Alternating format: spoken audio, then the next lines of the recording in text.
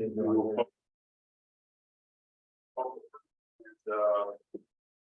for a volunteer.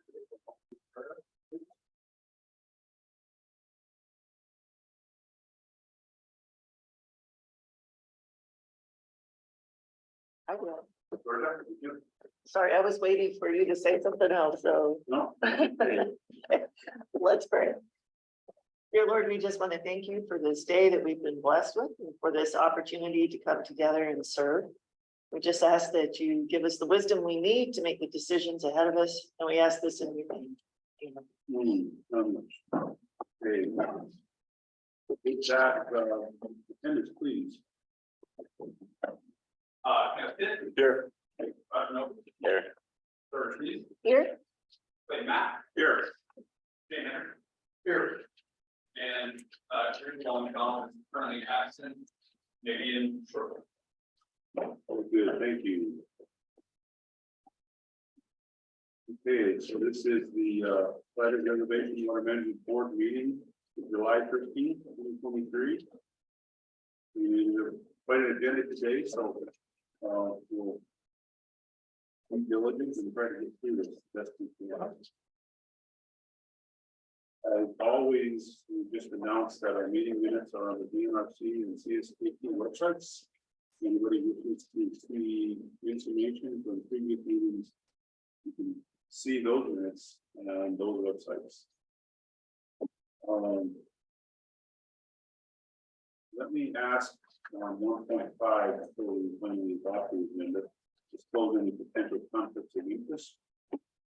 So if you've had a chance to look at the agenda. Yeah? No. Roger? No. no, None. I may have one, and I'll leave that to the board. It's only on the heating bid, so I just have a relationship with that individual. So when the time comes, somebody happy to abstain. All right. Any other comments or questions on the agenda? If not, I'll take them. Yes. Mr. Chairman, I would like to insert an introduction into the agenda at the appropriate spot. Perhaps 1.6. We could introduce ENRC's new CSKT compact coordinator, Ben. Ben, if you could help me with your last name. Milwaukee, yeah. Okay, we'll add 1.6 if there are no objections to the introduction. So, any other comments? Changes to the agenda? If not, I'll take the motion to approve. I'll make a motion to approve the agenda as amended. Motion by Rogers to approve the agenda as amended. Second. Second. Again, all in favor, say aye. Aye.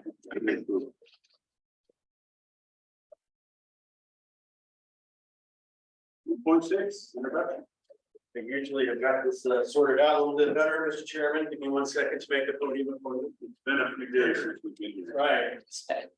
No problem. Hopefully. All right.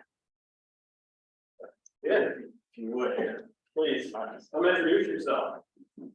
Bonjour everyone, my name is Ben Milwaukee. I'm from the Vermont Band Chippewa and FRWMB, but I'm also the NRC's new CSKT compact coordinator, as you can said. I've had a chance to spend the past about a decade here, my brother went to a long Flathead Res. So it's definitely a pleasure to be a part of this process as we move forward implementing the compact. So thank you. Thank you. You're welcome.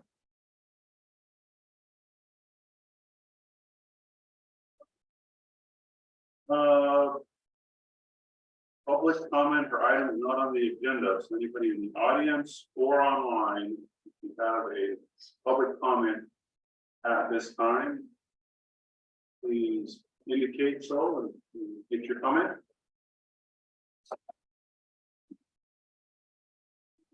Comment, you can raise your hand and we'll allow you to speak. Not sure if you don't want to do that out.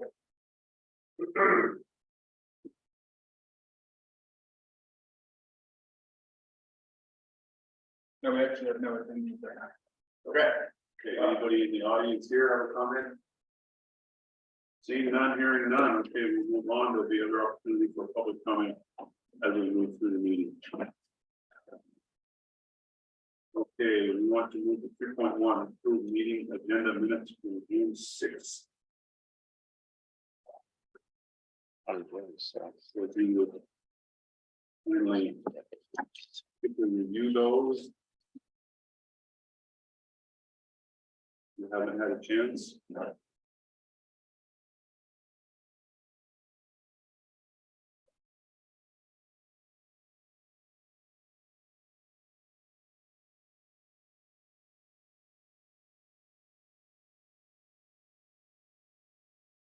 We change it to comments to those minutes. If there are, please feel free to speak up. If none, I'll take the motion to approve the June 16th meeting minutes. I'll make a motion to approve. Motion by Ken to approve the minutes. Second.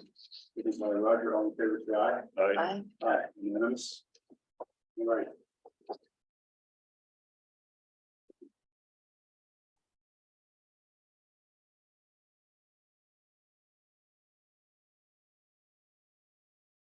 Board bylaw amendment, board compensation, and as here, Roger, is that something you're thinking on here or? You want to initiate here? Yeah, I can start, or if Ethan wants to start, whoever, it doesn't matter, but at the last board meeting, I brought up that meal compensation was not included in part of our bylaws. And so when you're traveling back and forth, basically board members would not be reimbursed for any meals that include, I'm the one that travels predominantly attending these, but for instance, if we were going over to Helena for that annual water law conference, there'd be questions about getting reimbursed for meals during travel. So it became apparent that it somehow got omitted from our bylaws. And when I went back and looked at some of the emails back and forth, and I can share these if you want to see a copy, but both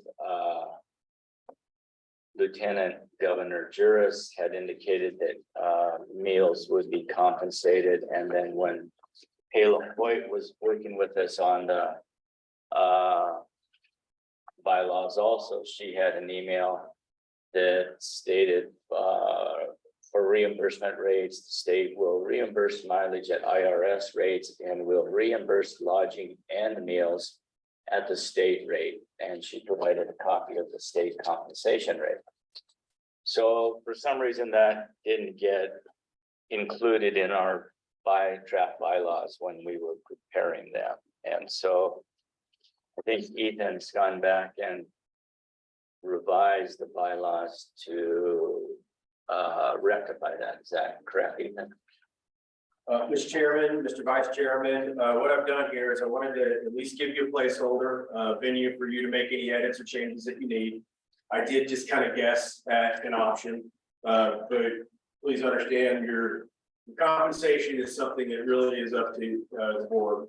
And so I don't want to interject anything, and whatever the board lands on is certainly good for us here. Don't look at this as restrictive, rather just a place that you can have a discussion and make any additional changes that you wanted. You might remember I wanted the board to be able to get compensation for work leading up to meetings also, but yes, this did get omitted with one of the drafts that we received back from the state and the tribes. I've tried to add in here, at least I think, simple language that might resolve that issue. If it doesn't, please direct me to whatever language you would appreciate. Is this something we can put up in case we have trouble? Yes, thank you. I forgot. I'm not driving the meeting. Well, So you have in front of you board article 4, board compensation and some suggested language to fix that current oversight and to provide for the appropriate compensation for board members as needed.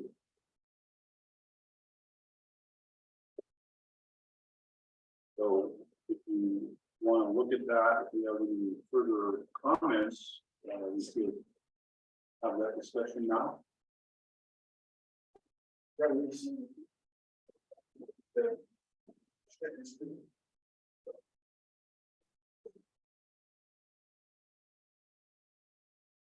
Make this, everybody sees.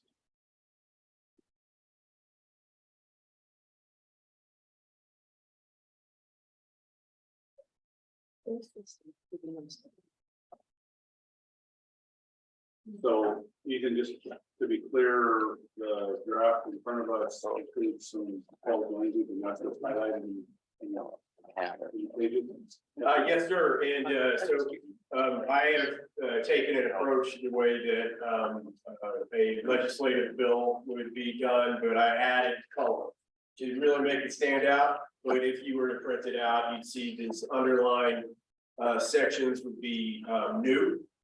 And additionally, I think there was one typo down here that I did hope to also resolve, but it's probably a little secondary.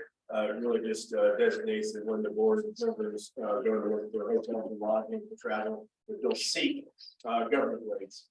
Something that was omitted previously. So I figured if there was going to be edits, I might try to fix the house. Roger, you had a chance to look at it, and does it seem like this will, the board thing like this will resolve that?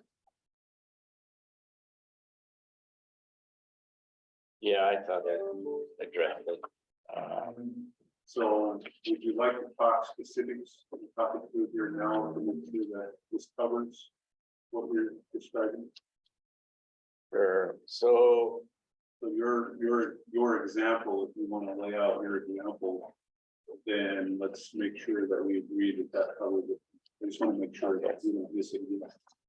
So a couple examples maybe would be one, for instance, is when I travel from Kalispell to Ronan and our meetings last till 5 or 5:30.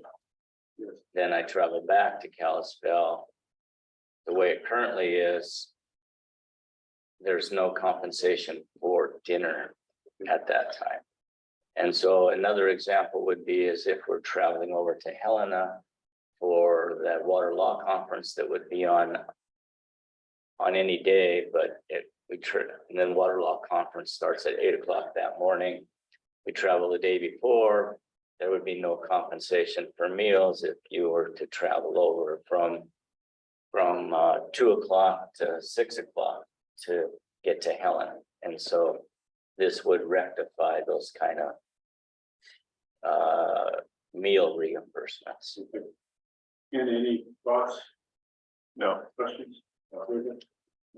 Well, you know, I like to Google things. So I just looked it up. So the Montana, we don't have it specified there, but the Montana per diem rate for meals is $59 a day and lodging $98 a night. That's the 2023 rates.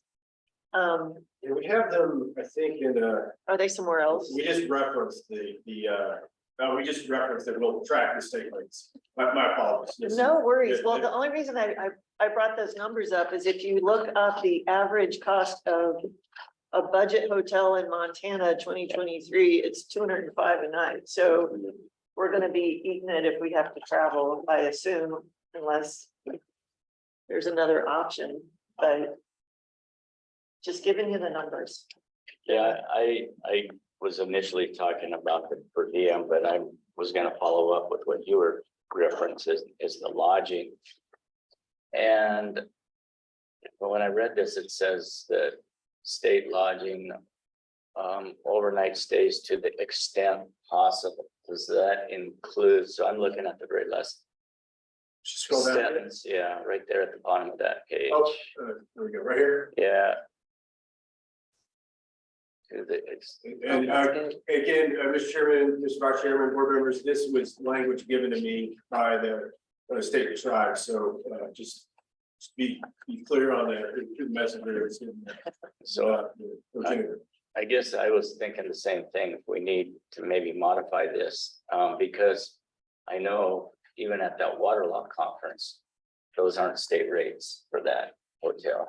So, You can ask them to see if they have state rates. Okay. And almost any hotel in Montana, unless they hit a certain threshold, if you schedule in advance, tell them that you are with the government office, they will give you a hotel for a cheaper rate. And the intent here is obviously to seek the state rate. You will not always have. And Yeah. certainly the Waterlock conference would be an example where it's unlikely that there'll be any state rates left. well, even at the Waterlock conference, they don't offer state rates. They give a preferred rate, but it's not the state rate. It's more than the state rate. So I guess, and especially in the summer, you know, when people, if we were have to travel, everybody jacks up their room rates immensely. And there's no way you're gonna find a motel for a state rate in the summer. So I guess that would be my other comment, is if we need to make any modifications to this to acknowledge that should, I guess, whenever possible or something covers it, but Okay. We can ask for the state rates, but I think the catch you're thinking about is even if we get the state rate, sometimes they're greater than what we have booked for compensation.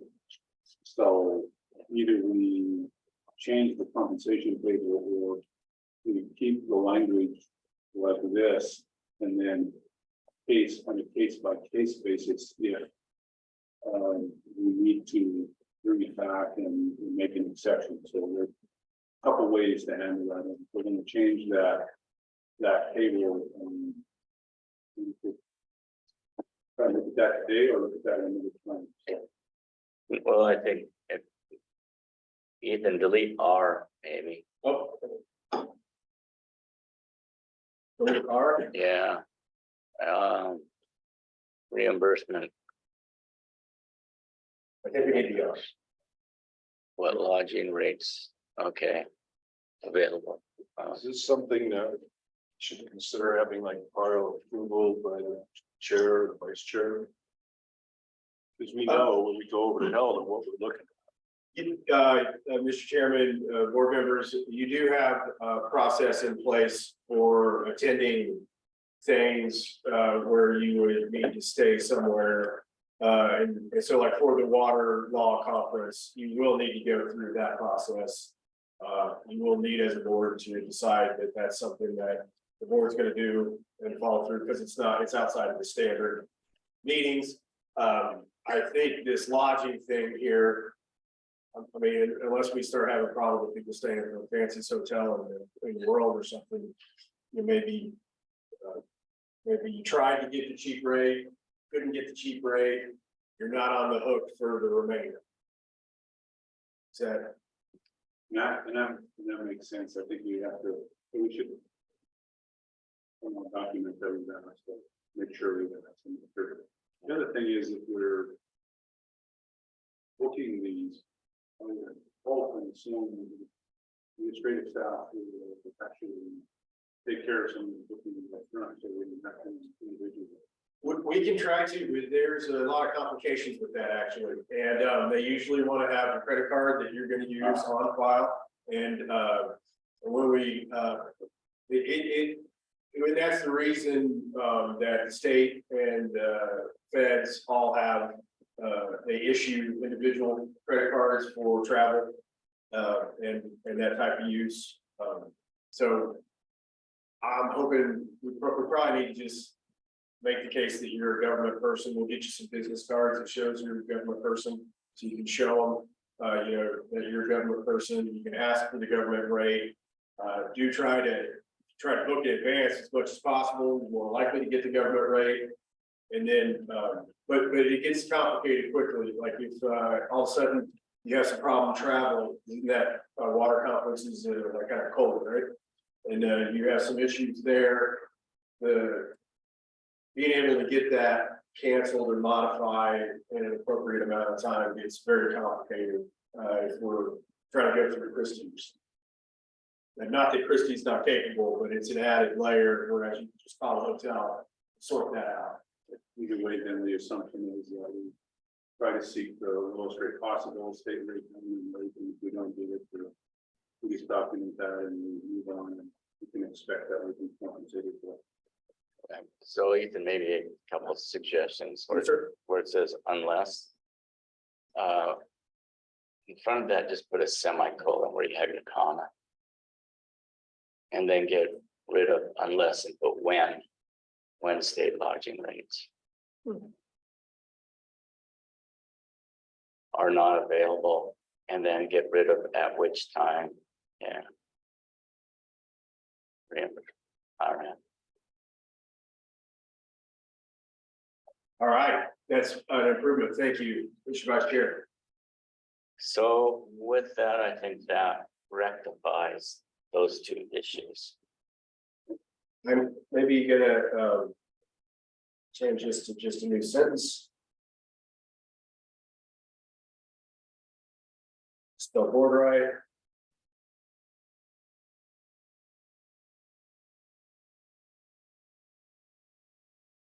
All right. Is that what the board would like to see here? Or video? I'm gonna hit the save button. And comment? Yeah, you're saying the same paragraph, state, and then you're saying government, it should be consistent. Okay. Good. All right.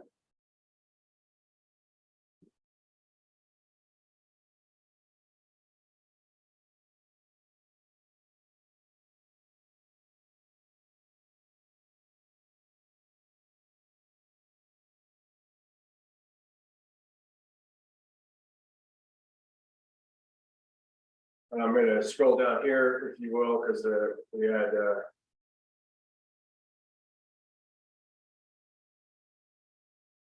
we can just delete this because it's covered above now. Yeah. Is that okay? So at the beginning of that sentence, hotels lodging, with the better read lodging, meals and conferences. I'm sorry, one more time. At the beginning of the sentence, that your own Uh, place, hotel, or just lodging, meals and conferences. I think, So this is the process Yeah. right, of how the board is appointing them. And CSC hotels and lodging is the same thing, but it is not. The main thing is including meal and sentence. so. How about, is this what we're looking for? I'd go with lodging, like you said. Leave lodging also? Well, get rid of hotels and I put, think the point is that hotels is lodging. So Yeah. just go with the general. All right. Instead of hotels were not covered in case somebody ends up doing. 2 years ago, when I went to the water Airbnb. conference. 2 years ago, when I went to the water conference, I stayed in the campground. So Yeah. yeah, And I'm doing it this weird way because I will retain this document to show the changes, and then probably at the next meeting, I'll have the printed, acceptance of that, which will really just be your regular board bylaws with a revision date on it, and then we'll have all of these changes inputted into it. And so, yep, but we will keep this for the meeting records because I assume the board's likely to thumbs up this, and that'll help us with the record. so make that meals plural. Yep, okay, thanks. Just one. One meal, Get that's all one you meal. get. Get one meal. Enjoy it. Make it a good one. Make that happen. So if we could go back to the top, review all of the changes, or I take public comment. If it's what you guys want, then I'll take public comment. Certainly, Mr. Chairman, Vice Chairman, would you like me to read these out loud? Let's just have the board member, I think it's quick work, and then when we're ready, we can move on to the next meeting.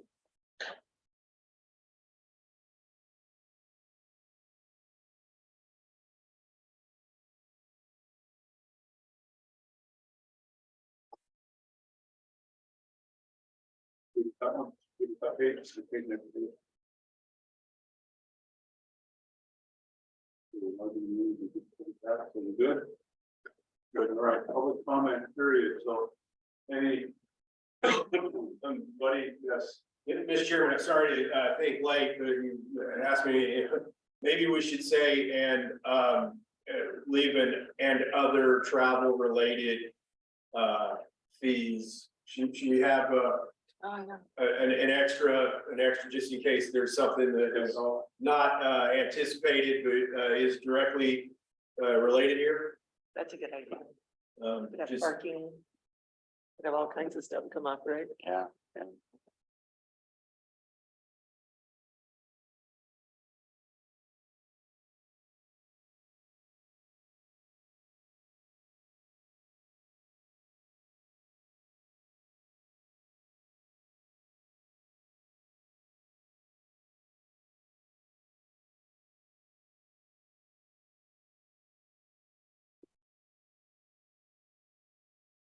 a little tedious, sorry, but how is that maybe that would help if there's if you had to take a tram or some public transportation from wherever you're at, and this will leave you not put me in a hard spot to do your travel, not have the ability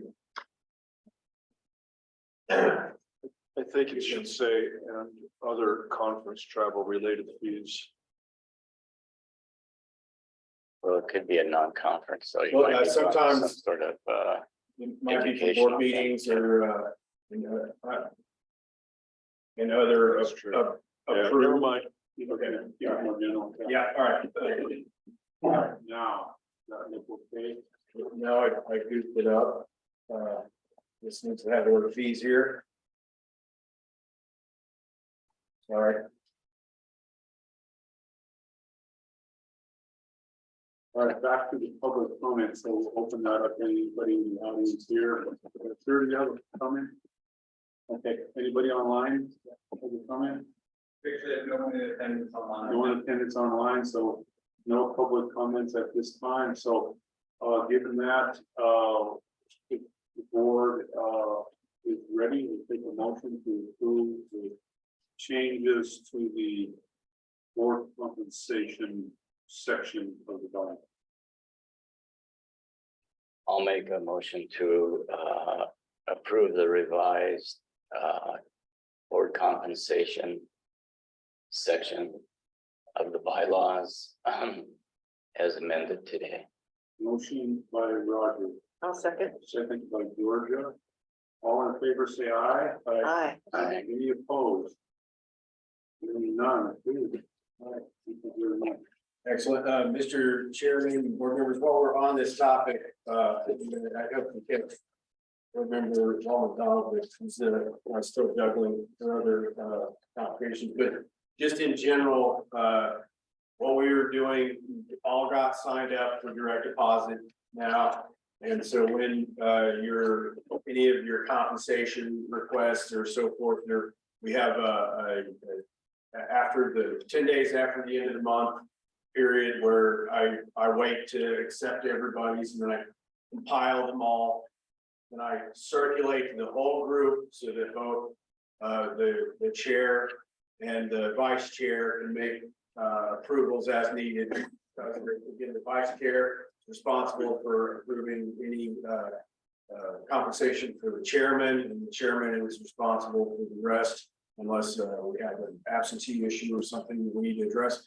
And then as soon as I get those approvals, I move those along. And really what we need to do is just send those to me and Christie, you know, when you get them in. It really complicates things if you copy Marie, she'll just pay it. So just as a note, you can really focus on just sending those to me, and you know, the faster that I get them, the faster I kick them out. So if you haven't seen it yet, it's because I haven't got them all. I do them all at once. That way we have a package that goes through. Everybody can see what everybody's claiming and the approval process. That helps us, I think, get all the check and balance arrangement before we get that direct deposit. Okay, given that, is there anything pending that I'm missing yet at this time? No, we do have some pending compensation from Mr. Noble, and you taking care of your responsibilities. We're all good. But we're going to have a few from, and we talked about that at a previous meeting, that we need to get this resolved before he was going to submit. I don't know if Ken, I think Ken might have, did you hold off on anything? Just haven't done June yet. Okay, yeah. I was gonna do it today, but held on. Yeah, and so this will be an exception because we all knew this moment would come. But so and that's all resolved, and so now I'll put the ball in your court. When I get all of the June compensation requests, I'll do my best to move those along. Right. You ready to move on? Yes, sir. Okay, item 5, board resolution 01 2023 amendment, online access and bank accounts, water engineer. So Ethan. Mr. Chairman, so I can find my document here.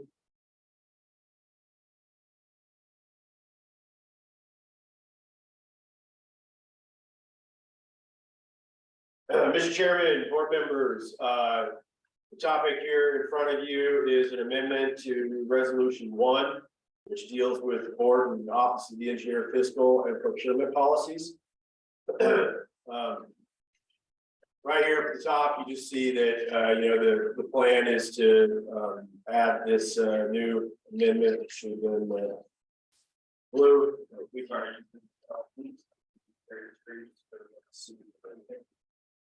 Thank you.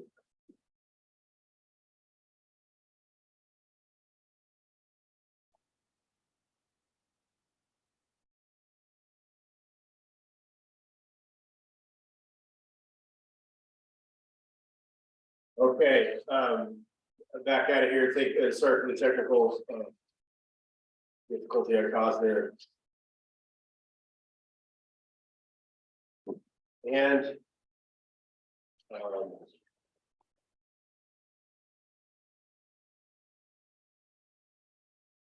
this is the meat and the potatoes here on what the proposed changes are. It has to do with the board bank accounts. We had generally talked about it. The board's direction was to make some proposed changes to the resolution. I'm bringing you those proposed changes. What I am suggesting here, which was the advice from some financial folks that I talked to, is to create a secondary board account so that we have one kind of an Office of the Engineer operational account, which is basically the account that we currently have where we put all of our money. Okay, but in this situation, what I'm proposing is that we open a secondary account. Here I call it the FRWMB appropriations account. And what we would really do is keep the lion's share of all of the FRWMB appropriations in this account, leaving like 3 months of operational amounts in the operational account, and then set up automatic transfers from the money market account to the operational account on a monthly basis. That is a rough match of my predicted needs for that. Then what this is intending to say is that the FRWMB appropriations account will remain kind of locked up unless we have two signatures. That would be either two of either the chairman, the vice chairman, or the water engineer to authorize additional transfers out of that money market account. We can use this document with the bank to set forth the expectations. This, I believe, helps us for, an extra conditional ability to protect the larger amounts of the board's coffers. Will also give us a good vehicle for putting the appropriations into it, and it helps separate things like automatic transfers from that larger balance of money. Okay, and lets everybody know that it took two people to move money out of that appropriations account. So I tried to write this the best. I'm sure maybe some improvement or. Think you can, so that, you can capture what we talked about the last time, the group numbers. We haven't already taken a minute. Review that language. You do when you look for discussion, question, comments, please do.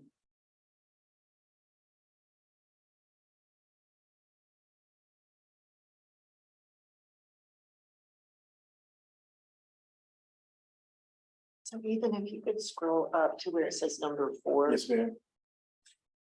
Number 4. It's above the blue section. So, in that section where it says, but not exceeding 3,000 in total cost and not exceeding 1 year in duration, Yes, ma'am. that's a reasonable number today. I was just wondering, do we want to leave that a little more vague?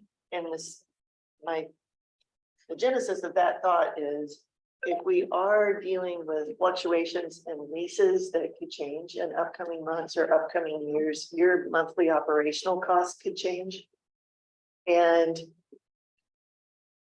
if that's the case, would you need more flexibility on that number rather than having it a hard number, just leaving it operational expense? So far it hasn't hit us where that this has been a problem, mostly because board members have done an excellent job approving things as we move through these meetings. And so I do write checks sometimes for as much as $10,000 for items that were already contracted for, that have met board approval. And so far I don't think I've hit this. James, are you aware of us ever hitting the $3,000 threshold for something that happened in short order? Okay. That said, if I don't have a problem if the board wanted to make that a little higher. It can take some pressure off of board members when I'm like, I know I need a meeting immediately. The way that reads, is that 3,000 is per check or per contract, or is that a total for all the checks for a year? This is intended to be per check, per contract. Maybe the question is language and not exceeding 1 year in duration. What is that? Yeah, and so it was all of that relates to the contracts section, and that you did not want me to enter into contracts that exceed 1 year in duration. If we need to make some clarification here, No, I just want to make that clear. sure. Yeah, I'm not asking for a change. Just want to make sure. Okay. I'm wondering if maybe that was part of the question. It was, thank you. Yeah, I knew what you meant, so I'm not going to enter into contracts more than a year. But if you wanted to make any clarification, and this is just for my spending authority. And that's where and we could always, the board can enter into contracts for the duration you choose. And I often ask you to, and we get your signature to, okay that. For instance, I think the air conditioning, if we decide to go that route, would be more than this. It makes sense that the board would need to stamp that. And, Okay.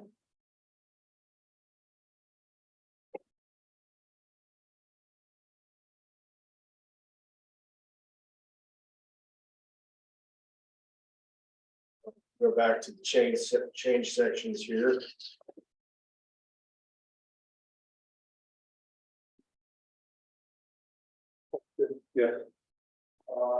So in the main introductory paragraph of three signatories. And assuming that's for both accounts. Yes. So for the second account, it's just two signatures. Well, okay, sorry for, a signatory is somebody who's authorized to make transactions on an account. But you actually need two signatures from the three signatories to move money out of the money market account. So let's stress test that here. So the second one, it could be any two of the three signatories. That is what's contemplated here, but we could change that if needed. Yeah, It's one I understand. yeah.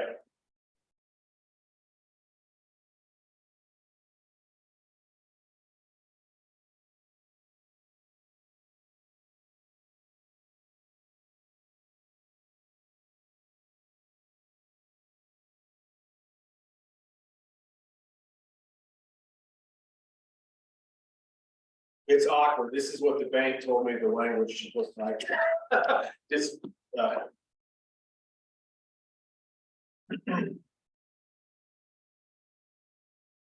blue doesn't print very good, does it? Mm-mm. I'm sorry about that. I didn't realize that until I just now. Apologies. Won't make that mistake again. Looks good on the screen. Mhm.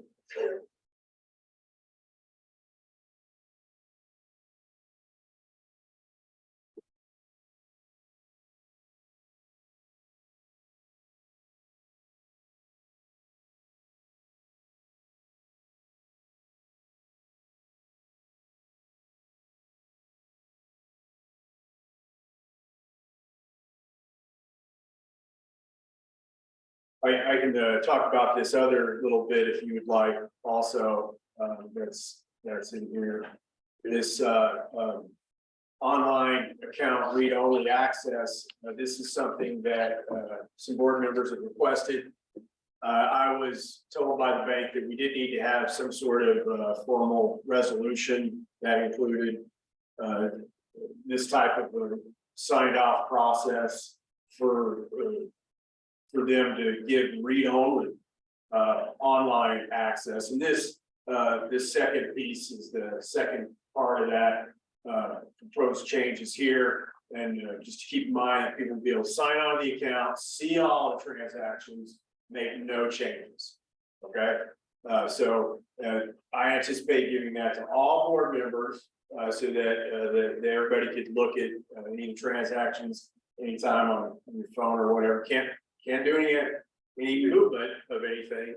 I would also like to give this to at least one, maybe two staff members, and then I went ahead and added in here if we had somebody from the tribes or the state that was planning on auditing this, that maybe we should give me the ability to give them some online read-only access. Again, they would be able to easily get those records because of our records policies. This would just be convenience. The bank does need this level of us formally saying, yes, we give this online access. Is Ethan's attempt to capture thoughts and comments from the last discussion we had on this? Any further discussion, comments, questions, concerns? Yeah. No. Roger. I'm okay. You're good. I just want to thank you for the diligence you put into this, and I think it allows a high degree of comfort for the public in terms of oversight and financial scrutiny. So thank you for doing that as well.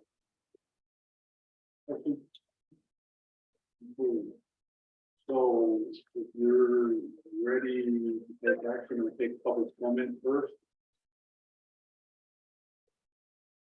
Okay, we'll open it up for public comment. Any comments, sir? Okay, none here. Anybody online yet? Still no one in attendance. Yeah, yeah, fine. Nope, okay, trying to figure out how to see if maybe there was a thing soon. Thank you, James. All right, so given that, if you're ready, we'll take a motion to approve the language posed here.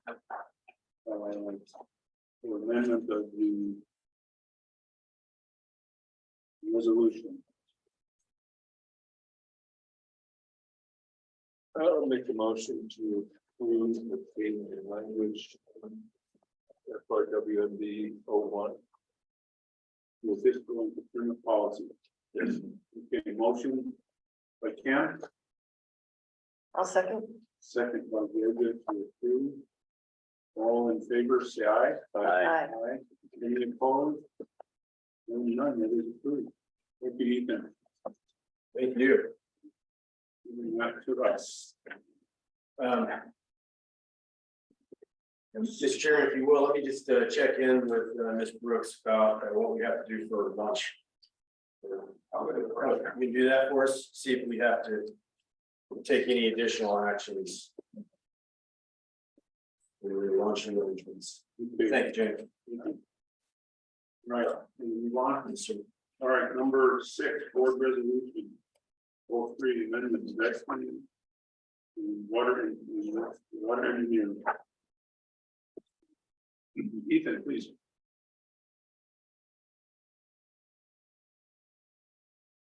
This is dealing with retirement, right? Yes, sir.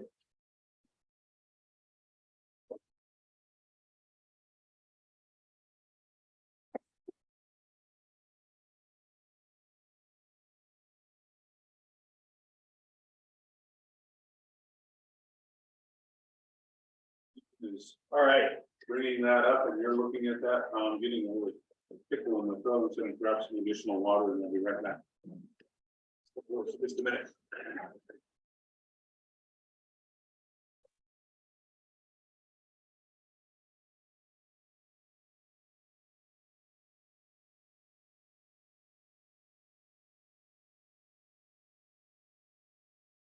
Ethan, maybe just a suggestion on that thing. So where you have date of original, Yes, sir. so that'll be April 13, 2023. Yes, sir. Instead of having approval, would it be better to have amended? So like this date of amendment Oh, I see. is today. All right. I am trying to strike this out because I don't know why I had this extra approval in there, but I figured, well, I'm touching it, so maybe I could improve on that. So then it'll read date of original approval. And then, my intent is that for every time this was amended after that, we can stick it in here and kind of keep our resolution structure fairly consistent. Okay.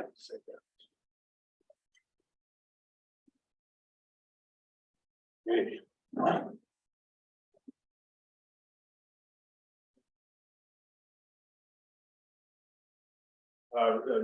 We'll wait until Mr. Pitt gets back.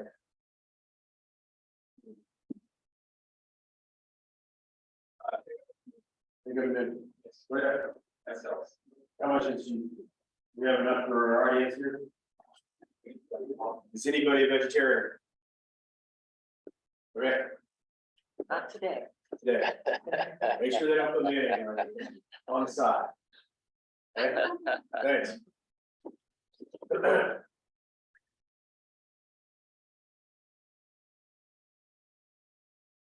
Concept, this is a simple language fix, but I think it's big in terms of what it is accomplished. Yeah, and it's really different than what the board had envisioned with vesting on the retirement. And I'll remind folks, I had circulated an email from the retirement folks that I was like, all right, how do we set up the vesting structure? And they said, you don't.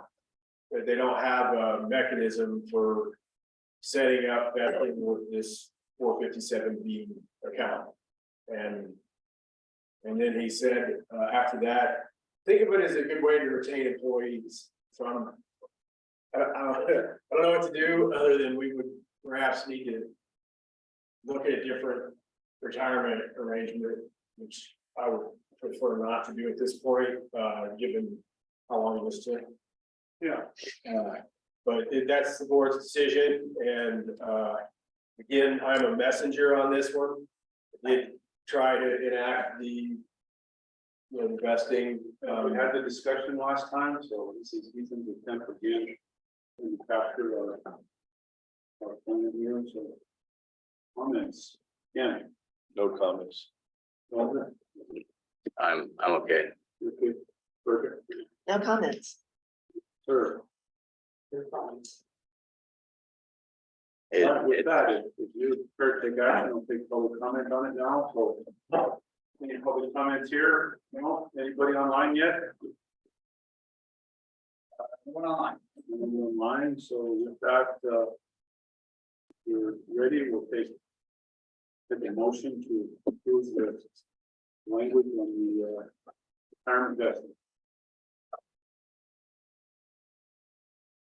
This seems like it's more of an administrative issue, pretty straightforward, so I'll make a motion to revise FRWMB 03 as provided today. Motion by Roger. Second. Second by Ken, all in favor, say aye. Aye. Aye. Any opposed? Hearing none, you approve. Ethan, one thing, Yes, sir. I sign with my middle initial, so it's Roger A. Noble. Oh, thank you. I'm gonna need to probably make multiple corrections to that effect. Yeah, Hey, I just noticed that. A, okay. period.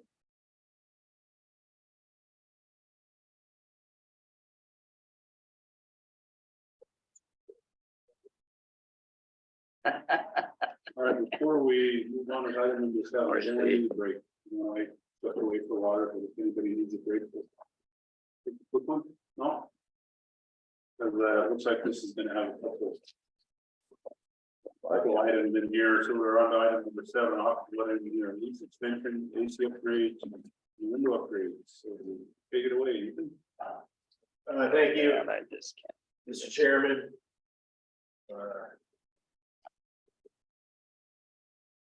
We shared the screen. Thank you for the reminder. Need that kind of help. And, managed to hide. Where the screen sharing feature is.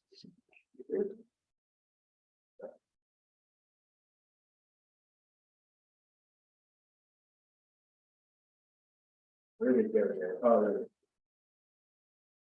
Well, see, Ethan, you have a number of items here, so if we can take them one at a time. Yes, sir. And Mr. Chairman, I'll try to give you an overview of where we're at on this project. I'm trying to make this fit with.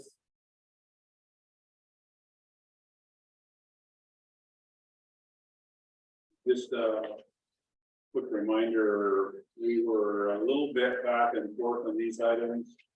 I recall we wanted to have some understanding of what the landlord was willing to do before we proceeded with large investments into the building, but we also needed to put a chicken egg. One of you wanted to also know what some of those costs would be before we make any lease changes, so I think that's kind of where we're at. But yes, Mr. Chairman, board member, and furthermore, there's a few modifications that are even beyond that are we had some specific language about how the office of the engineer and the board would vacate the building, and these 4 years of extensions, it was all like before such and such of each year, we would, that'd be our opportunity to vacate. And she didn't want to have some kind of an action required every year. So we revised that with item 5 here, but in general, the office gets hot, we were interested in doing some upgrades. The upgrades for consideration would be air handling and windows on the historically older windows, because they're both noisy and they lose heat, they lose cold. Georgia knows more than most of us. They also don't have screens, so this year, for some reason, we don't have any yellow jackets, but typically, when you open the window, it's not open 3 minutes and there's 4 yellow jackets in it. So, you know, it's problematic for an office setting, let me say. So then it also, I myself, and I believe with the other board members, were pretty reluctant to make upgrades to the building without the knowledge that we have the option to stay here, but not necessarily the obligation. This lease extension is supposed to give us the option to stay here, but not necessarily the obligation. This does not modify our first 3-year term lease, okay? So we're here we're fixed on that agreement as it stands. This is after the end of that. We basically, if we sign off on this, we get to have up to 4, 5, 6, and 7 more years of lease with the option for us to terminate the lease, you know, anytime for midnight on the 14th of May, 2029, which is the last extended release. That we need to give her a 2-month notice. Now I reduced this from 3, so that we could accommodate what the landlord had asked us here. And I inserted, if reasonably practical, we will vacate the premises between April 01 and September 30. And that's so that she can get another renter in during not the winter months. And for us, I thought if reasonably practicable was something we could agree to, and you know, try to commit to it. And we've got a 2-month notice. This will allow us, if we found other lodging, we would be able to go this route. Additionally, if you sign this today, because I do actually have this particular lease extension that is signed by the landlord, if you so chose to sign this today, you know, it still doesn't mean anything until we do the upgrades or otherwise enact, you know, this. So it's pretty low middle on our end with this lease extension, but it is very protective of us on our end for being able to stay here as long as we want. It seems to strike a pretty good balance between our need and landlord needs. Comments, questions, so we're looking at the entire document. So this entire document is the lease extension and modification. So comments, questions, Ken? You have some typos in paragraph 5. Several actually. We should put a comma behind May 15th, 25, make that small. I'm sorry, Ken. Okay, comma Can I right just have there. you speak up a little? Thank you. Then the should be small t. And let's see is misspelled several times in that paragraph. Is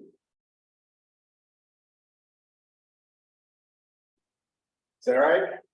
20.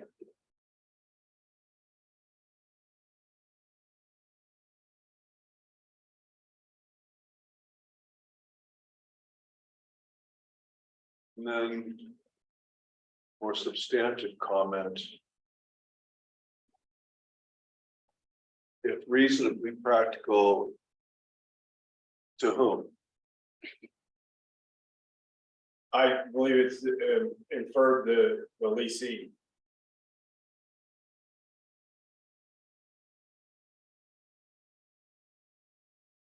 Right to the, Yeah, I would prefer that. okay.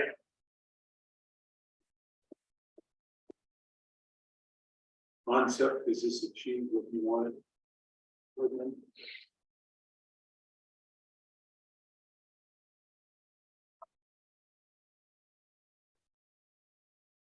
you like. Just for discussion purposes, to go through the discussion of the expenses before we take action on this. See what nothing, so if you're ready, we'll hit pause on this language and have a discussion on the other expenses. Okay, let's do that. So please you type in the. Okay. That last receipt that you put in as TVs. It's not that one. The first two. Oh, man, I do that. All right. One extra. It takes a team to get me to type all capitals correctly here. I'll do a larger global change or look at that particular word. I don't seem to know how to things out there. All right.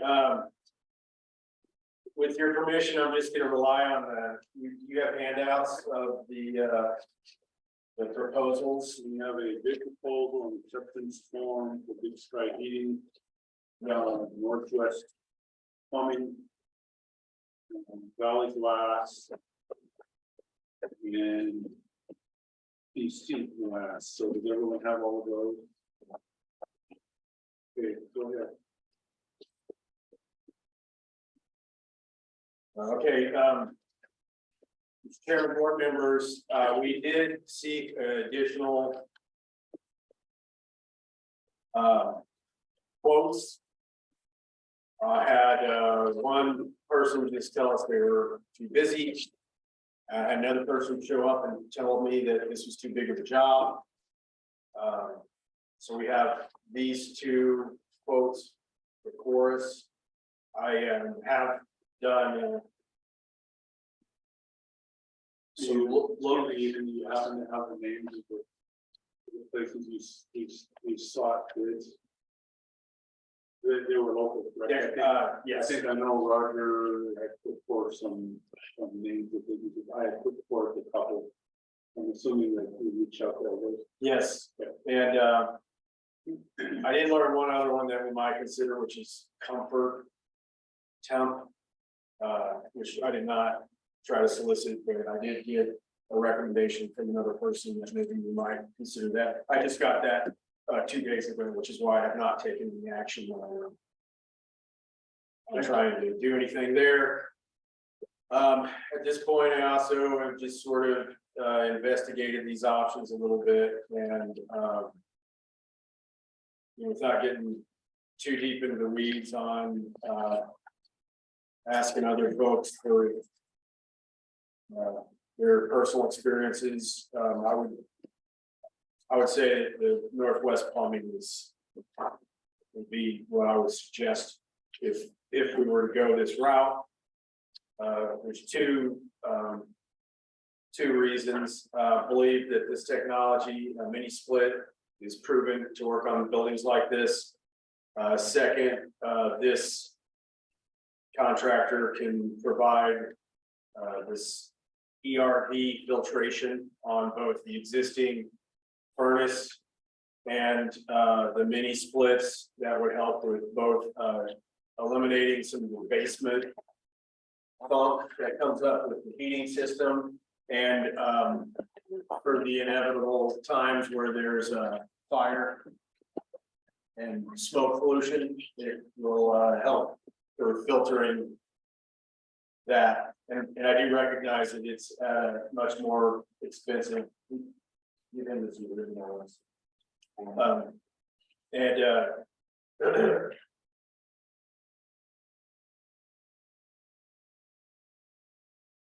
So yeah, that's my 2 cents on it. If we we're going to do something, that's what I would suggest. The mini splits do also provide this bid includes supplemental, which would be potentially helpful.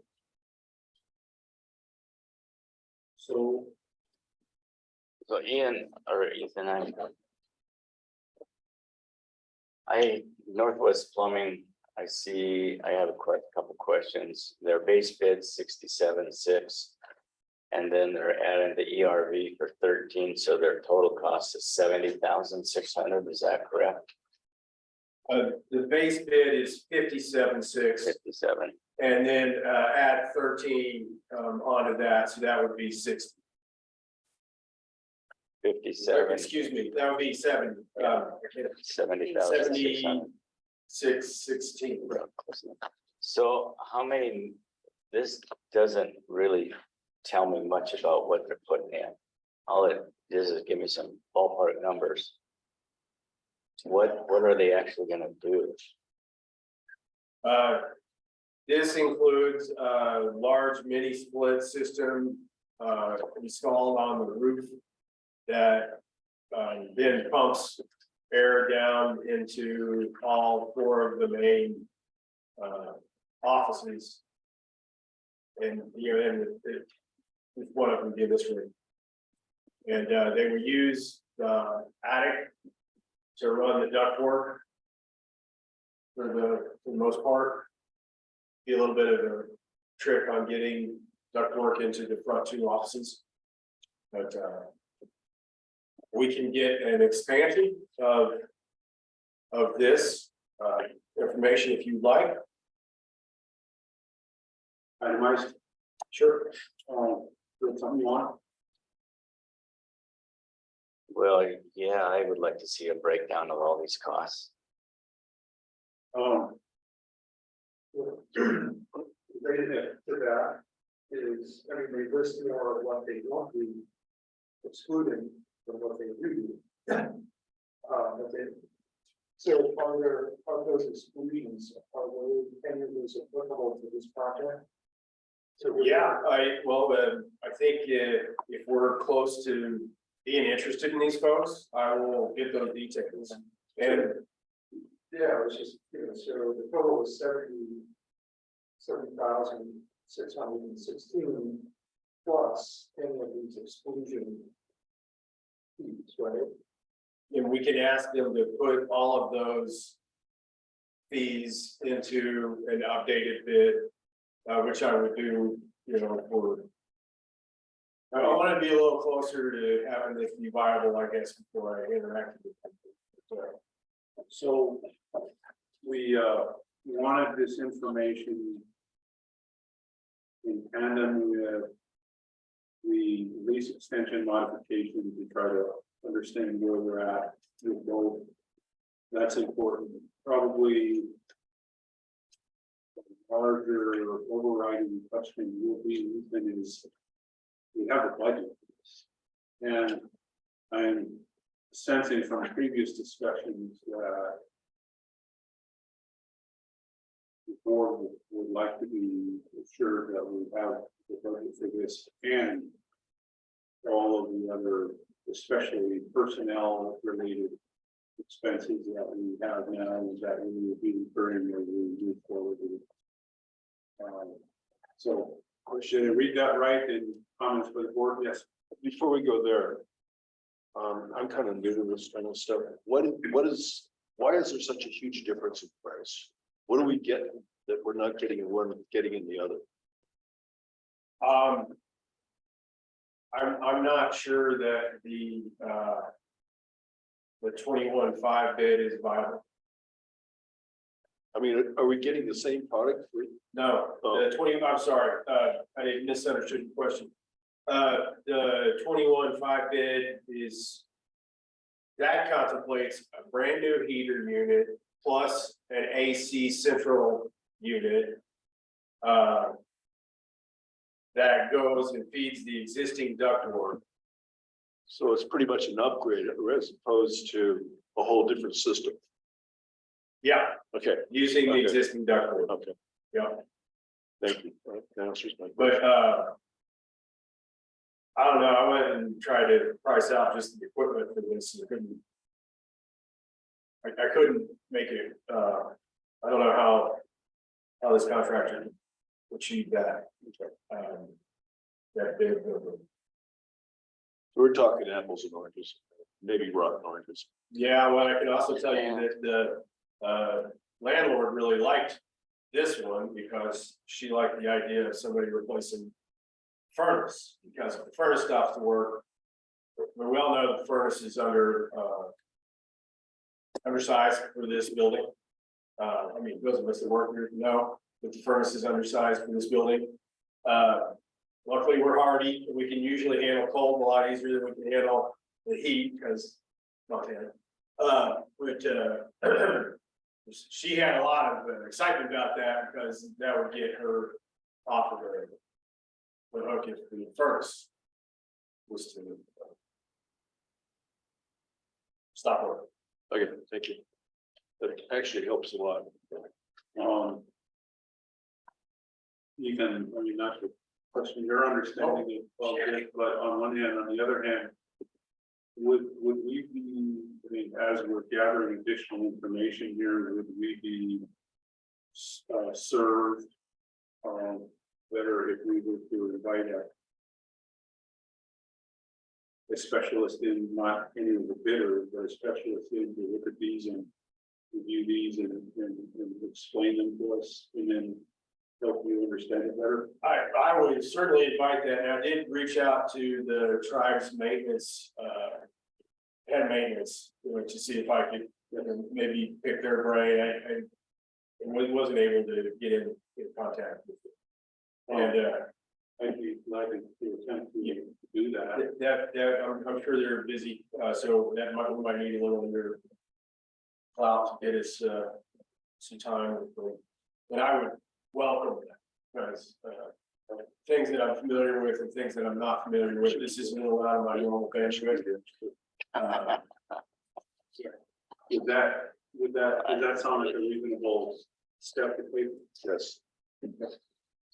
And so while we're gathering this additional information, I don't know what it is, you know, if you want to itemize breakdown, I mean, these we can pursue that. I will reach out and see if we can get even some additional expertise to review these and review our system here and see what makes good sense to us to do. Because there's quite a spread in difference. I mean, if you're just otherwise not knowledgeable, we are they really opposite ones? I don't know that. I think you get one company giving you a bid that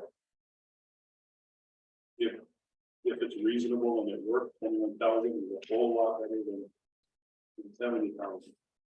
So, but if that's not a good product or a better product, then we may be having to go to more expensive route. And we did attempt to try to get bids from other businesses. Apparently, you do have apparently one addition that you know said you want to follow up on, but I was hoping to do that. Yep.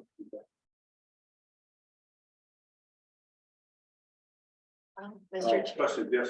Well, just a comment, and I might be taking this conversation in a whole other direction, and well, I know I will be, so you guys reel me in as you feel necessary. If you just run the numbers for either of these options, either the lower AC cost or the higher AC cost, and then you add in the windows cost, and you divide that cost out over 3 years, which I'm just ballparking off of what the landlord was willing to offer us with lease extensions.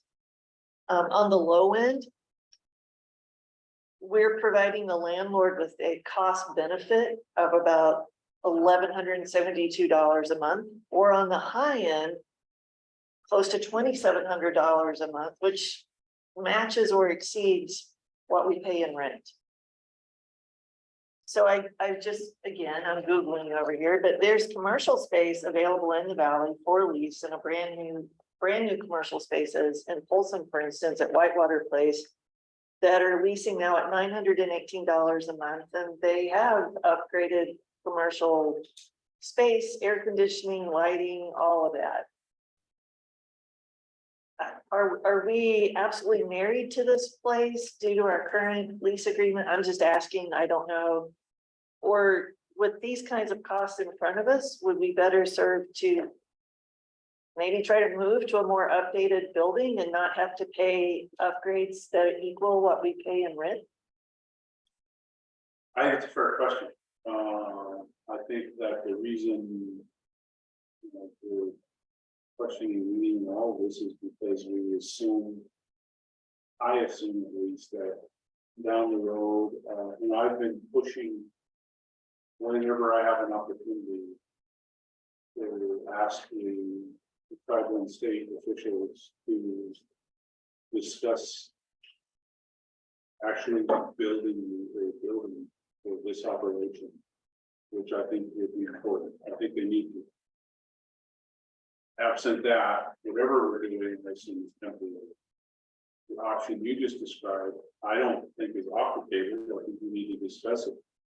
We had a committee formed and some staff involved, tribal and state staff, looking at what building options there were at the time. If you're aware of, another building option and what makes sense to us, then why not? I mean, I'm not opposed to your comment, I just think we should think this through, but Mr. Chair, board members, I'll throw a wild card into this situation. Oh, sorry. Want my wild card, or you want to? right, go ahead. I was just gonna mention, I kind of ran numbers like Georgia did, and right now, the lease is about $10.40 a year per square foot. And when I was leasing stuff now, even in Kalispell, that's kind of low end and probably median in this area, maybe. But when I add in all these upgrades, then we're up to $20 a square foot. And that is totally the high end of a lease for 3 years. If we add in the 3-year amortization of this thing. So I kind of wound up with the same numbers you did, basically. And then I got thinking the same thing. If we're paying this much for an old building, this entity's going to be here now forever. We need to start thinking about long-term and trying to get some legislative funding to build something, and then the question becomes where, and I recognize a couple things relative to that is, it's a lot easier for staff that are coming out of Missoula to travel to Ronan rather than to Polson.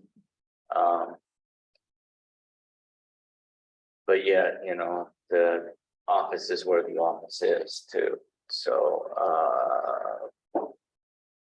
So anyway, I kind of had similar vein of thought pattern that both you and Clayton and Georgia have on this thing. So those are some significant dollars. Yeah, I was thinking if we're gonna invest that much in the building, I was hoping the landlord would be like, great. Rent free for the next 2 years, that would have seemed fair to me, Yeah. but that's just me. But otherwise, when we started looking at properties a couple of years ago, there wasn't much available. We were really limited. There is a bit more. That one I just mentioned is in Polson. It's 612 square feet. But even if we were in there for just a couple of years, we're saving a boatload of money rather than investing capital improvements in a building that we'll never see again. I don't disagree. I think we need to look at our options.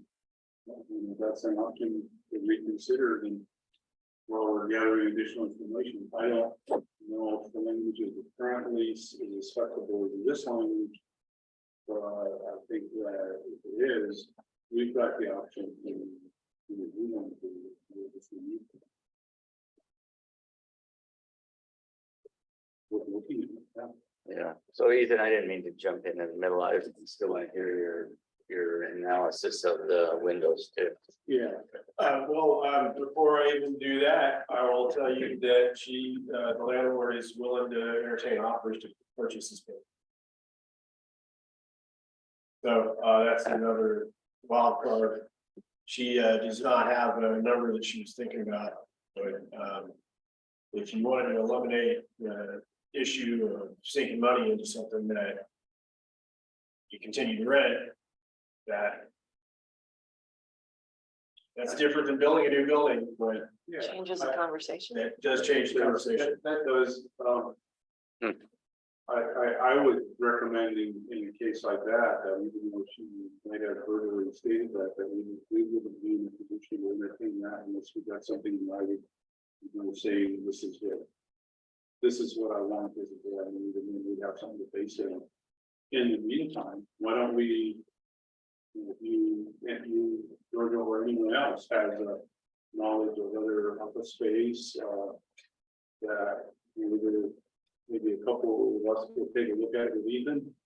I think it's now important that we start actually thinking about designing that building. We need to come up with a plan for what that would look like. In the meantime, if we were to look at another option, is it viable? I mean, without seeing it, I don't. It might look to the staff, it might not, but if it did, there's another option. I like that. So does that, I'm before we move on to the additional window expenses. Just a comment, I don't think that prohibits us from adopting a lease extension, especially with the language that's in there, it's pretty flexible. So we could hold off on that or not. I think if we're going to continue to look at other serious options, we should probably hold off, but whatever the board thinks. Just a footnote to the potential purchase. Government agencies have to go out and get an appraisal, 3 appraisals, I think. And of market value for a building. They just can't go by what the owner wants for it, you have to get a The market. additional thing about purchasing now, for example, let's say the board even decided it was interested. I don't know if the board has the funding to do Right. that. We would have to go to the tribe in the state and say, Yeah. here's an option for you to consider, and let them go through their processes. And I think they both have a similar, but not exactly the same process. But having to look at what those, they would want to look at all the numbers, kick the tires and make this and think about it as well. So, yeah. And just as a reminder, that would include back, because this is all owned under the same ownership. So you end up with the renter for a little while, until such time that lease was to expire. Then you either get that space or something alternative. There's no off-street parking with the building. Yeah. As it is today, the one over here is smaller, which is also for sale. Right next to us, it has off-street parking, but it's, I've never even been inside of it. But My own personal opinion is that they need to build. I just knowing enough about the business properties around just at a glance to accommodate what the staff needs now and in the future. I think we need to find one and have them build long term. Short term, if it makes sense to look at another building, let's do it. So I guess my sense is I'm not convinced we either need to build or move into a new place, but I don't like this place. I think it's to make this usable in the future is going to take massive amounts of money, massive amounts of construction. So should we move on to the window expenses and then try to wrap up this discussion so we can figure out what the next steps are? sure, Chairman, board members, I got 2 separate window expenses. It looks like there is a cost difference, and that cost difference seems to be vinyl versus dark bronze, anodized finish. So TC glass is a higher end. A higher end glass window, whereas the Valley glass option. They are proposing is a vinyl window. Arrangement.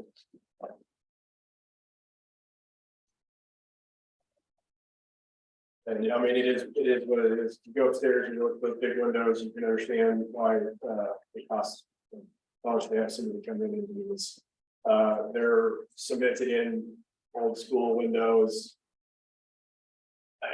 It's not gonna happen without some real work to, the installation is as much of a deal as anything. So,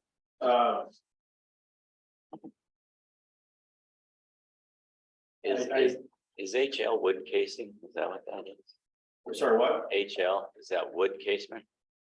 What is the casement on the TC glass? Oh, I understood these to be wood, but we can it's something laminate. We can find that out though. I mean, if we're actually, I think maybe the next step is like, I probably need to get an idea if we're really gonna do it. You know, I would really auger in on what this means and get a much more expanded arrangement on these, but one hand, I don't think it's super fair. You know, these are rough quotes. They knew that they were throwing some spaghetti at the wall. And you know, once I start really consuming their time a lot, I feel like it's only fair that I'm pretty serious that I want to do it. You know, you know, on the board's behalf, obviously, but it's because I'm interacting with them. I don't want to have somebody coming out and I mean, they did already come out and measure things and do all of the stuff and give us the quotes and you know, if we were like, yeah, let's do windows, you know, I'll come back to you with a really concrete you know, sort of setup. These casement windows, they look nice, you know, and they're the kind that, you know, they open out like that. They've got screens, so you know, it's a nice standard, you know, kind of high quality window. I did ask if there was an option to put in a window that could hold an air conditioner window unit, you know, and nobody liked that really. So I did also buy a swamp cooler and return it because that did not work in the upstairs environment. First of all, the swamp cooler was a little faulty, but second of all, it just made it really humid. So I wanted to listen. And I did try to provide that option but when you're in a kind of closed environment at 87 degrees, the swamp cooler, I think it almost makes it worse, really. So backward, excuse me. So we do have a couple of smaller little tower units that have the little ice packs that you put in there, and those seem to work nice for staff right at their desks. But anyway. All right, we've heard that, so comments, questions, and then next steps. Yes, sir. A comment, I think, tearing off what we discussed before with the AC installation, this is a concrete block and stucco covered building. So if you take windows out, there's going to be chips and damage, and they'll probably exclude some of those costs, I assume, and a more refined bid. So I think whatever we get back is going to have to include, if we decide to go this route, it's also going to include patch and chip repair on the exterior.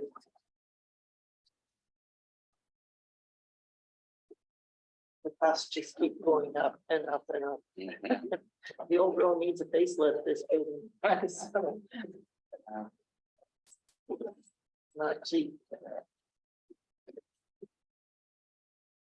Well, I had a question, again, out of ignorance. What is the difference between vinyl and glass panels as far as function? in my personal experience, vinyl in a larger size has a higher risk of failure because they get warm and deform. Sometimes you can, in a smaller vinyl window, you can sometimes actually get higher performance for energy efficiency because of the way that they have a welded flange that's easy to foam around. But I'd be reticent to put vinyl windows on a southern exposure. That makes sense. yeah, I was surprised that they even. I kind of, when I had them here, I assumed that they were gonna do metal clad windows, so I was a little surprised when I got the bid that they were contemplating on it. But okay, yeah, chip and cash arrangement, I'm gonna note that here also.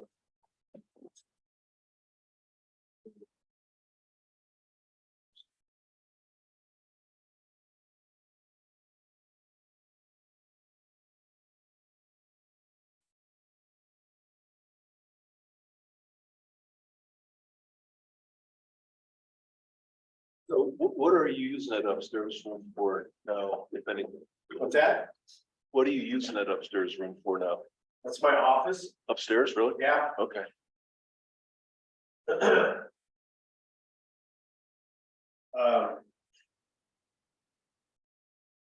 Especially handy when we had somebody housed here. So when Carrie was still here, we have both the front two offices housed and this one. We recognize that there's gonna be a little cross noise when we house two people in here. Like I said, I mean, it's not an ideal office building, but it's, you know, we're doing what we can with what we got. The heat thing makes it a little hard on staff, but that's part of why I'm even pushing for that. It's not so much the reason other, I mean, downstairs is a little bit better. Now that we got the planes, that's been a tremendous help. Like 87 degrees is a little hot in the space. I think it's gonna get hotter. Let me try this, so the lease extension quantification.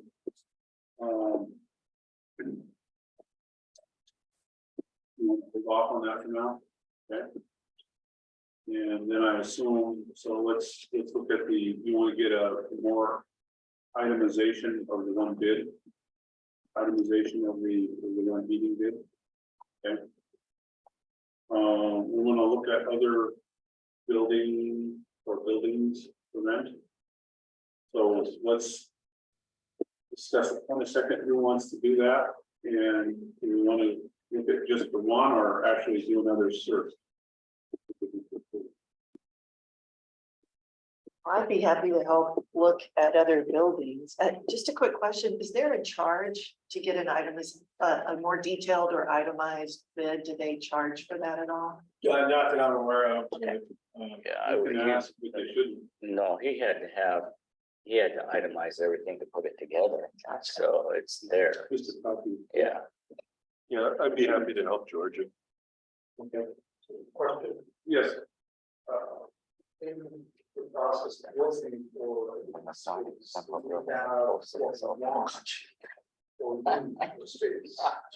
Number of offices. Yeah, in terms of No, that gets to some of it's the just down the design street. question, and so I think until we actually have a specific design, I would hope Ethan would be involved in looking at any building to determine, help us determine whether or not that needs enough to be able to actually make a new build possible. But in the meantime, you know, you could begin to lay out on paper a little bit of information about what we need. Well, and I will, you know, I will say, just this building is old and it's a little hard, but it's gonna be tough to find a place for the meeting room like this. And right now, I mean, I'm just playing the idea game. if we ended up owning this whole building and had offices back here, that's kind of a game changer for how this space would function. There's 2 more restrooms back there, the offices back there, there is this whole street for a work vehicle. I would think that would easily house our needs, but things that would need to be, there's some upgrades. We did already dump a bunch of money into the IT. And that's, we made that investment here. Most of that's not stuff we can take with us. So we have, we have that going on. The downstairs basement area would improve from having it be better sealed and, some work down there. But, I mean, honestly, it can totally work. I mean, it has had a new roof put on both the front and back pretty recently. So. The board, we interested in entertaining something from the member specifically about what a sale on. Yeah, if I might, Mr. Chairman, I don't want to interrupt you, but the appraisal thing is something that I immediately went to. Like if that was something that was going to need better contemplation,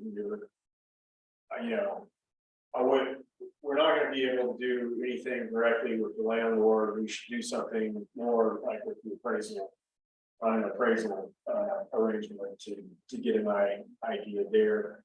And I don't know that that there's going to be any way to enter into some sort of an agreement, before there's numbers about purchasing or things like that.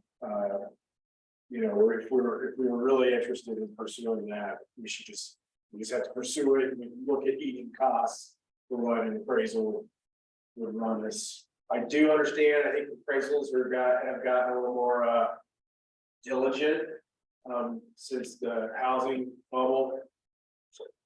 But the appraisal is what it is. So. Well, let me throw this out. So I was looking at an additional item as a step, and that would be maybe a formal letter from the board to the state and town. One, asking them to seriously start thinking about how to build appropriate buildings for this operation. Maybe we could, if we did that, we could add a second one and say, alternatively, there may be purchase the building. Would you look at that and then get them actually engaged in those options? Because I think ultimately we can talk about it, but they have to engage. They're going to have to provide that funding, and we probably end up being separate funding from whatever our budget is. They come back and say, well, it's all yours and you have to do it within your budget. That's a bit of a dream team for me, but I think we talked about this. I've actually verbalized these thoughts to officials when I can, but maybe we're at a point where we need to actually do something formal with them and actually start engaging with them to have that discussion. And they may not be interested, but we probably should find out from them later. I think, I think realistically, if the state were to do it, it's probably 2 years off because it I would think so too. We're take. probably looking at, but as I mentioned to travel officials, when I do talking, I said, I would specifically say, would you start the conversation with them now? So that by the time the next city stretch it over on, and they're ready to be serious about actually seeking out money.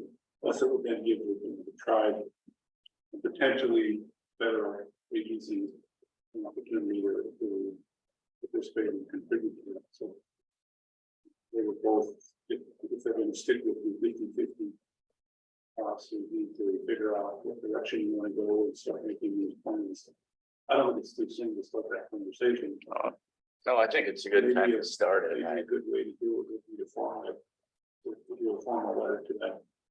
And ask them to engage with each other and the board about those options. Mr. Chairman, board members, I did, while I was at DNRC, we did undergo a major office change.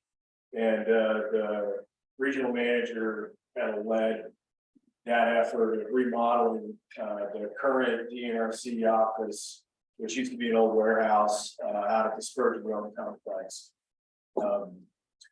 I will tell you that it was quite an undertaking. And so building from scratch, I would imagine it'd be even more of an undertaking. So whatever we decide to do, just be aware that will be a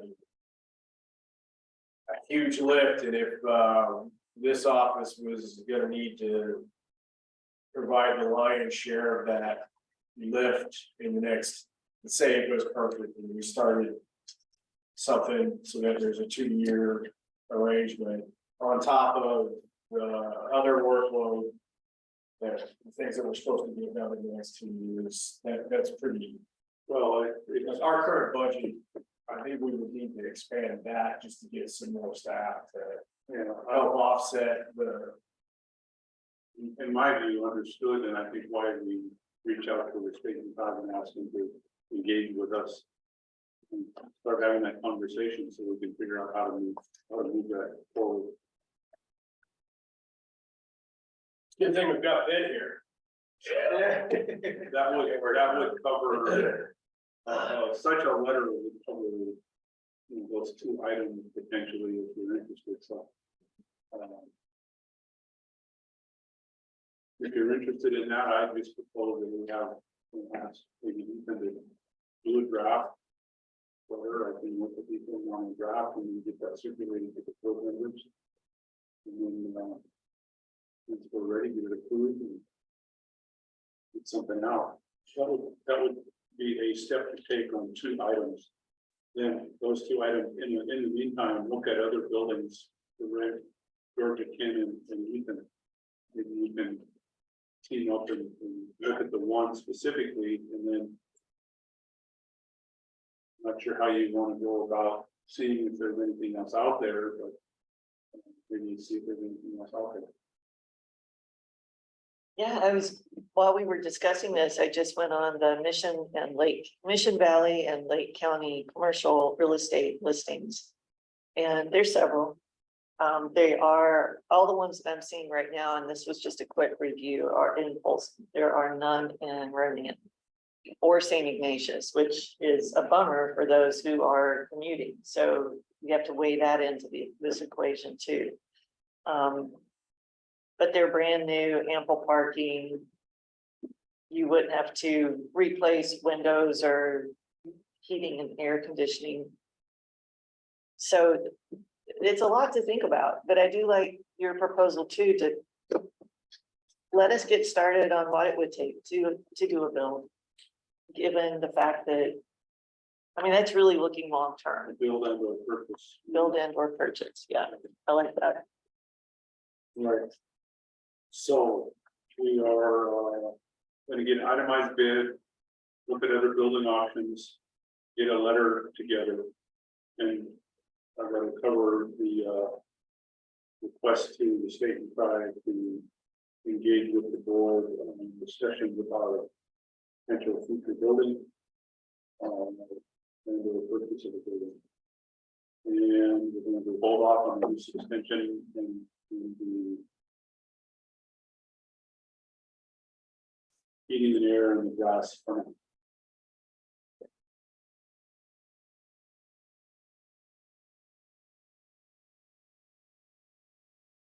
Looks like there's no action on that right now. Any other discussion on that?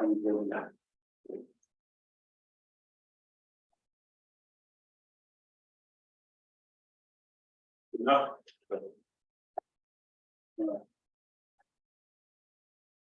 Thank you, Ethan. Certainly, thank you, board members. we'll do one for time and. Do you want to take one more item? Office of Water Engineer Signage. Ranks, item number 8. You have time to do that? We certainly do. Mr. Frank, I'm gonna drag you up here as one of these. Yeah, there you go. You can also the. Yeah. Okay.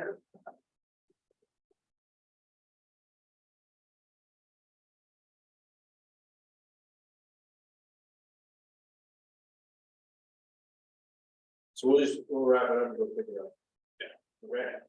Yeah, so, let's try to, let's try to go. Or would you want to do another item now?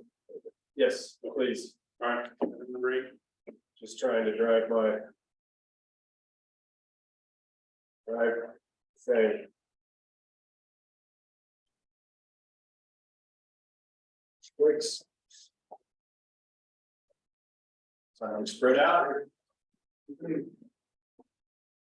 afternoon, board members. Next on your agenda here is to consider some options of signage for out front of our building. Since we got a nice logo option approved, the next logical step is to create a hanging sign of some sort that will be displayed out in front of the office building.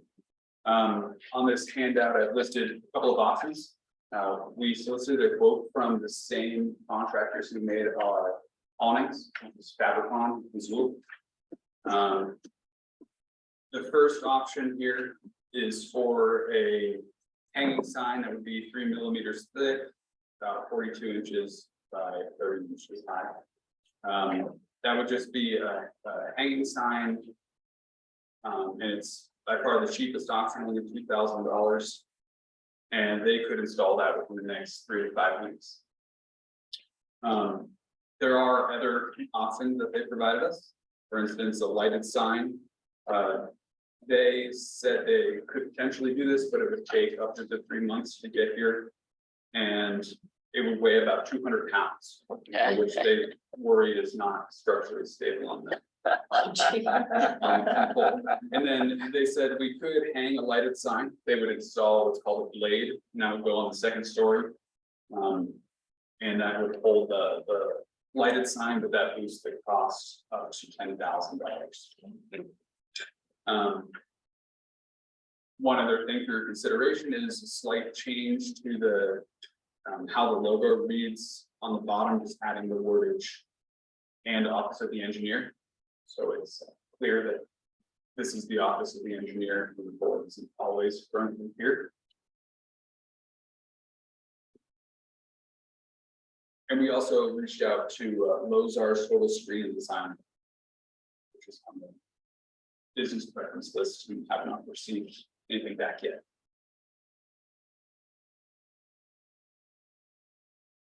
So we have this bid and then one other possible bid. Yes, we haven't received it. So I really, personally, I don't see a need for a lighted sign. Don't see for a light. I don't see any need for a lighted sign. That's just me though.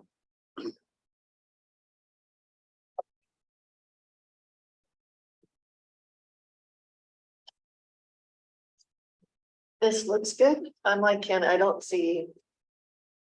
You know, you typically light a sign to drive traffic towards your place in the evening. We're not open in the evening, so. The cheaper option, it looks better. Any downside from your point of view, or those in the office for waiting 3 months? I prefer the cheap, quick option personally. Does Ronan have any signing requirements and size or anything like that? Good question. What was your question? Does Ronan, the city of Ronan, have any signing requirements? I'm guessing if they do. Signing ordinance. Yeah, signing. We could easily check. Call See if Dan. they have, we can run it by them.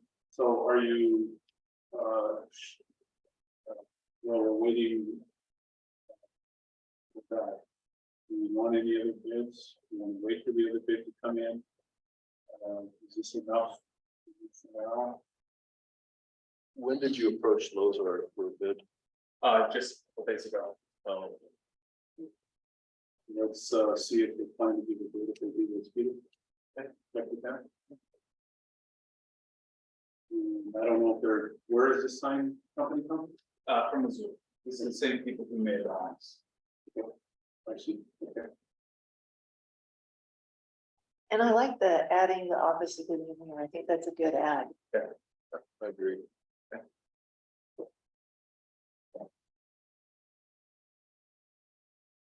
Okay, since we're waiting for another bid, we won't get that on this today. I think the direction sounds good. Yeah. And the next steps are what we need to do. And let me see, Check on the ordinance. and just check on the city. Sign.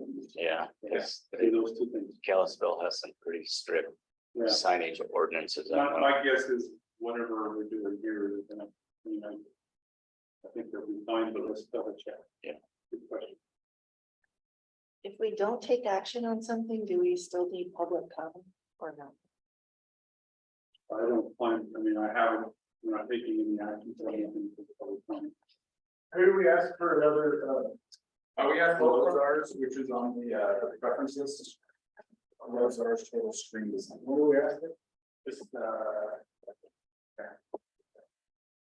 Do they do that? Do they do signs? it says in that they do select signage. Yeah, I know other local, and our Mission Valley sign. I can look. Actually, that's almost next door.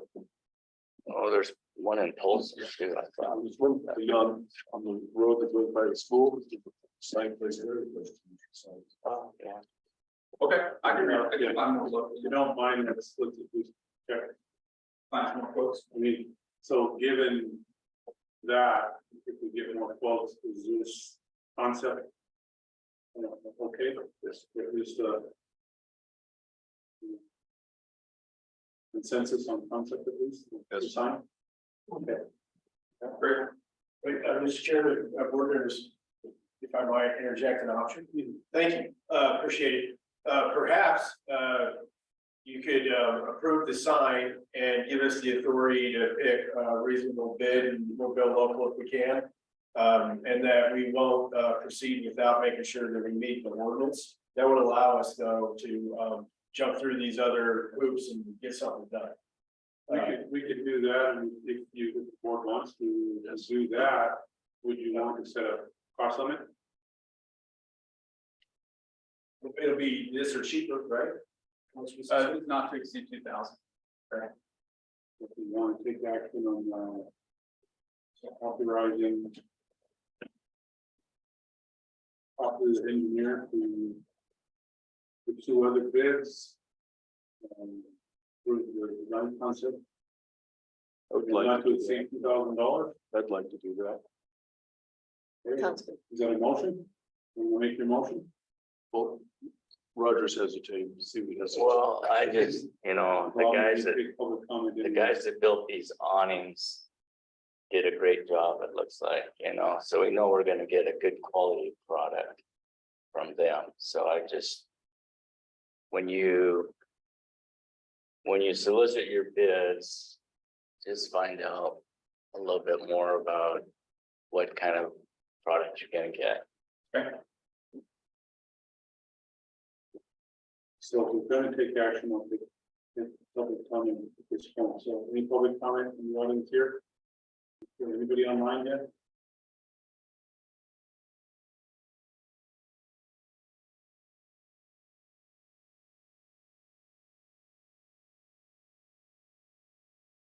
If anyone online would like to make a public comment, you can raise your hand. See 3,000 or 2,000. The bid is 2,000. Not seeing any public comment.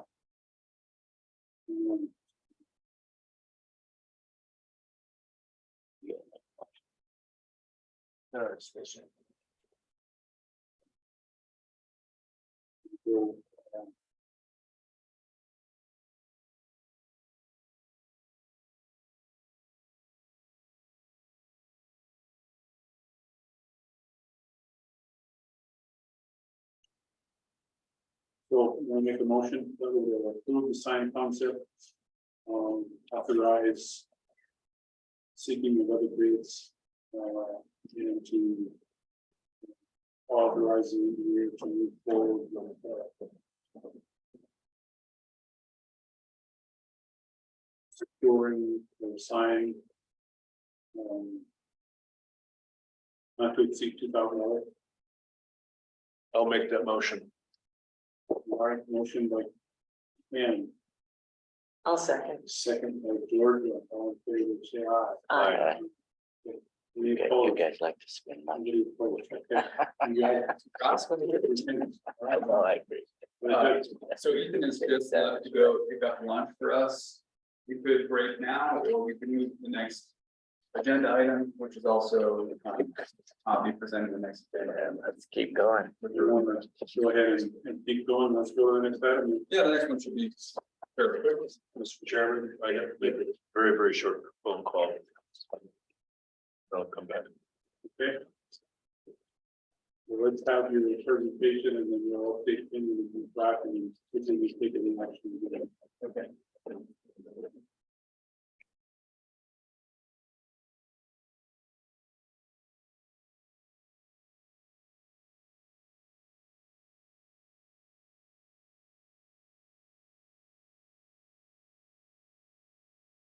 Okay, so next on your agenda here is approval of the design and layout of our 60 DF certificates. So kind of an exciting moment. We have almost 400 applications in, and we have 50 of them about that are ready to go, ready to be approved and authorized to have the waterways created. So until we have access fully with virus, we would like to be able to issue water rights certificates, and that's what you're looking at here. I can walk you through what's on them. First thing that I think you should focus on is the watermark, which is slightly different than the watermark you approved. Ethan wanted to make it a little bit more stylized. So this is actually his design here that we put on the example water, right? There's sunbeams. Yes. Which kind of mirrors the state seal a little bit. They have the sun and some water. And for the most part, this should look, pretty much pretty standard compared to other water rights you may have seen. You'll notice that the flow and volume is limited to the 35 GPM up to 2.4 acre feet for this purpose.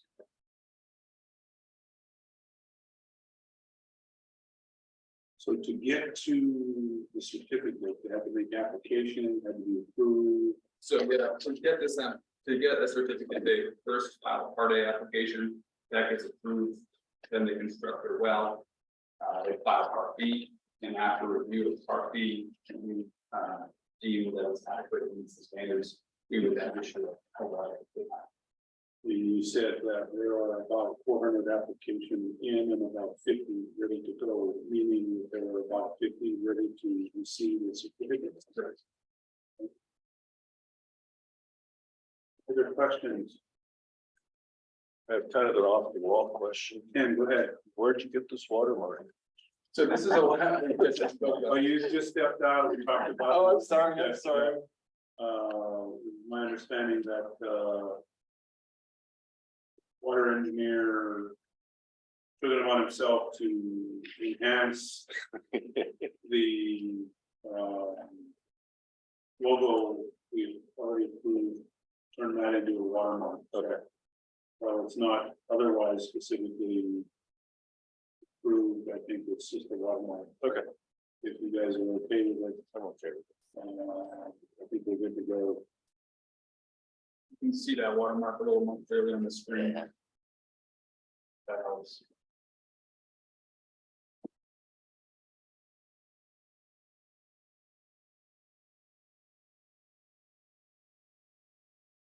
Yeah.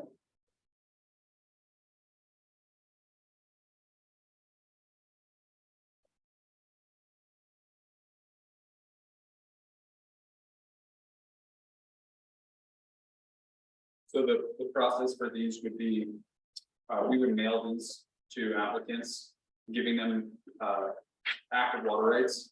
And then, once we have access to wireless, and once we're able to update the database, we would then go and make these things visible and available through wireless. So they can do search, just like all the water rights within this. In the meantime, hard copy and electronic version of this is being maintained. Yes, we'll maintain an electronic and a physical copy in the file, and then we'll mail them an original. With the original signature. And the certification, the individual domestic allowance, plus any others that we approve, that's all public record. It is. So it looks like what you're looking for today is approval of this format. And this format just mirrors pretty much what the state does too. Cool. You might want to take note of the remark that would be on all of them, the last remark. All three of those remarks will be seen on all water rights. That's the difference.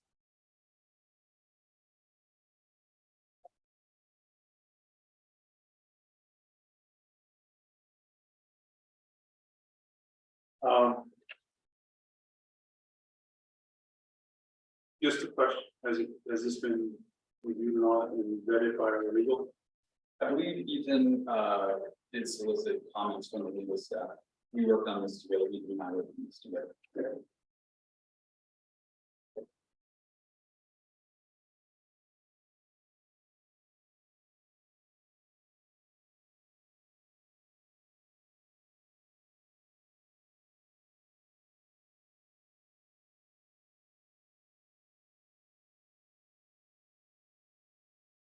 So James, this is an example I recognize, but what are you gonna use for your number up there in the upper left-hand corner? What are you actually gonna use? So the numbers, I put this number starting with 3 because all of our water rights right now start with 301 and then 5 digits after that, unique. Well, I guess I have a concern that so just for anybody that isn't familiar with these numbers, this is kind of similar to the number that DNRC uses too. 76 LG. And that's 76 designation of Geographic. 76 LJ refers to the basin. In this case, it's the lower Flathead Basin. So, And so then the number, DNRC's numbers always start with 3, whatever number that is, 3 million or whatever. I just am concerned we wouldn't be overlapping or duplicating a number they already use. So, No. or will be using. So the agreement that we have with the DNRC is that they send us a chunk of these water right numbers that they set aside. Okay, And we enter them into what's called a load sheet.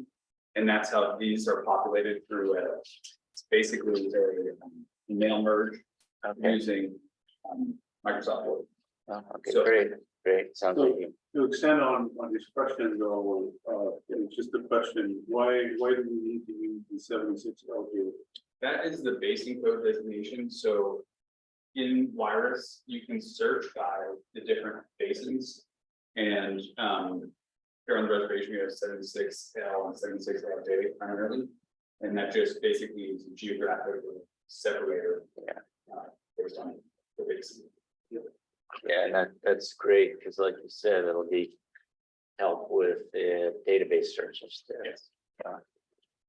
And it's gonna be consistent then with Wireless, and it'll all dovetail in well. What do you need from us today? If you could approve this format, we can issue these. Ethan will sign them and I'll sign them as a witness, and then we can mail these to applicants and issue some warrants. We're not approving this certificate, we're just approving the form. A form, yes, and then approving the procedure for Ethan to sign and issue these. Okay, any other questions, other board members? Yes. Good question. It seems like in our application form, we have geocodes. Yep, Do we notice, does that come in here? it does. The last line before the room, I put you a code. Oh,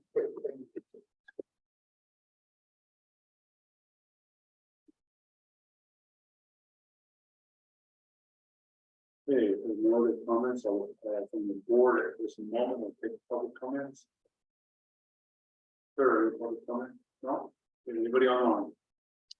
If anyone online would like to make a public comment, raise your hand and I'll allow you to speak.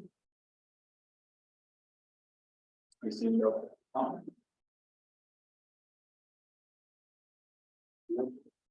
I guess I'd make a motion, then we accept this example for issuing certificates of individual domestic allowances.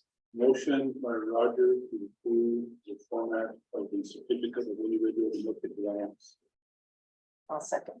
Second by Georgia, all in favor, say aye. Aye. Aye. Any opposed? Hearing none, approved. Thank you, Mr. Franks. All right, shall we get paused? We need some, put something up saying they're doing lunch or whatever. All right, we will take a break. And then- All right, very good. So we're done with our great lunch. Thanks, Ethan, and we want to hold that together. Hopefully you had a good lunch. And welcome, Teresa. Come back, and so this morning we got up through item 9, so we're going to start with item number 10. That is the water engineer report. So Ethan, it's all yours. Excellent, thank you, Mr. Chairman. Board members. We kind of been adjusting to our staffing, so we don't have quite as spit and polish of the water processing report for you today.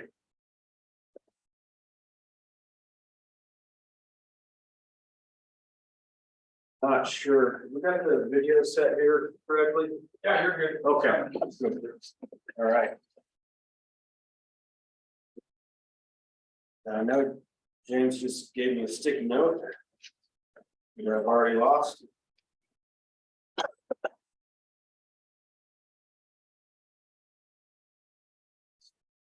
There we go.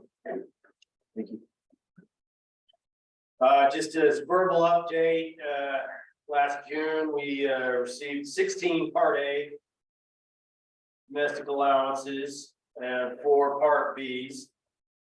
As of July, we've already received 11 Part As and 4 Part Bs. We approved 17 in June, and we've already approved 5 here in July. That is my water rights processing updates. Stand for any questions if you have any. Straightforward. I will let you know, we hit an all-time record. We received a Part A and had that processed and approved in 2.5 hours. Gee. That was courtesy of, Oh, courtesy of Lamont. Look at, and since Lamont's here, we'll have to make a special note that Lamont Kincaid has provided the most complete and thorough water right application that this office has yet seen. Congratulations, or thank you. Made that very easy for us. Thank you. I'm gonna pass this around. This is from Bay, what I'm handing out here. And this is what we had what we're working on in terms of getting. Okay. This is the kind of budget report that we're planning to provide the board at its monthly meetings.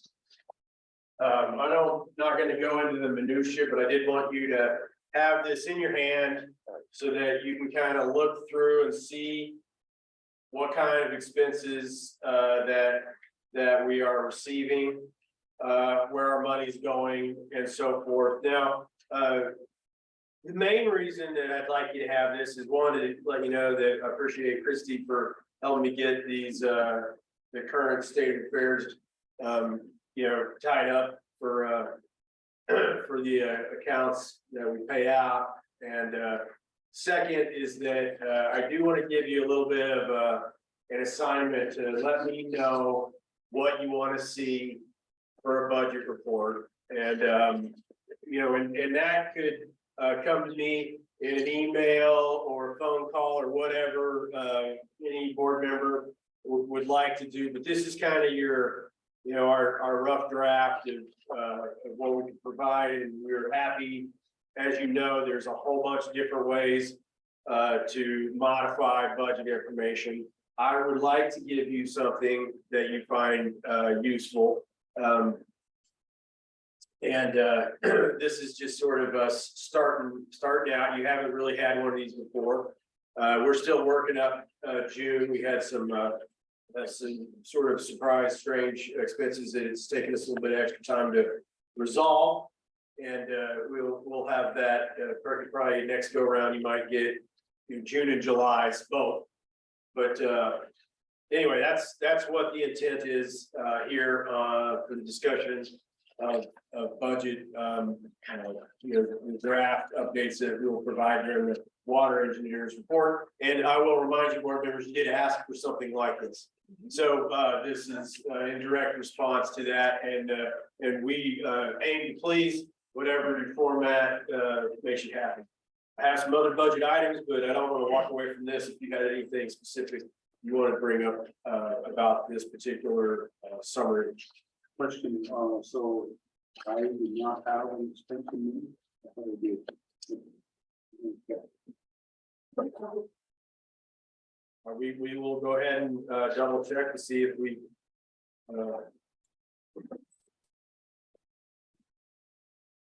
got you paid. It does and this is hot off the presses, so I'm looking at it new for the first time as well. We'll double check that. But Ethan, I got two questions. Yes, sir.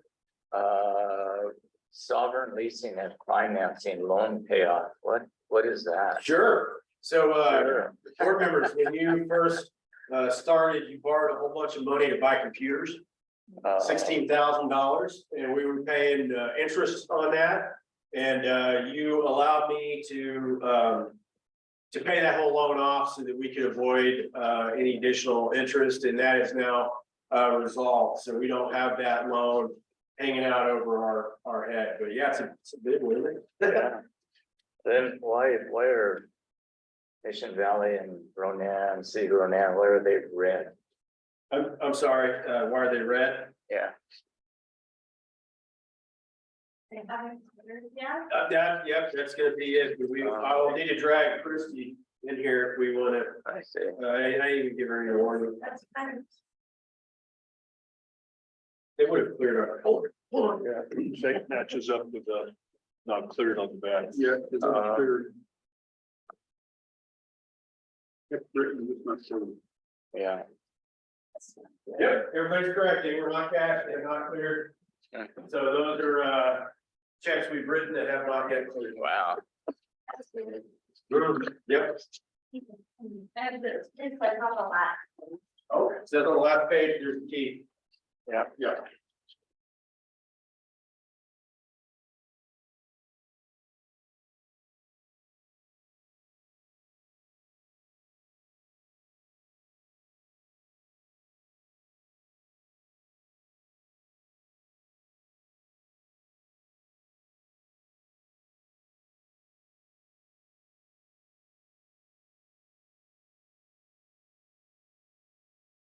Question, Yes, ma'am. I see our, payment relative to the logo design, are we done with that? Payment to, which one, I'm sorry? Yes, I closed that and, we went a different, a really different route, Yes, you know. but that obligation won't appear again. It will not, Good. will not. And, whether or not you want to, kick anything my daughter's way, you'll have to decide that, but she seemed willing to volunteer her services.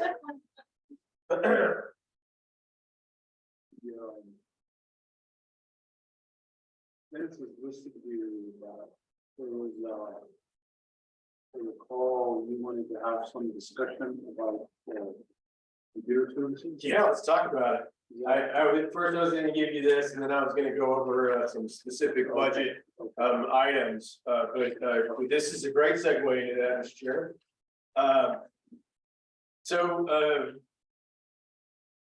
Kelly Connect in your original contract, which I got a lot more familiar with recently when they made some updates to the billing. Their arrangement with you was for 6 people. And their metric shifted during this last billing cycle, and they added more people that they consider to be managed people to reflect what our larger staff was. And that jumped the expenses a lot.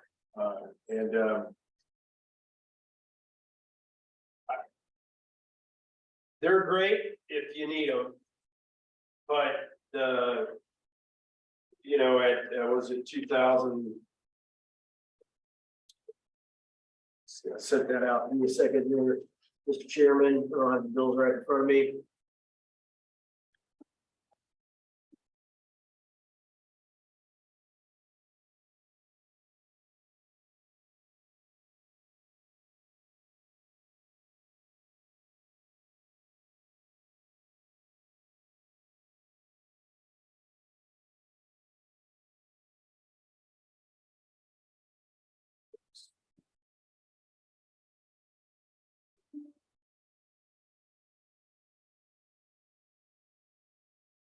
So we were used to paying 1,068. Then we got a slight increase. Yeah, okay. We got a slight increase here in May. And then the most recent one.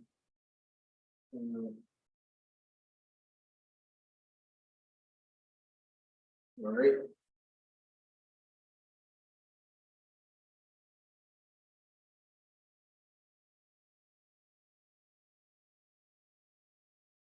My apologies here. You got it already opened it. Oh, here, you got it all right here. The July one, that has jumped considerably. And that, oh yeah, we can't. That's outside of our scope of our budget, frankly. So I'm appreciative of what we've done so far with Kelly and all of it. I need to find a different. We contact them maybe 4 or 5 times a month at most, and we can't pay this. I saw an email from you last couple of weeks, and I think my response was, might as well start looking at options. Yeah. I figured we'd start here. I'm gonna go back to who we solicited bids from originally and see if any of the other providers of bids would be interested. Additionally, I would like to favor someone local. Because there's something of real value to have a person it's just right there that you can sit down and not try to do it over the phone. But that said, I don't want to make any of these decisions, in an isolated fashion. I don't honestly know. Maybe you guys are interacting with Kelly outside of my knowledge. I've generally told them to tie me in to things. They've been a little unwavering on some things that I didn't want to have to deal with, like they have a big ticketing system where if you make a request and there's like 8 tickets and, back and forth that are for their tracking purposes, and they're really distracting to me and our staff. They don't have any real meaningful content, and it's a frustration for me because I'm like, hey, if we're over in a government system and they have to deal with that, and then you kind of get what you get, that's one thing, but we're paying good money to not get this ticketing arrangement. I want to just be able to send somebody an email and have them resolve it for the kind of fees we were paying in May. Anyway, it's not like I was looking for something else to do, but we are sensitive about budget issues and If you reach out to other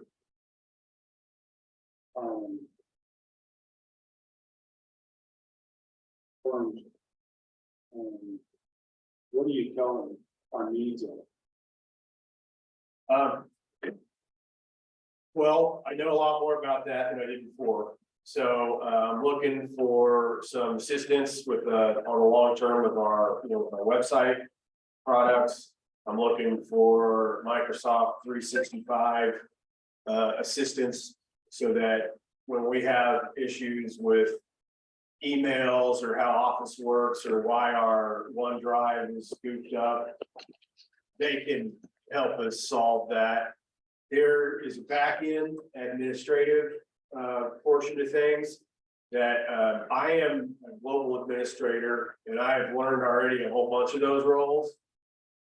It's not I'd rather not be the main go-to person for folks when you lose your password and it needs to be reset or something like that.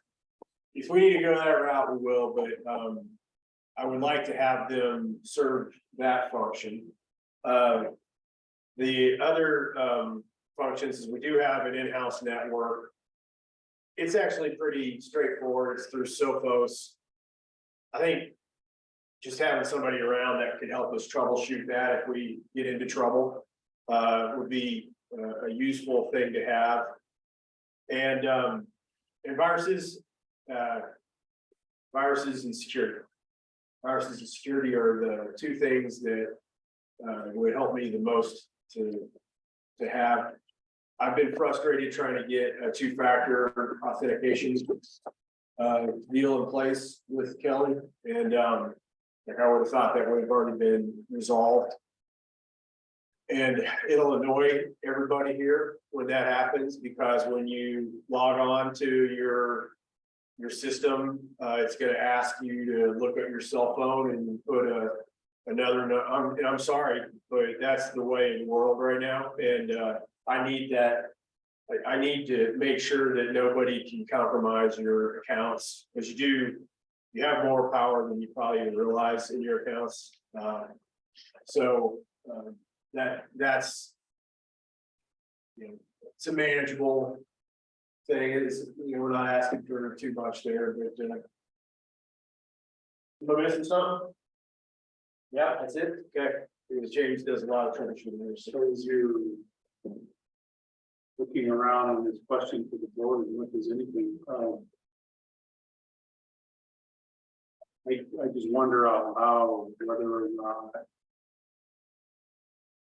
this would be a function tribe or state would be willing to take on as part of their contributed costs to this operation. A follow up. We are struggling with the state of Pennsylvania, no about this, but to get just our access to the test water rights database. I don't see that as being viable. The tribes, maybe, and I'm less familiar with them. I do know that they really did try to go out of their way to help us out.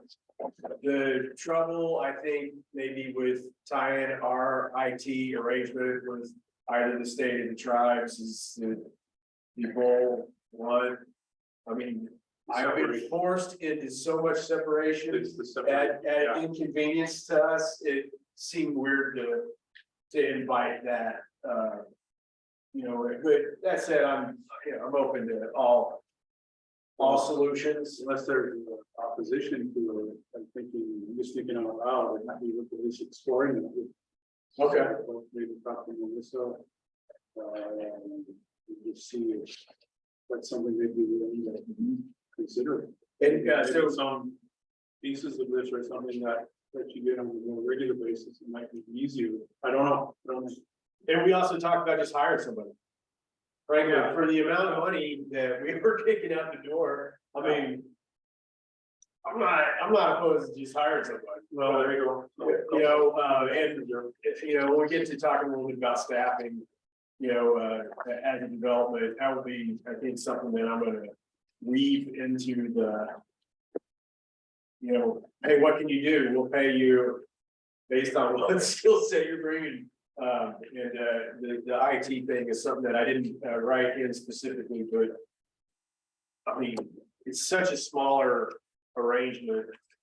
And I think most of you, when you have a problem, would rather contact me or James anyway.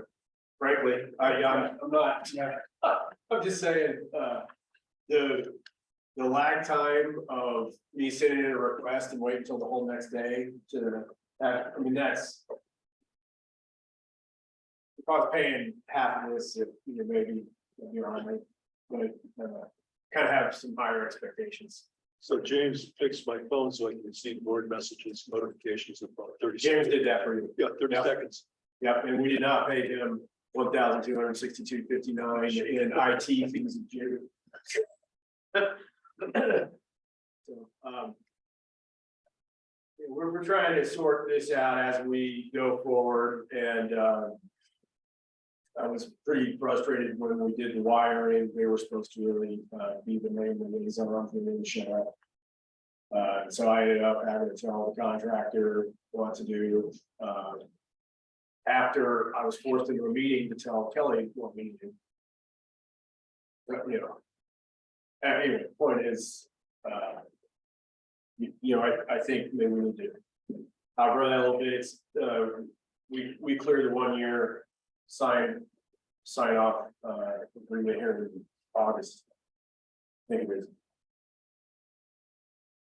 Yeah, it's August, you know, 12th or something. So I'm gonna proceed and you know, okay.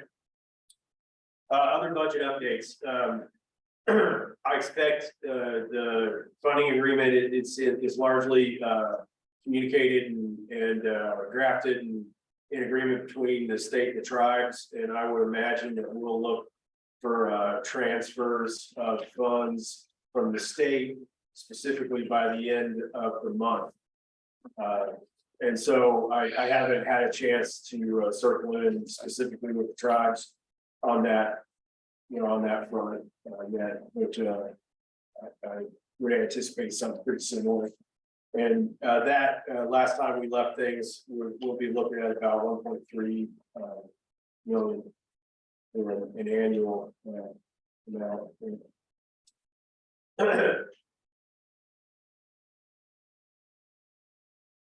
That's what I have for budget updates. The comments or questions on what we're seeing here? You want to stick with, yeah, but I have not been talking about. I know when you propose some bargaining. And Microsoft 365 can be frustrating even for us sometimes. So it's the main platform that the whole world's tied into right now. so my only other thought is, this is for, as an example, what we're looking at here, this is for May. Yeah, that's for May. You have one of these in July. And presumably, we believe that we'll be able to have that since we want our regular board meetings to continue on the second Thursday of every month, that we would be able to have that along with the water rights processing updates in some sort of physical formal fashion, so you can see what money is going out the door of the proceeding month. Right, so, And then, normally we give you June today. yeah, well, the summary then in the back is good. Maybe below that, year to date, Yeah, sure, year to date is manageable. so that you've got only the month, we've got the year to date forward to kind of see. Yeah. And then what our budget is, whatever our counts are. Year to date, the total counts. And then, the other thing is potentially, Even though it might not be a lot, what's the income side? Sure, yep. And Christie is waiting for that, and your resolution amendment will help us get all these things moving. We feel like we finally know all the pieces that we need to get in place, and the structure, and so that's gonna help us till, you know, the next storm. And we'll figure out the I'm glad your monitoring expenditures. And they do so when I'm very comfortable with this. excellent, and again, the board members would have the opportunity to double check that in the online read-only access space, as far as I understand it, so, which I think is useful, so you don't have to just take my word for it. You'll know I'm not here trying to bamboozle you on what your budget is. So Ethan, just a thought, I know Clayton just mentioned adding the income side, I agree, I was just looking ahead, you know, we're gonna be talking about positions and benefits. I loved your idea about moving some of those funds into a money market. It'd be great if we could track if that's possible, if we could track that money market income, since it could maybe help offset some of those other expenses. Sure, and along with the revenues we pull in from fees. And I think it's good stuff. Right now, we're trying to get a handle on mostly on our bills. So next phase will be, We all, we'll add that other bit in here. That's absolutely accommodated. So thank you. So, without, we can do a lot more detail. And off the top of your head, what additional large expenditures do you see eventually being added to this? Legal's a wild card and super expensive. And when we do the hearings, we're gonna pay substantially for that.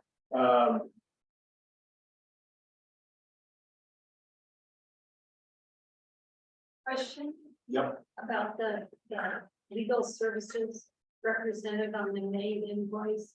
Yep. Is the figure on that invoice a retainer, or is that actually a combination of retainer and billed services? No, that's billed services. We don't have any need for any retaining for our lawyers, and we have all of that.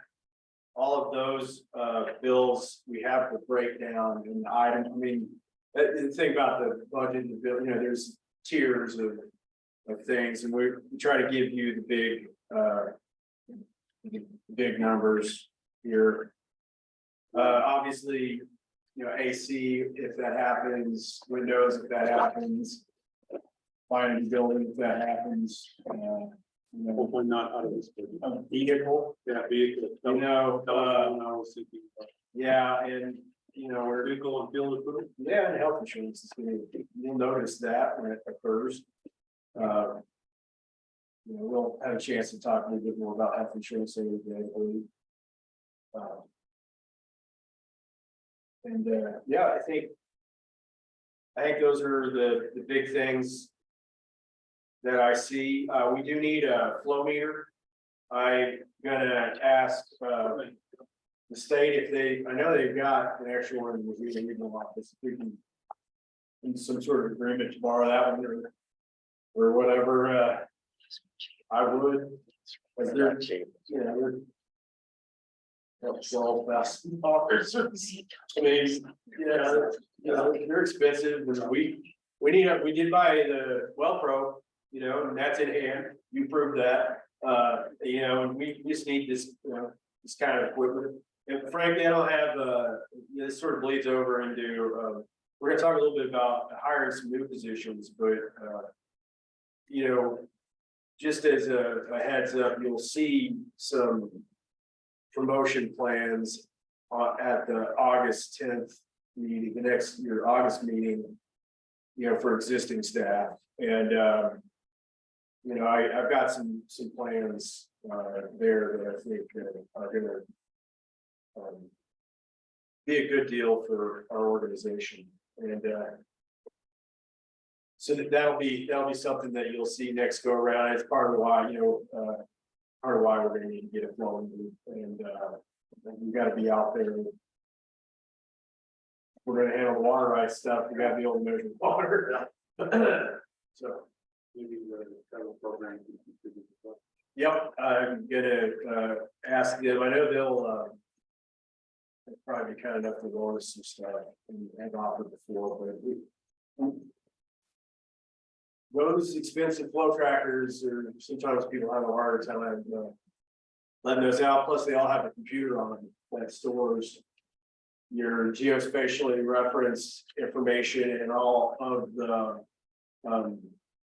flow measurements that you've taken. So the new stuff is, it's got a lot on there. And so when you borrow somebody else's, you've got their main kit there. So I think we only need one. I'm not asking for two. James, can you think of any other big expenses? That helped, I just. I said a vehicle. Well. James, what's a four-wheeler? Maybe long term. Both? Long term, maybe a drone. It's easy in the drones. The popularity is not super high, and we can do a lot of satellite. Yeah. Right. I don't even, I got a neighbor who's got a drone, it drives me nuts. Everybody's a little drone cautious for me. Okay, thank you, Mr. Chairman. Board's approval, I can move on to wireless enhancement project updates. 1.3. So I have been working, as has James, to handle the overflow from we were hoping to give the assignment to Carrie, but we're handling it now in multiple meetings. Things are moving forward quickly. We do have something that I'm gonna pull up here for you to give you an idea of what's going on with this. So it's not just a black box. I need to share my screen.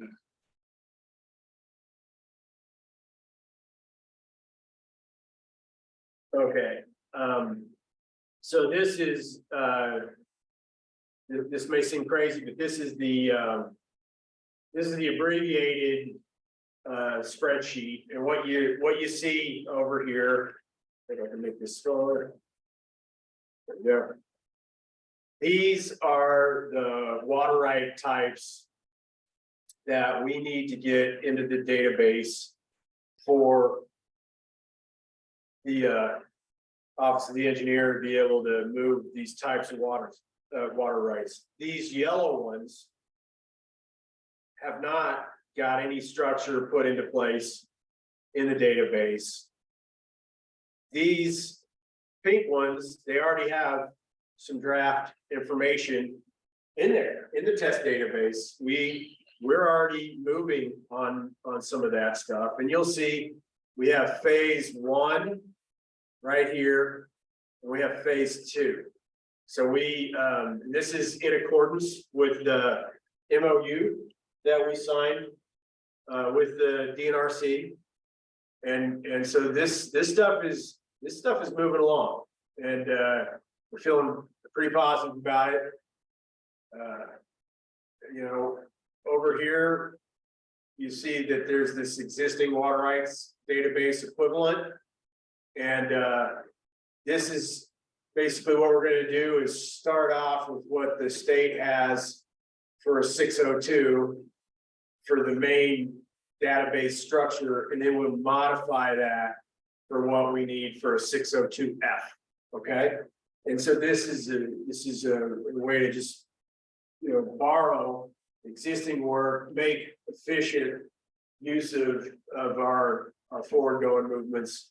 And they're holding our feet to the fire about getting this spreadsheet all dialed in, which they should, because this is the main blueprint, if you will. I got some questions still. You'll see the flathead system compact water, and I've been working with the tribe's staff to help figure out, what phase this needs to be in. What that's gonna look like, how fast these are gonna need to happen.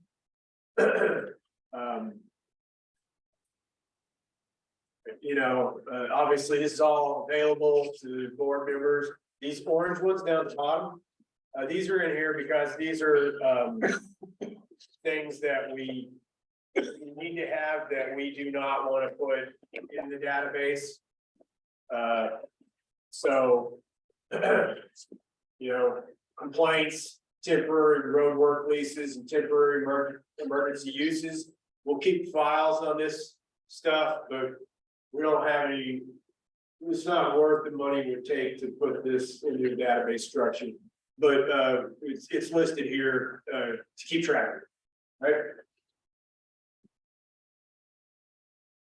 right?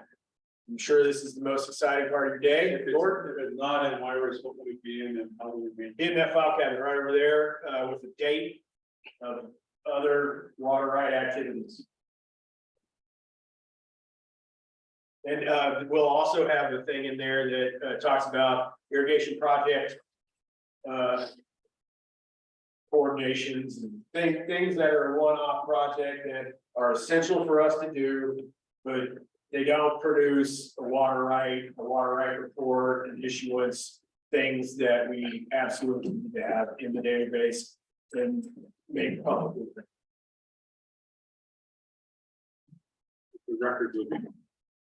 Everything we have is publicly available other than our personnel files, that have private information. Can you scroll up a little? Yes.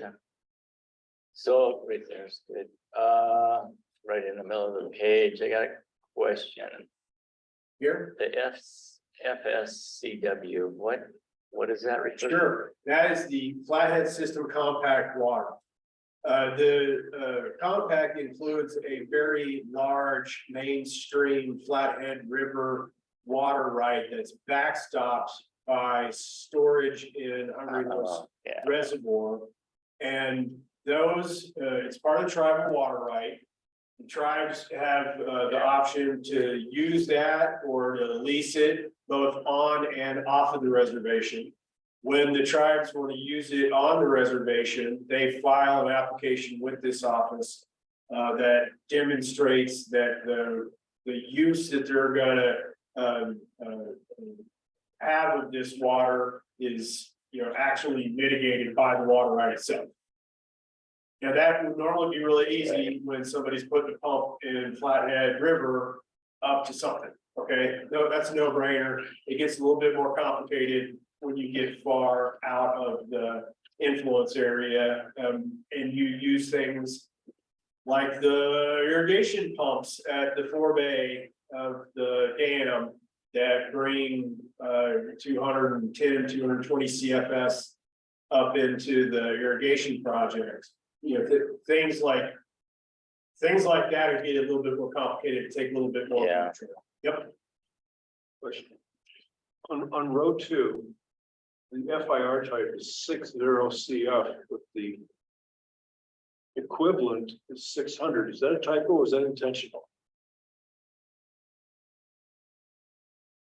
Okay, so the 60 CF is registration of the tribe's water rights. Now, this one is certainly something that we're trying to develop together. We have the 600 listed, which is like a new appropriations of water, but it's tricky because the tribes have the ability to register pretty much any type of use that predated the effective date of the compact. So we need a very generalized database structure to handle all of those types of registrations. So Yeah. it's intentional. It is intentional, Okay, that was my but only it's question. also a bit of a moving target, so we're trying to figure out how to handle those. And we do plan I would.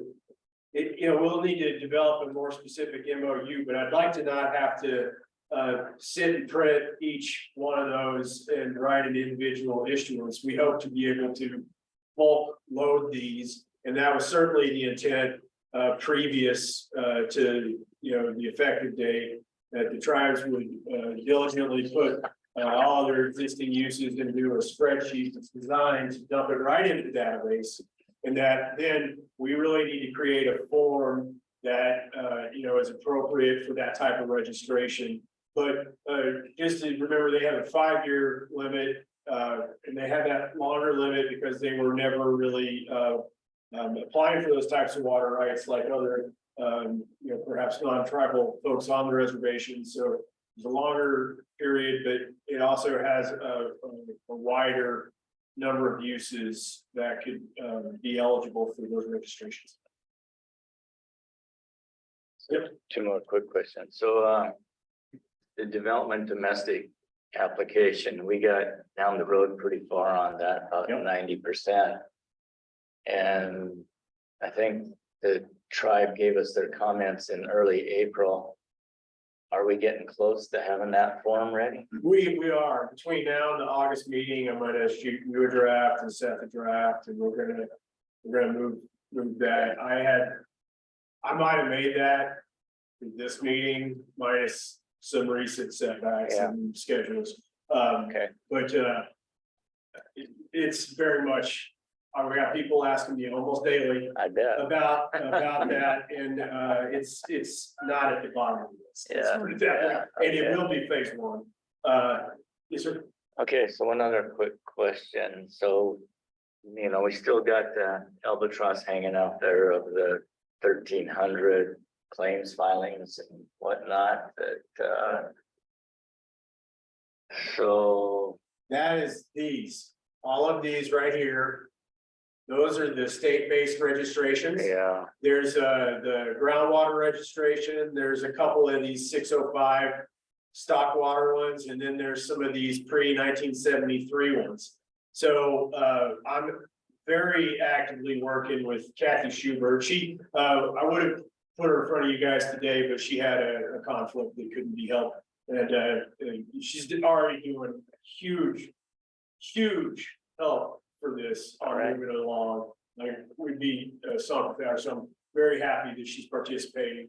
And she's guiding that, she's gonna help us get these things in the database so that I can make short review of them and either issue, write out a letter of defect or yeah, deny, based on what the story is. yeah. The most denials are gonna be like, they never built the house, so somebody filed, they had to be complete. By the time effective date rolled around, Yeah, keeping in mind that we now also have something in place so that they can still get in compliance. As long as they can manage their yard size, right? yeah, no, I'm glad to hear we're making progress on both those fronts. So, Yep. It's a lot. But anyway, Maybe it's partly what Ken was asking, but the green columns and yellow numbers, 155, 27. Over in the yellow, some of those numbers match and some do not, and you're saying that's what's do not match for some reason. yeah, so first of all, the water rights manager from BNRC wanted all of them to end with an F. So whatever happens, the format is gonna end with an F. For some of them, we needed, a little bit more, like the 60 WF down there at the bottom, those are the wetland water rights. So, But they differ from the other one, 600 water right for whatever arbitrary. right, we do have the 600 F. But it's down here, right there, so we have this 600 F, right? And we need that. This match is very similar, and that's for non-consumptive new uses for mitigated new uses, for new uses that are for restoration, and new uses that are municipal and regional. And we will use this 600F, and now that 600F is taken. And we needed something that's a lot like a 600 here for especially these quantified wetlands. So in that case, we stole that second zero off the 600, and we crammed a W in there so that we know this is significantly different, and it is in this, we're really limited on the, I wish we had more characters available, but the database is the database, and so that's why some match and some do not. For 646 F, we could go straight to the 646 geothermal appropriation, and they're an excellent match, and we'll keep that. I think part of that's DNRC nomenclature too, a little bit, and that you can correct me if I'm wrong, but a lot of times when you file a 600 form, it's pretty all inclusive of all types of surface water, whether it's wetlands, river, lake, whatever. Whereas this system adds a little more definition to it, breaks it down a little further. Is that? Yeah, and that is accurate, and we had to start off, remember, with something that already existed. So then we'll know what we need to manipulate to get us from, the state's regular 600 to quantified wetland water right here. Now, the other thing you'll notice right here is all of them start with the FIR, the Flathead Indian Reservation. And the reason is that this way, when you go into the database, and staff starts to create a water right, all those FIRs are all grouped together. So our staff will know we're looking for stuff with the FIR name, and then the state staff will know that they're not looking for that. They're looking for the other stuff. And so there's a little design on that. Since it was kind of geospatially designated as in the exterior boundaries, the FIR made sense for us to, it's pretty short. And you'll see some of the harder questions, I can figure out how to bring them. Over here to the right, we need to answer, is there a notice of completion due? Is there a physical file created? Are there objections allowed? Do they have children's rights? What program is it? That was the only really easy question. And this was pretty easy too. DNRC ownership updates. And we do have a little bit of a question about that one, which is right here on the registrations. And so between now and our last meeting, this is highlighted because we know that we need to work closely with the tribes on how they want their I've got the wrong one. It's this one here. Sorry, the 60 CF on how they want to handle their ownership updates. Because as everybody remembers, the trust lands are on a different location database arrangement that's separate from the geocode system in cadastral. And our office and the state does not have access to that. And we really just need to, wait till CSKT figures out how they want to handle the ownership updates on those, how they want the owners to look on registrations and tribal water rights. And those are big questions that I think will come in time. So probably more than you ever want to hear, but I wanted you to know that you did assign me this as a priority task, and it is being handled as a priority task. So is Kathy Schubert then kind of interacting with the DNRC on the Dwyra stuff? Half of her time is dedicated to working for us. Right. So she's actually our employee. Right. Think of her more like a contract or something. Yeah. It's a weird arrangement, but half of her time is totally under our our care, and we're really appreciative of that. Oh, yeah, Because that was a win-win. took something that wasn't gonna work to make it work. And she's doing a good job holding my feet to the fire. You guys would be happy to know that. Okay.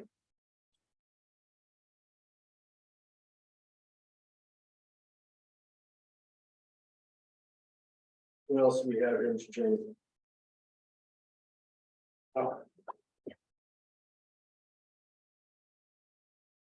If we're moving on, think that's fine.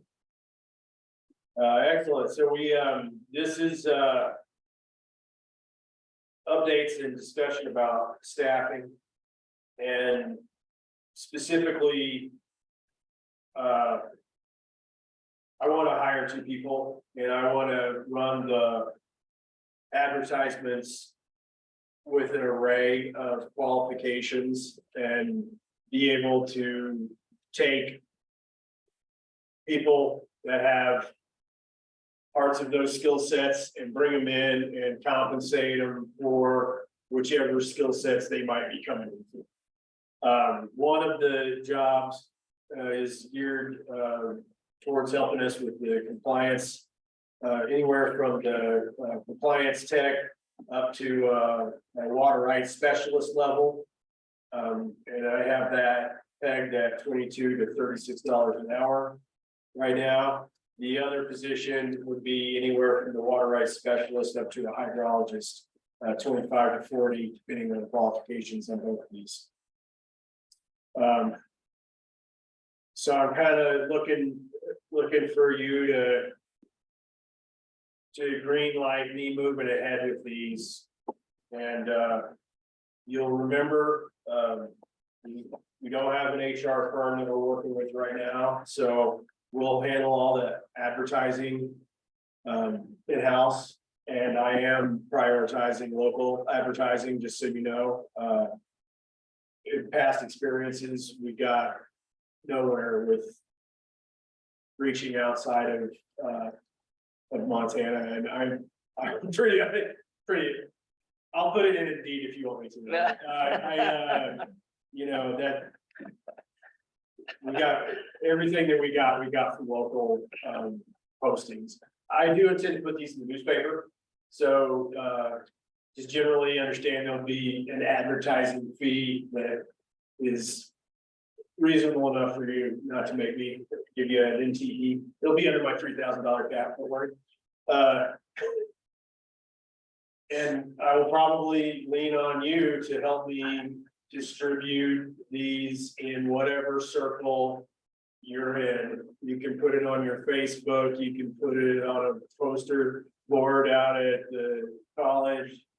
You can go over to Lolo and hang it in their door. You ever make it back over there for any reason? So we'll see the ad. Yep. And for the board, is this adequate, or do you want to see position descriptions? Are these competitive rates of pay? I would say yes. If anything, I was gonna go higher, you know, that would be, You put in DOQ, you know, so that'll cover it. okay.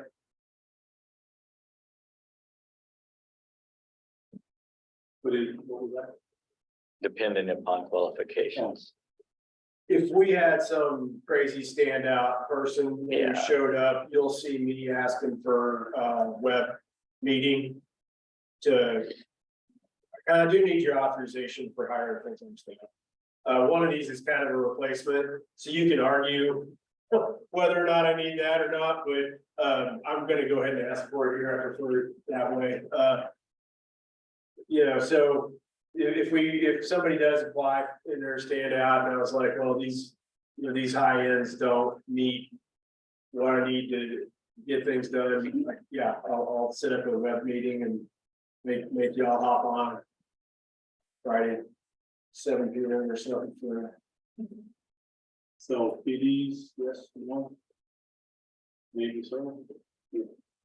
Just comment that position description, the major tasks in the PD are usually, moved over to the advertisement, so the person gets a good idea of what the nature of the work is. So maybe that the tasks and the qualifications move over to the ad. And so we're not wasting our time. I would like to see that. if possible. Well, so this one's a little weird because their actual position description is going to depend on what they can do. And, cause I would hire somebody who was just a compliance tech, if that's where they're at. And then their position description would be compliance tech. I would do that tomorrow. Okay. Yeah, okay, I'm with you. Have you seen some of those ads? I've seen them lately where they list a variety of jobs and a couple lines, so maybe the way you put it together, available now, open until Phil gives you discretion to maneuver to get what you need.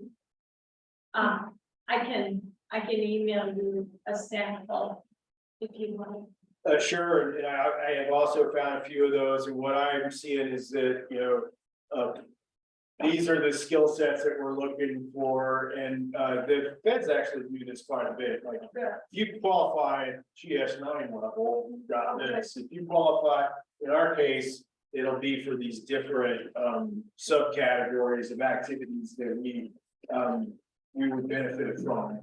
But I don't want to, get in a position where I'm paying somebody, on the way high end, if they've got something like if they don't have the qualifications to meet, I will offer people training opportunities to get there, and you can see that with the promotion.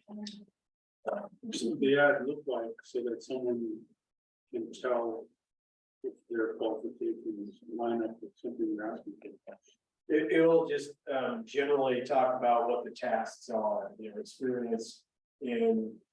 So let's say if you're gonna go for the compliance tech, we'd say experience working with spreadsheets, experience keeping information organized and holding, experience filing, experience with database, or a list of things like that. And the next bit, if you have business manager qualifications. And that's And then- security.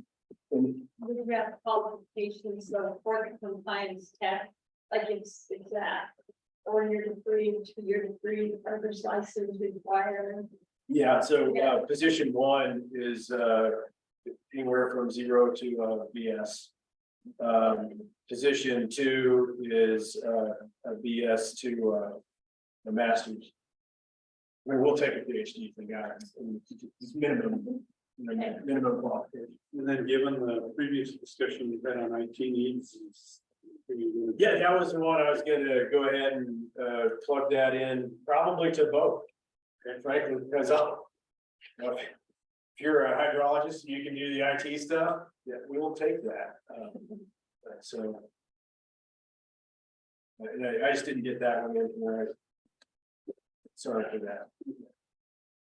And if you would like I'm happy, Teresa, to give you this and do some back and forth. We designate you as the person to help me get this advertisement, and that we would be able to perhaps get the board's blessing. You and I will work on advertisement, and it can go out sooner than the next meeting. Yes. Yes, okay. Excellent. If that works. So given that, is the action today or? Yeah, I need you to tell me it's okay to go ahead and develop these announcements with board member Will McDonald, and that I can hire both these positions. Advertise and start the hiring process. And furthermore, if you wanted to have anybody here volunteer for the interviewing, that's an option that we'll accept. So if we took action, we would just move forward, or we would see the ads and then approve them. I gotta work through Teresa to get them, she'll say, this is good. First job And again. I'll have that email, and you'll know that you've delegated her and I a responsibility to come to terms on a good advertisement, and then we can kick that. Ken, is that all right? Yes. Roger? Yeah, I'm good. yeah, Georgia? I could see the range in there because you just don't know what you're gonna get. So you Yeah. might get somebody that's just got very limited experience, but then if you get somebody that's on the upper end, then you've got the compensation covered. And Teresa, so we take action, public comment, public comments in this, anybody online?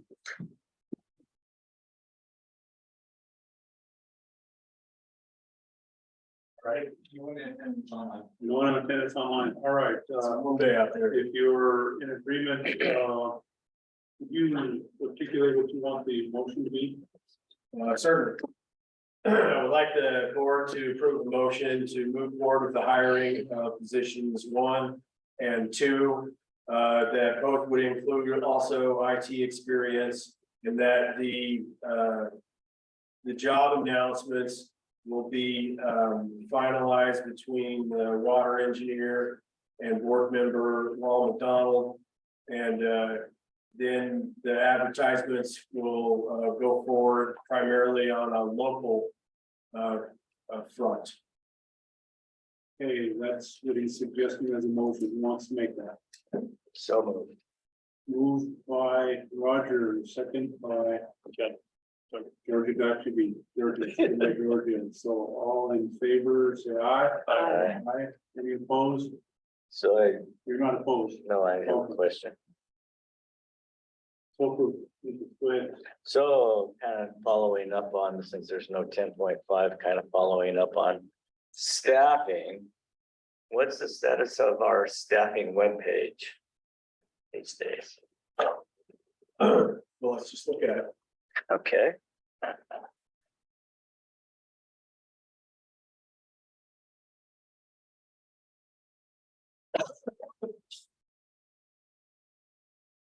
When did you send me that last, James? Here. Yesterday.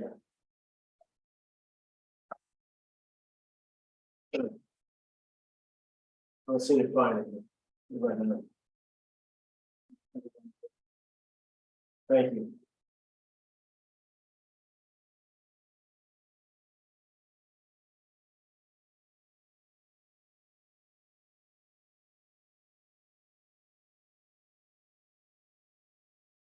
And thanks for moving ahead with that city of Ronan sign ordinance. Nice.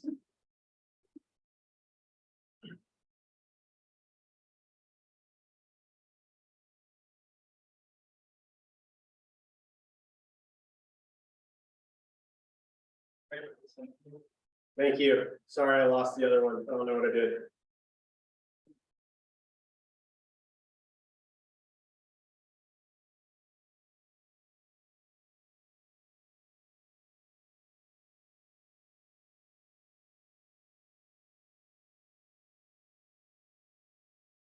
This is another good opportunity for us to show you that we're not just sitting around here goofing off all day. But Mr. Frakes has done the lion's share of this. You'll notice your logo is up there. Okay. And just before I start kind of scrolling through things, how about this? It wasn't on the agenda. I even thought about adding it to the agenda, maybe a late addition. We'll put it in here as a 10.5. I'm not gonna look for any board action here today, but we'll mention that we went over it. And perhaps the board might, I'll distribute this link and we will solicit specific comments from you, and look at it on your phone too, because it works on your phone. I'm checking it So out. this is not published yet, it's still draft. That is still draft, and there's some things that I know need to be improved, but we're working on it. So you've got your general.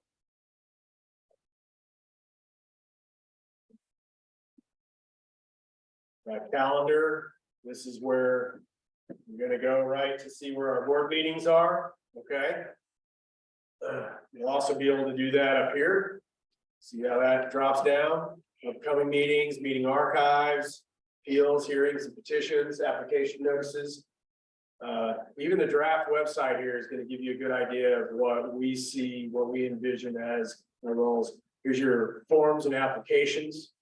So that people can come in here, they can find the water rights stuff that they have to go digging through the state's website for right now. And the state will be happy that we quit asking them to post stuff for us. We can go in here, we'll have links to the compact information, the ordinance, appendices and the federal acts, the legal, technical and policy archives, right? Water right tools. We got this one.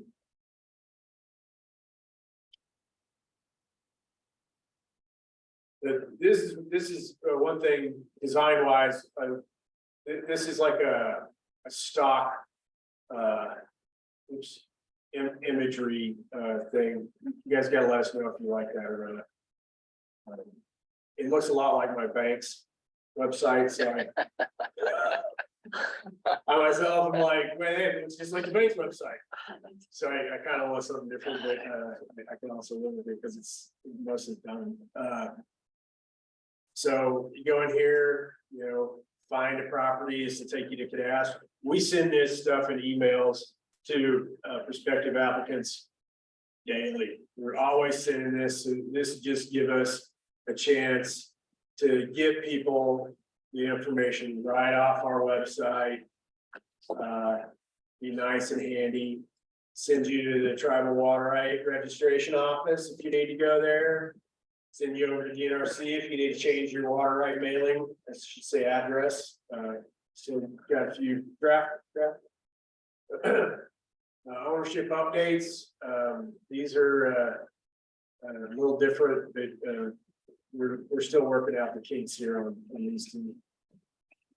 We got some about stuff, of course, in our about page right now. We have a picture of the CSKT water monitoring program. So we'll need to get that updated. We do have a. It should be in the option here.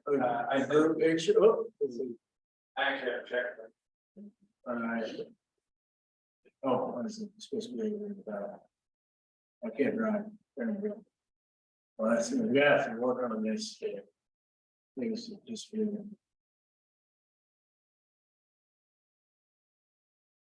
It's like Cassie has it.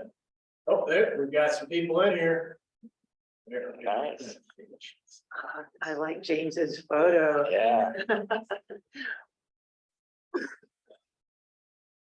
Alright. Good pictures of staff. Oh, that's. There we all are out in the park here, running in. Yeah. Oh.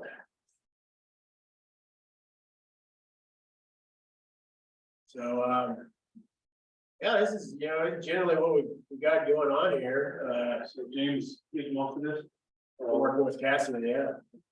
You know, well, I mean, we're good, make me answer a bunch of questions and then march off. Somehow I just end up on here. You know what you should add to what we don't do? Sometimes. On the board, Nice. profile pictures and past when you see that, please, All right, Yeah. this is an assignment here, that guy. Oh, here, Oh, no. I'm gonna be on the Can we hot skip seat. this? No, don't go there. Oh, we're going. I don't know why, oh, there. Oh. All right, so we gotta replace this, again, this is the CSKT folks, which I like them on there, but they're probably on their own website. Oh, here we go. Fish and that is Oh, fish. the Wow, fish. look at that. Man, I wanted fish. me too. Is that a real fish? It is. And I actually caught it. It's unusual All itself. right, nice. So we got, all right, we got another fish picture. Oh. I I guess. think I could use a fish picture. I I've got a good one too. shot a bighorn sheep once. I'm gonna put my sheep up. So this is good looking stuff here. Yeah, So the first two are missing, biographies. yeah. That was pretty much that.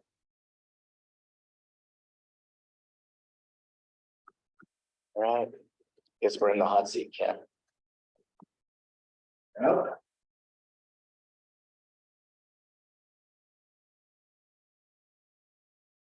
Well, yeah, it's starting to seem like a real deal now, huh? We got our website and everything. It's so nice, you know, compared to some of the other websites we looked at, it's very user friendly, very easy to navigate.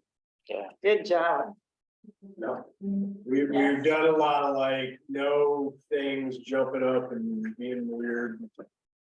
And then Cassie made us really limit these options up here, so she. You know. This will be fun. Wouldn't it be funny if That's what all we the don't word do. pictures, all the fish? Yeah. I don't know. if I Yeah, it's have good to one. tell people what you don't I'm do. doubling in. Should add to what you don't do. Some guy stopped my vineyard yesterday and I was out there working. He goes, what's going on with the lake levels?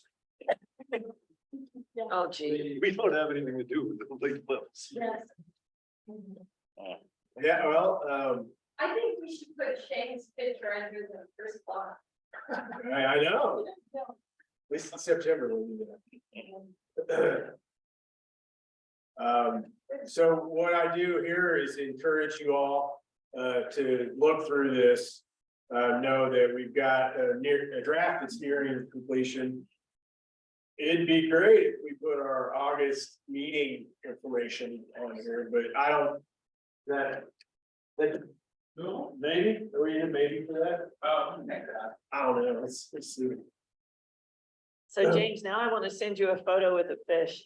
Do it. We were just discussing that all board members should have a fish photo in that section.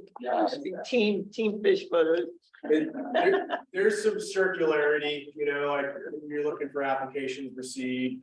You know, you're gonna find that in other places, you know, Oh, like and I have application this with the notices. yellow pin too now. That'll work. But, yeah, I mean, this is, There is a second for job, like grass and under the. Oh, there you go, yeah. Perfect. see right here, you can hop on and, I'm not sure why that doesn't go across there, it's a style thing. Wow, this is so. But you can go and download the forms. Let's see, do we, Look at that. right in here. You know, Good job. and, They're all you interactive.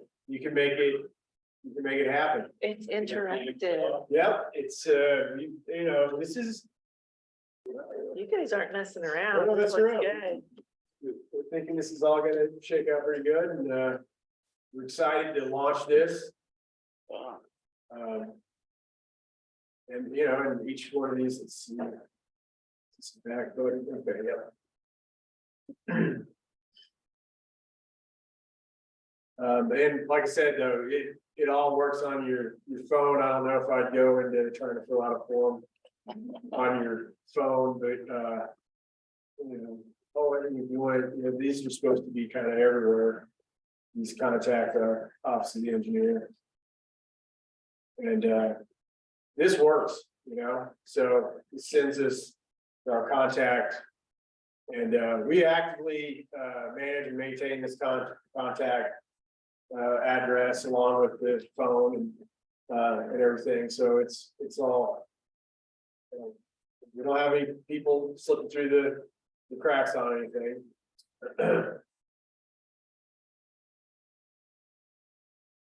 That logo. Pretty sharp. Even about, let's see. Point that, Go back one.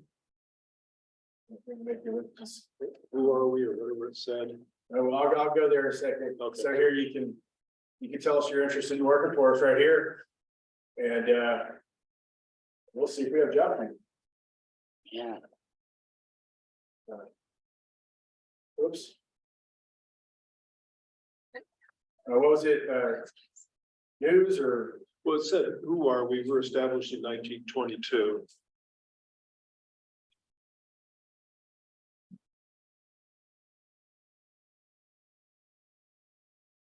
You know, it's just on there. But if you go back, and look at it, it says to collaborate with tribes and the federal government. It doesn't mention Montana. Yeah, there.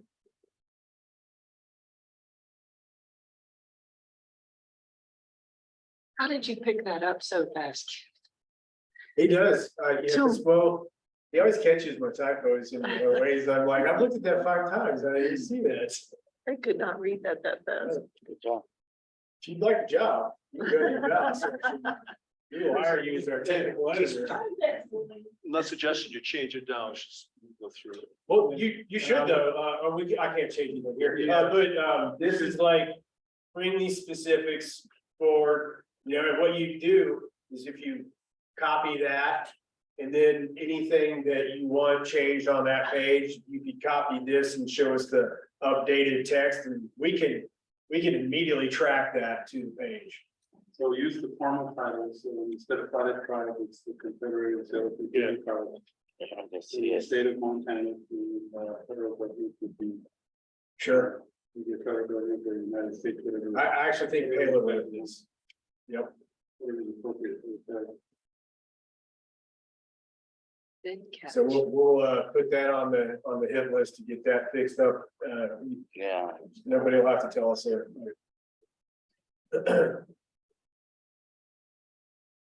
You're good. All right, You're good. You're good. You're good. Yeah. Thank you. sure, and we do have the. The all important, if you want to go to the compact, and you guys might end up liking this because. You've got it all right here. You can do a control F. You can go over here on the left side. This is kind of handy. Very good. Here to your. Look at this. Anyway, I don't know if I shared that with public or not, but You're good. Thank you. Thank you. Thanks, Dave. Whoever worked on it. it's like we get another hour lunch for an hour break. Oh, we're up for lunch then? Anything else on what are your reports in the discussion?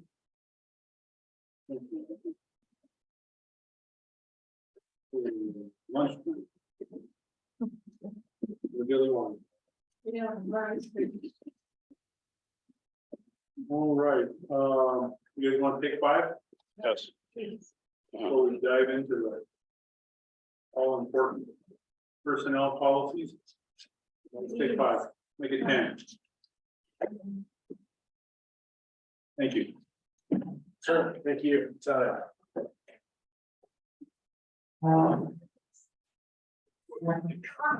fine. There's coffee on there. Is there, oh gosh.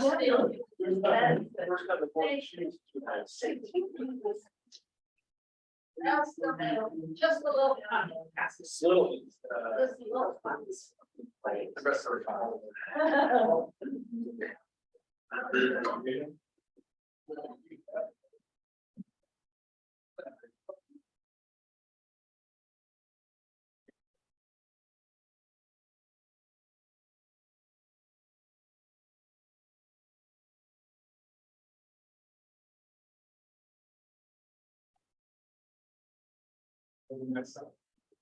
Very good.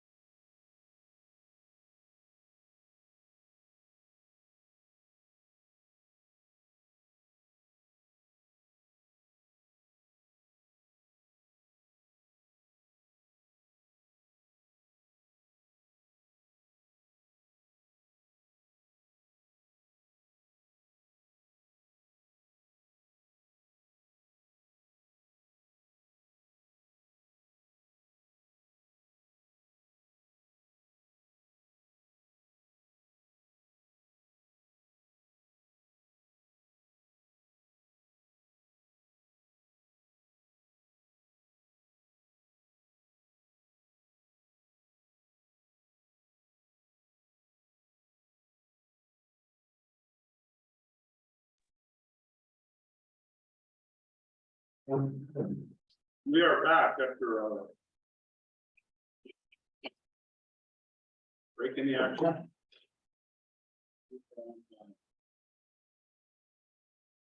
Personnel policies. Working session, and what we've done in the previous meetings is if there's a section we all agree on, if we approve it, then I think we could approve things as we go over here today. No action required, but if we get to the point where we want to improve something, we can do that. We're set for that. All right. I don't remember where we left off. Sure, Mr. Chairman, board members, so what you have here is an updated draft. I have gone through and tried to resolve any of the board member comments as I could and leave things that I thought that needed to probably participate in drafting so that we could get kind of queued up to do so. I generally, if it's okay, would like to skip over a few of the earlier sections.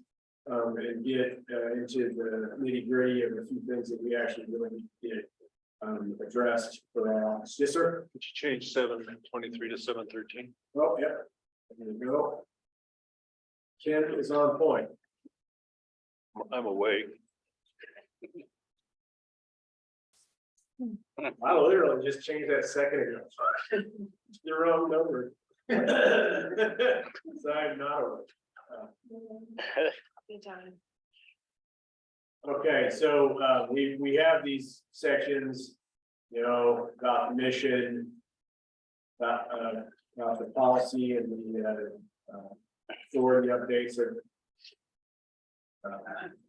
Nobody's in attendance, but it's still feeling screwed. Yeah, after day, the next time, maybe there's a way to highlight which one we already approved, which section we already. Well, I have done that, this chair,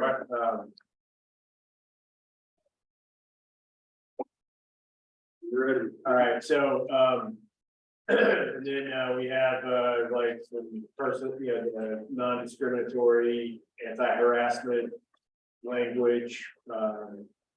In particular, we did have some discussion, but not super specific about reporting procedures, and I made some updates to try to accommodate some of what I had heard there. We have some areas about employee conduct.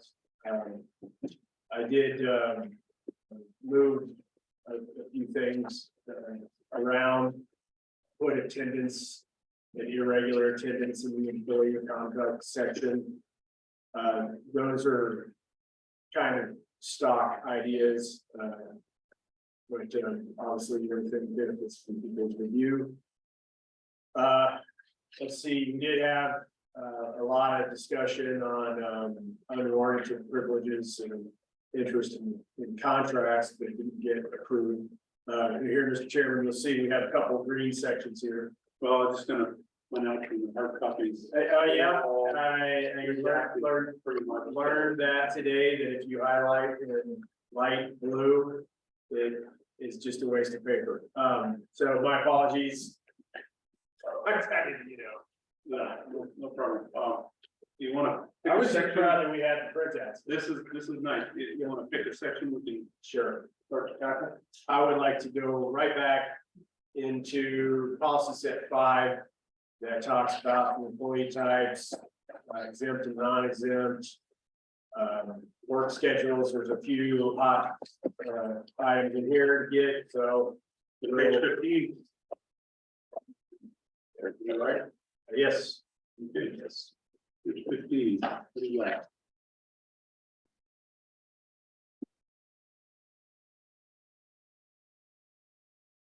There we go.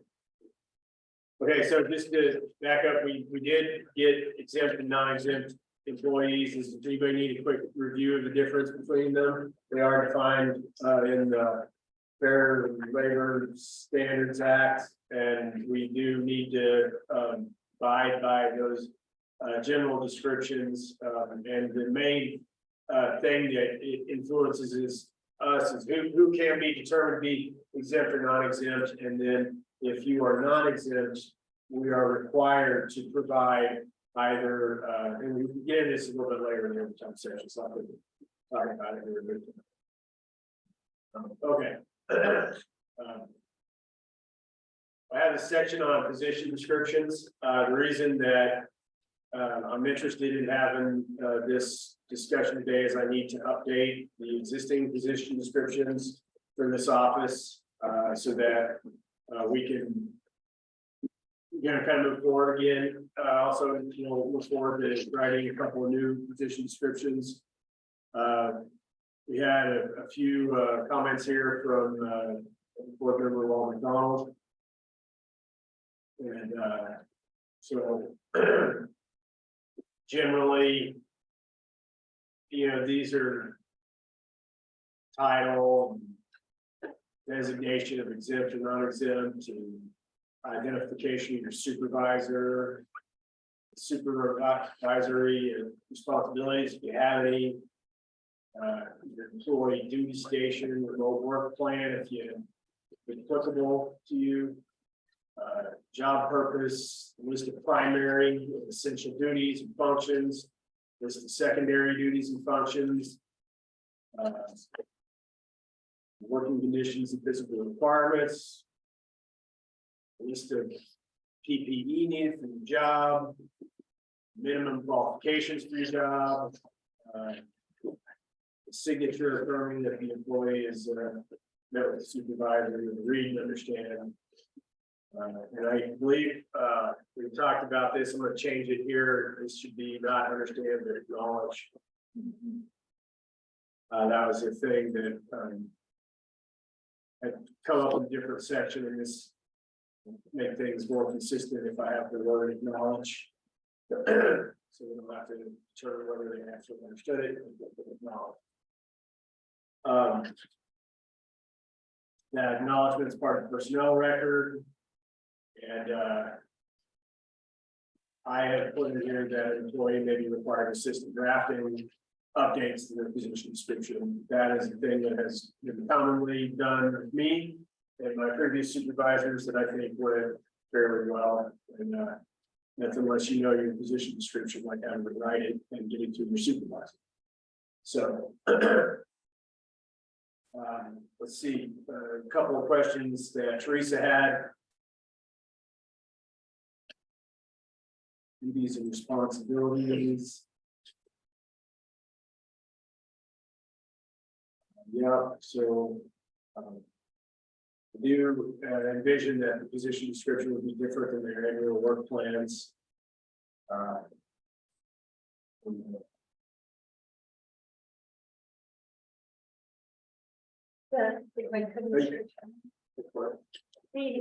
My second comment there, which if you look on page 15 of 49, 5.B, the once hired employees will work with their supervisor to revise and personalize their PD. And maybe it's the use of terminology, personalize your PD, but generally position descriptions are rather standard for the nature of the work that you're hired to do. So the idea that you could personalize your PB is foreign to me. I agree. So I think that needs to be modified or deleted. What section was that again? It's 5.03B. Oh, okay. Yeah, that, to revise and personalize, because the PD is pretty standard in terms of duties. Sometimes if there's a negotiation, it might be the timing of the duty or the frequency or quality. And then when you update them, it's generally, well, maybe a software is changed, maybe a procedure is changed. But employees don't generally personalize their. Could you use the word focus instead of? Say it again. Use the word focus. You would supervise to revise and focus on positions. Yeah. Go ahead. Well, I was gonna say, maybe it's to first one, but address the to the work experience and training.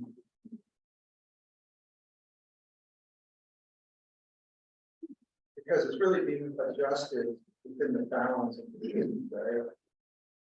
Well, that is a question, that's. Within the balance of the purpose of the job.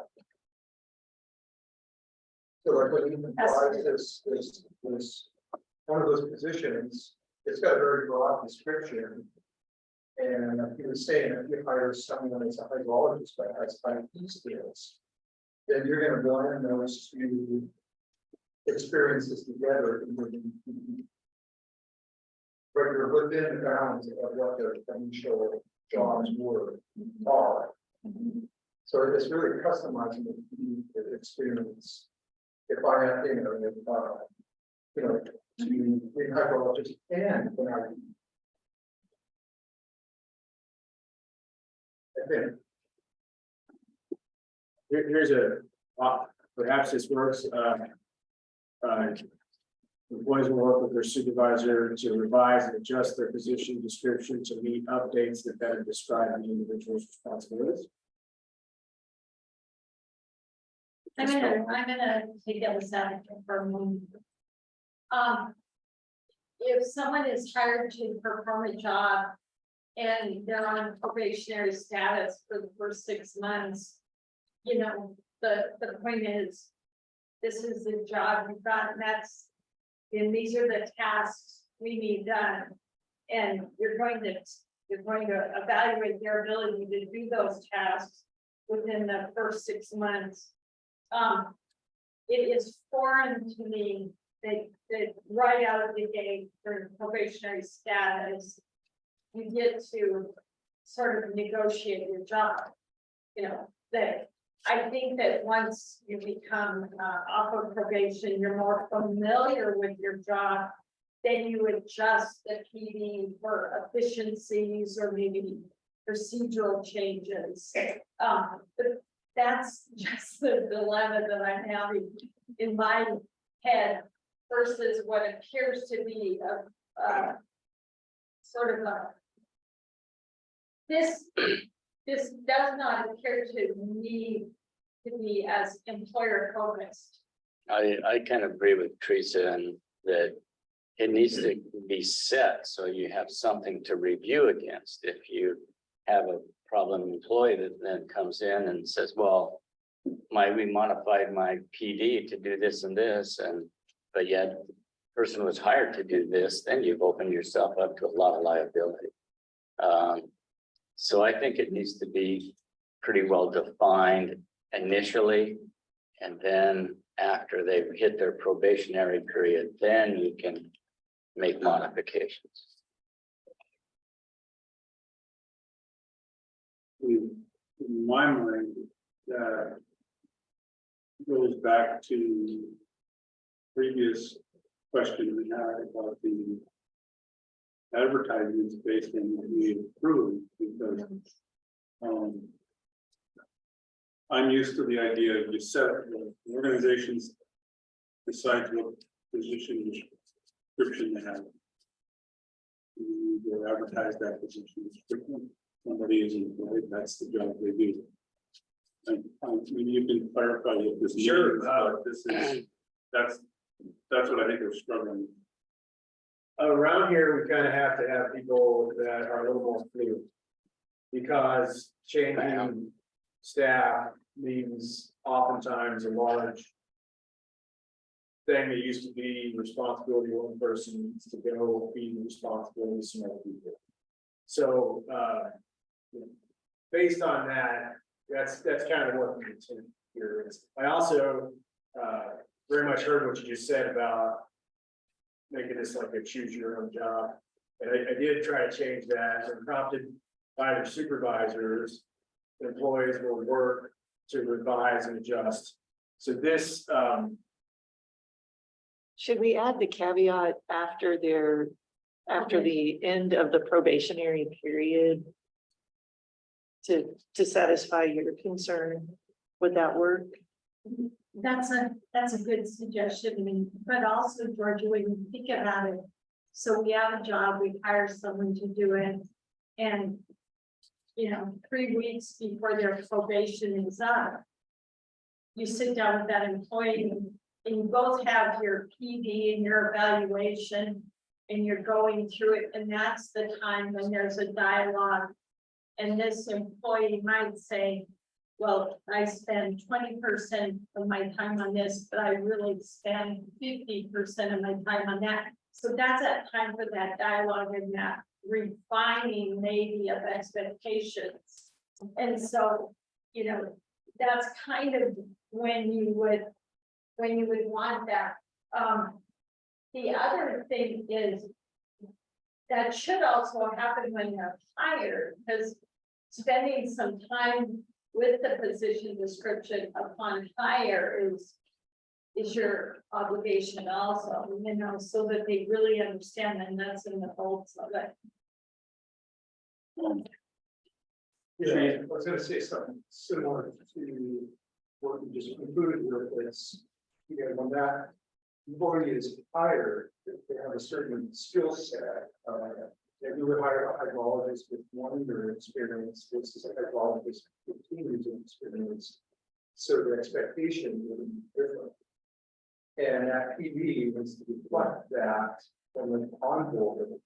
You may reassess that after a probationary period. And that should be reflected as we go through this scale. As that PD should support that we're being paid. Big offer to the $20 to $40. That PD on the higher end should have more complexity than the lower end. Yeah. Yes. I was thinking of changing B entirely. Instead of having some sort of formal process, what about all new employees? I think the flow isn't right, which is striking. Yeah. All new employees will review their position. Got a problem with the position description, you need to talk to your supervisor immediately. Yeah. Leave it at that. Let's kill all of the. Let's. Language at the bottom. It's dead. That's what I was just noticing, is that I was like, that actually seems a little redundant. And I think you might like the way that it's phrased on D better, which is that an employee may be required to assist in drafting updates to their position description. So now it's like an assignment, okay, not you get it. Yeah, but And if, I come to work on my first day and I get handed a position description, I go, whoa, that's not what I signed up for. I think there should be some sort of process, as minimal as it is, communicate with your superiors, this is not what I signed up for. Well, Or is that inferred? back to my advertisement Yes. question, because I think somebody's gonna apply. When I walk in, I'm gonna say, well, can I see the position description? If there isn't, one, And what are we getting into? What am I getting into? okay, now, just for fun time, did you know that when I took my job from the Montana DNRC, it didn't say one thing about the CSKT water act? Now, and my point here is that, Boy, did you get hoodwinked. yeah. Other duties as assigned is this big catch-all that, usually is in the. I get that, but the other thing about the language in either case is, in my view, this should be employer driven, not employee driven. Yeah. The employee should not have the flexibility to say, no, I don't like my job description, I want to change it, let's change it. This should be employee driven and supervisor driven. Which, while it's more work, for me, that's you or the supervisor needs to. We set the PD, we advertise, they get hired. And then there may be periodic times when they're reviewed, maybe at the end of the probation period, and then during annual evaluation periods. Aside from that, that thing shouldn't change. And certainly, an employee should not be able to come in and say, I don't like my PD, you have to change it. That's the part that's also a point of view. I don't, it should be employer driven, yes, employee driven. Mr. Chairman, the other part is in an advertisement, there's normally a contact, to request a full position description, contact Ethan. So we might need to put some meat on the bones. When you do the vacancy announcement, a little bit of, and I'm willing to help with that. I'll help with that. The announcements that we talked about, and we talked about there being a range because you might find someone who has one or multiple sets of skills. Which is fine.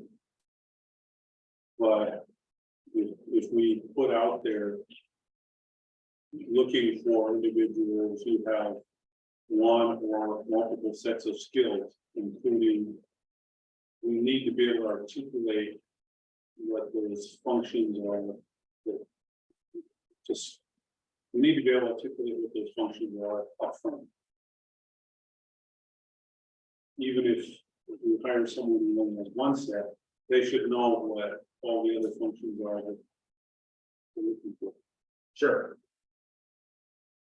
And I think that's driven by the PD.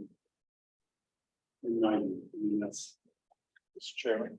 Yes. I guess my concern is if we take the route of having kind of a generic advertisement with a range of skills, and then the employee shows up. And it's fleshed out a lot more what they're actually going to be doing. You're going to have a conflict. If it's totally employer driven, what's the employee supposed to do about the other than just saying, I don't want to do this? Well, I think the thing is to me, and I do believe it should be employer driven or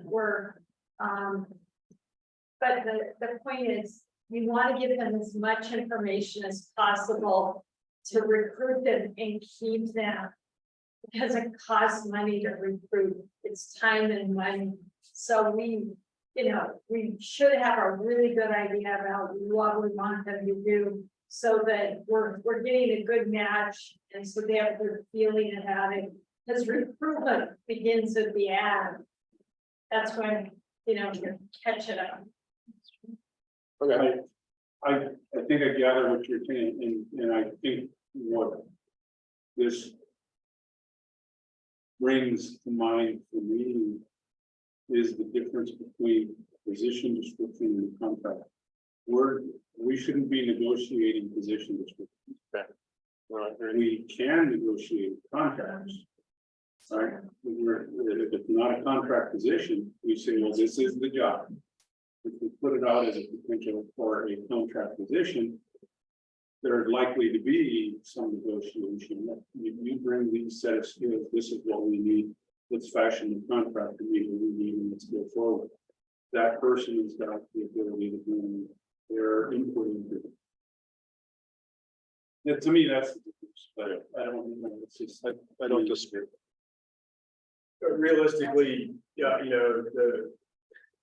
whoever we hire has got some real control over some of this, because they don't have to work here. And so to me, I mean, I'm gonna have a dialogue, because generally if they came and I was like, oh, this is somebody I think they will provide some assets, and then they were like, oh, I want to wiggle around on a couple of things, and I might actually have that conversation. But that's just the reality of, if they're good at 9 out of the 10 things that I need done, they hate 1 out of the 10, whether it's in here or not. Because I know what they're regardless of what it says here, somebody can also be 2 weeks. And they might come in, an individual might come in with an expanded set of capabilities. I still think we need to start with what it is we need and what we want. And so right here, what we've got now as an update is that position descriptions are approved and finalized by the employee supervisor. Is that put it squarely where you want it to be? We do describe that they will have these items in them. The most important stuff that I see in here is probably the primary and secondary duties and functions. And those would be the things that I look to if we have a problem after the probationary period down the line, you know, and that would also be the things that they would look to. If we're feeling like we're asking them to do things that are in excess of that. So, I think these were good improvements. I think that fits in my mind, though, the question I'm gonna ask is, are we developing the position description before or after we hire them? But I It will, should be before. in my opinion. This characterizes it process in such a way that it could be after, meaning we bring them on, then write the position description. I was gonna do that. And the main reason is because I need to find out what they can do, what they're willing to do, 2 things, right? Three things, what they're qualified. So, because we do have a positive education requirement for like a hybrid school, right? So, we have some experience qualifications that you can use for some of the other, you know, jobs that I want to say, hey, you know, do you have this? Because we'll put that in your position description and pay you a little bit more if you can do some of these other items. Within boundaries. Within boundaries, for Within sure. the boundaries that you specified. Yep, yep. But I can't write a position In that range description is that fine, but has or doesn't have all of, you know, I have to like, put those blocks in there. Building blocks, we have, yeah. So. Kind of following on what Clayton is saying about how do you advertise without having a PD? You know, I mean, you could use one of the existing PDs or modify it. And then say other attributes that will be considered, you know, and then put the IT and these other things that you want, you know. And then at least you've got the basic building block there. And you can add the other things if you find out they have those, to then finalize that PD once they're on board, you know. That's it.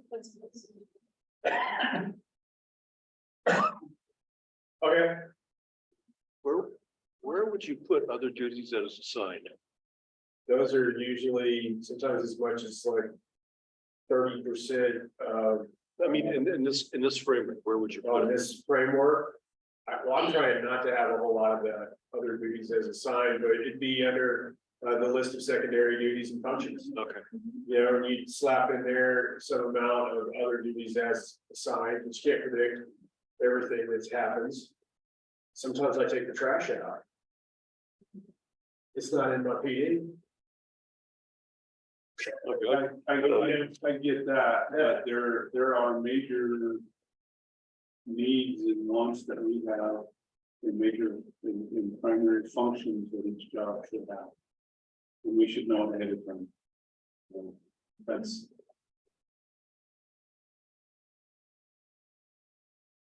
I think what I'm hearing everybody say is clear communication, right? That's what this all comes back to, that employers clearly communicate expectations and employees clearly understand what those expectations are. And that the PD is the vehicle to communicate those things. I'm sure they provide here, highlighted on the screen, fundamental definition of each position. At the level, right? It's an outline for the detailed annual work plan, but it's not the annual work plan.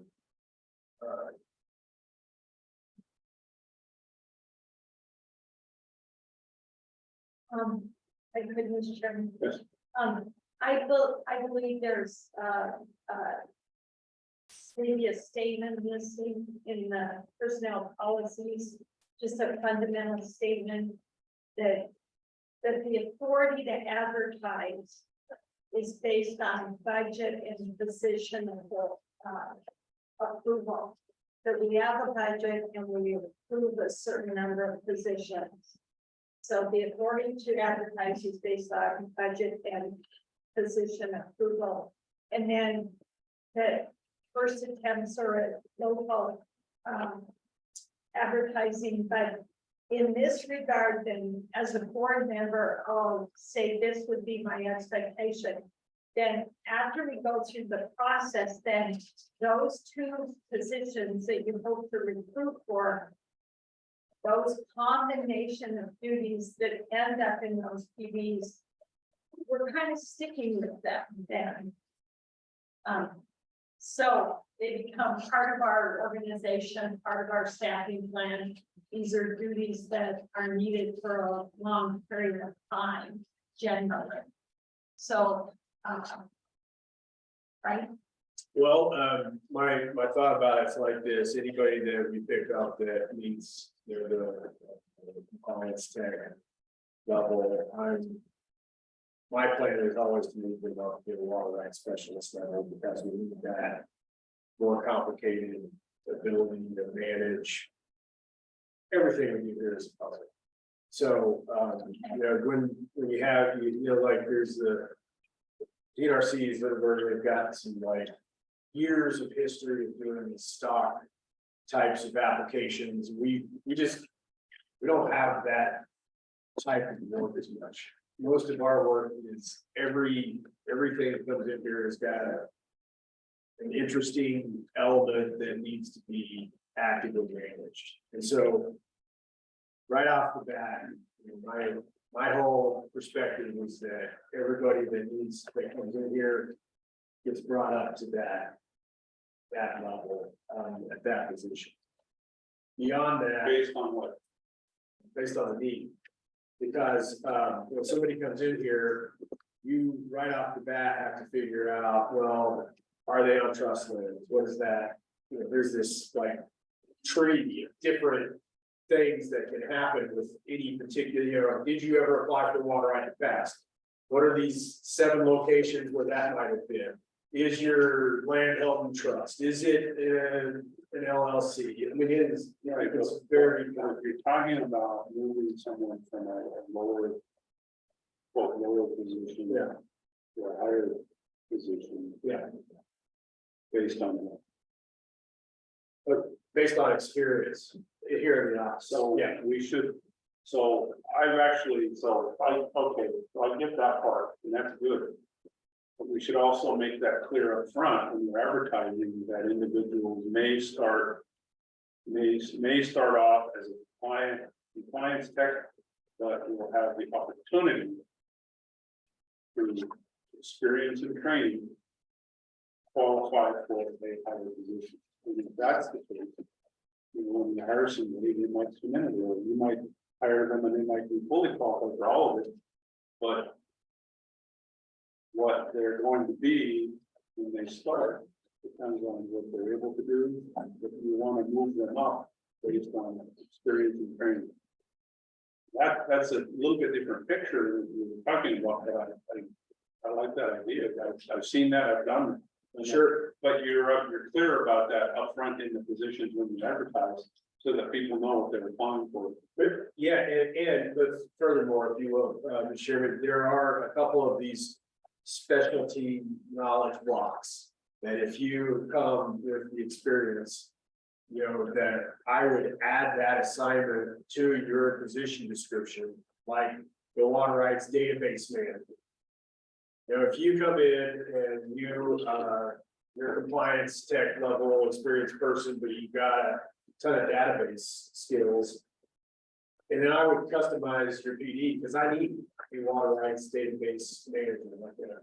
Full on, and that would augment the pay scale for that position description, because it's there. If you're an IT wizard, you know, you come in and you can show us oh yeah, I really know a lot about, you know, all this, you know, all this IT stuff. That would be like a block, a skill set block that would replace, you know, in your essential functions, it'd be like a big chunk right here. I'm gonna carve this off for you, and you're gonna get X dollars an hour more because you can provide that. Yes, I expect that you're gonna start providing that at a lower level, and then that'll escalate as you have more experience with the specific needs of the office. Does that make any sense? So we can have both of these. things moving at Signage. Advancing people based on that, I think is good, but we need to know, they need to know upfront that that's an option. Not we advertise it, general advertising, and then somebody comes in with some skill or ability that's not a need we have. Just pulling them in and deciding that that's going to all of a sudden create greater opportunity for them.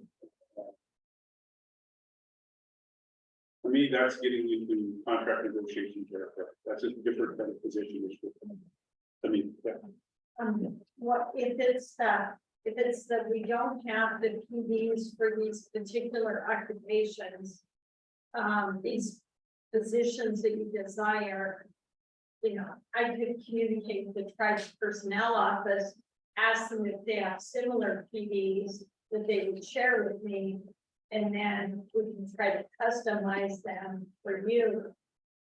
If that moves us forward, but so I think we do need a PD that maybe has 70% of it in black and white down on the, down. So if you had state samples, I can get the tribal samples and I would help you put those together. I have we took the state samples and we modified them for this office. So we've got compliance tech, we've got water rights specialist, also known as water resource conservation specialist. And we've got a hydrologist for those. What I don't have, is better definitions of the IT component, the water rights database management component, and the business management component, which are three what I consider to just be modular skills that if either of these positions had, I'd kind of jump on that as an opportunity to put that in there and give that a start, because they're neat, they're thinking, we can always have additional. You share those like that. Yeah, and I think defining them up front, I think helps. Just to throw something else out here. I looked up this topic. And according to the Harvard Business School, there's a gentleman who, this is what he does for a living. Is this topic. So he says this, in my experience leading and managing teams over 2 decades, I found that job personalization, that is fitting jobs to employees rather than fitting employees to jobs, is one of the best ways to maximize engagement. That's kind of new for me. I've not heard that before. But he said to do it carefully, that you do that at clear inflection points. During corporate restructuring, recruiting for open positions, or if someone appears stalled in their current position. I don't know if that's helpful, but It's similar to a question that I answered when you guys interviewed me about my management style, which is that my management style is usually trying to figure out what management style people need and then providing that management style, because people need different management styles. So sometimes I find somebody that needs a collaborative, arrangement. Some people need to be delegated projects. Some people need just straight up direction. They just want to have that certainty. All of those kinds of people can really add to the organization. And trying to expect somebody who wants to be delegated something and go work on it. You try to give them like constant direction, it'll drive you both crazy, right? But that said, we can probably, I think this is gonna work. You think the language the way it is right now will get you there? We can have these position descriptions largely in advance with these modular pieces that we can add, and we can advertise it so that, if you have this skill set or this skill set or this skill set, will augment your positions, know what to expect. I like that. I like Okay. that. That's so given that, concept of how we move forward for the board, I guess you're looking for, do we want to take action on 5.03 in the language that's in there and go ahead and approve that? For me, yes. Yes, And everybody's shaking their head, so with the understanding of what we just discussed, yeah, we can improve that. So, given that, These largely resolve your comments, November. Well, absolutely. I'm gonna remove those, just because I try to clear. These ones have to do with these. all right, given that, while we're waiting before we take action, we'll take public comment. Any public comment for anybody online have public comment?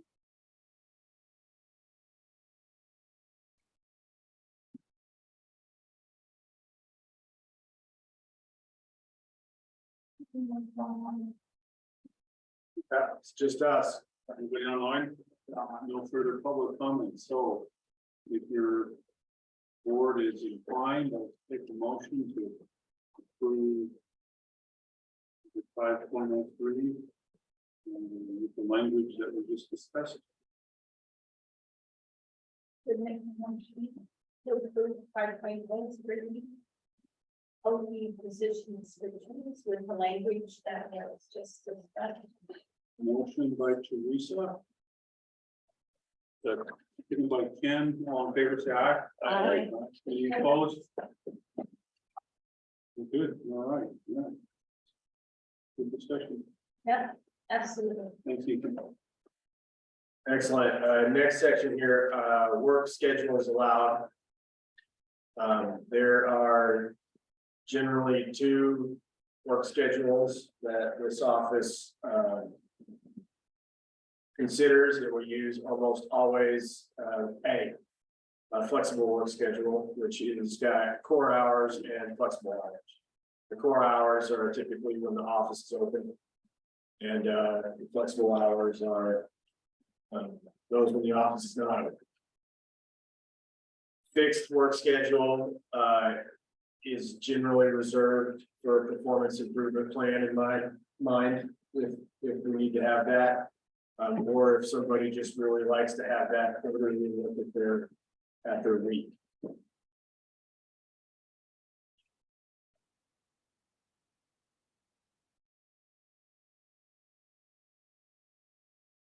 The flexible work schedule, generally that Montana DRC uses and what I almost always use at the federal level. Mr. Chairman, Yes, comment. what's a band?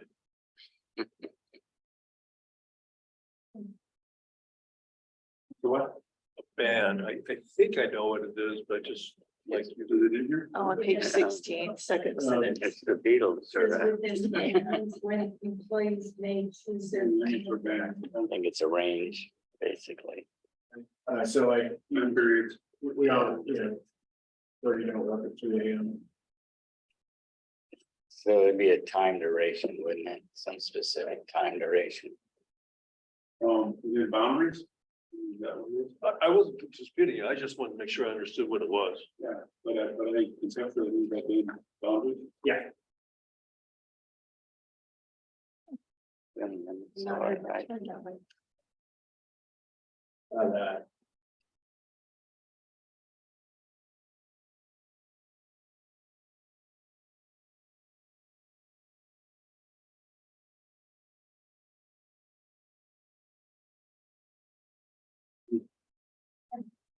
Comment.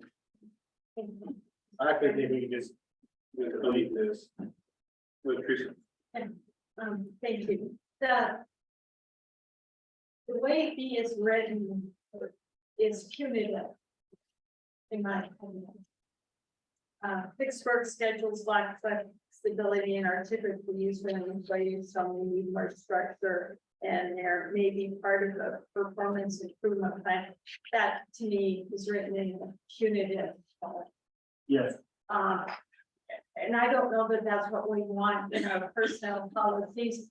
Generally, work schedules are determined by the supervisors, and those are part of the orientation first week of work.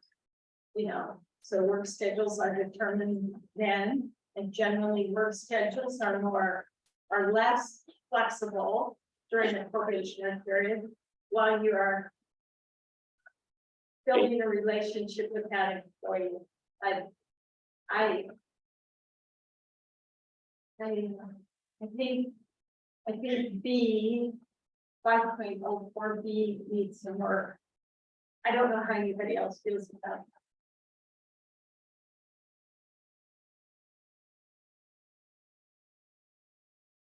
Well, I just did actually describe it as something that you would use, if somebody needs some help, because they have their regular attendance. I'm okay. Go ahead and enforce that. It's a time clock. You gotta be here at X and you can leave at Y. And the additive time reporting requirements would be, something like punching in. Well, I guess my larger question is, how do you enforce that between A and B? Because if somebody comes in and we've got a flexible schedule, They changed their schedule to a fixed schedule, there's a problem with attendance. And it is punitive because I don't want to do this. So, if I'm having to do, I'm just being honest. If I have to watch you like this, that is, we're not in a great spot. But, okay, but if you think of, generally, and I appreciate what you just said, Ethan, I do, but if you think generally, we're all hired, we're all part of the team, and generally the processes apply to us all. So if someone is expected to punch a time clock and come in to the workplace, then if I'm home working on a remote schedule, then I should send you an email at 8 AM when I sign on. And at the end of the week, because I have not been in under your direct observation, I might do a report to you and tell you what I accomplished. I mean, it's a given, it's a given and take sort of, so whatever we do, we kind of have to think about it, from A to B.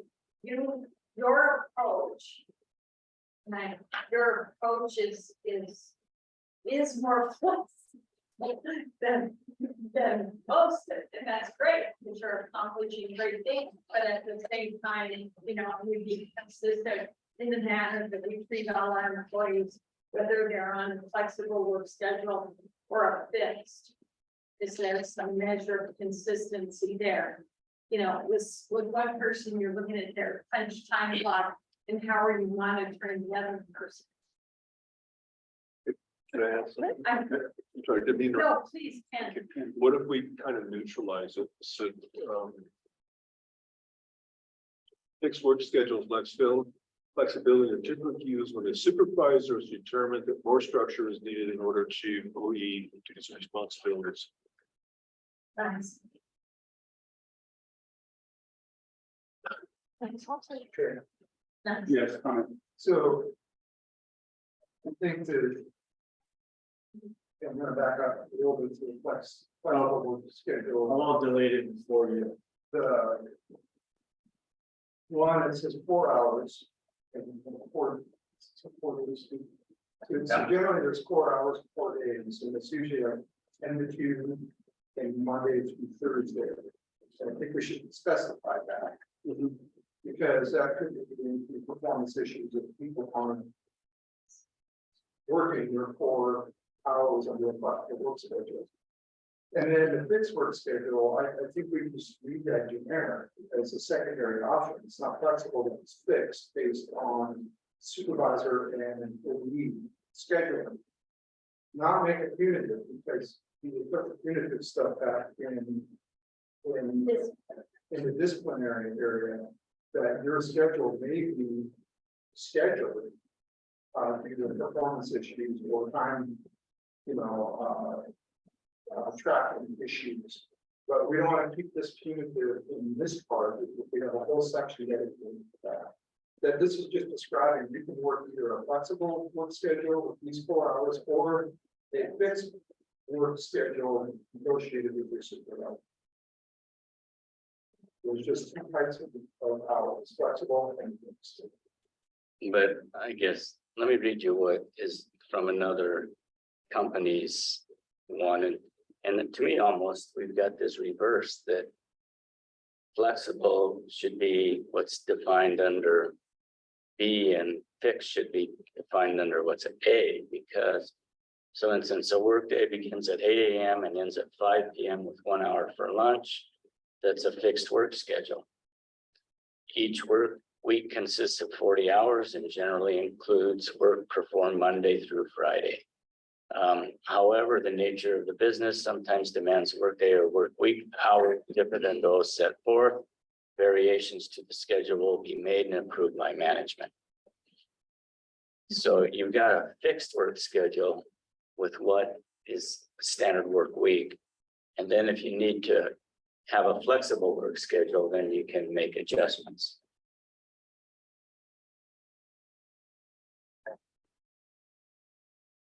And that's probably more in line with what I was thinking. Start with the idea of And I can give you this, Ethan, afterwards if you want to Okay. work on it. schedule and then rather than. When you do. The stick approach, the comparative approach, if anybody needs flexibility, we need to look at the supervisor, with supervisor's approval, then have a flexible schedule. Right. Which can be withdrawn at any time. Yes, yes. Okay, so I'll highlight this is Work in progress. two. All right, Sorry. leave that, we'll move to the performance assessment. All right, okay.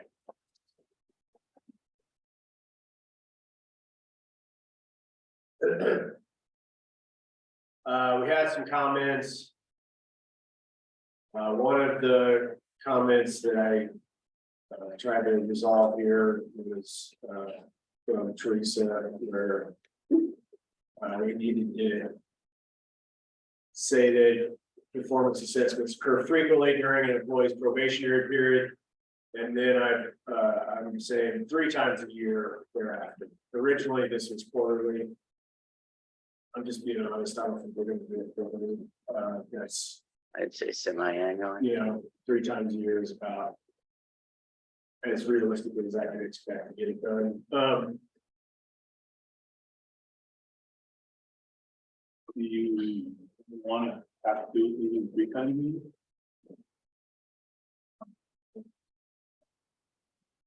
That's a maximum thought to me, I know that evaluations. We do it twice a year when they're on probation. And then if somebody is typically past probation, you do it once a year. And then you always reserve the option to do it as needed if there's a performance issue. Yeah, that's- Yeah.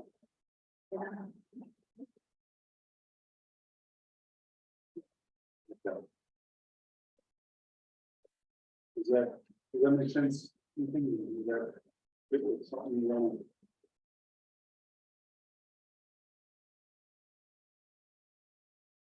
And on?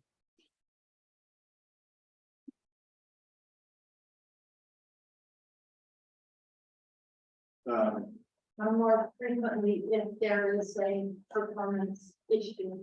Yeah, I was supervisor dependent on. Okay. That, Before we move on, can we go back to Teresa's comment on the probationary? Frequently is a little vague for me. I like twice a I year, can't quite hear him. So twice during a probationary period. Yeah, that's what I was thinking. Why don't you say, Ethan, performance assessments will occur semi-annually during the probation period and then once per year, thereafter once per year. And I can leave this one more frequently if desired by the supervisor, which Yeah. doesn't necessarily make it punitive, right? Okay, Well, I would say something like this, but I would want to preserve your options. So then you would have a period, I think, after the annually, but then You wish to preserve the right to do a performance evaluation if there is As needed. deficiency or as needed.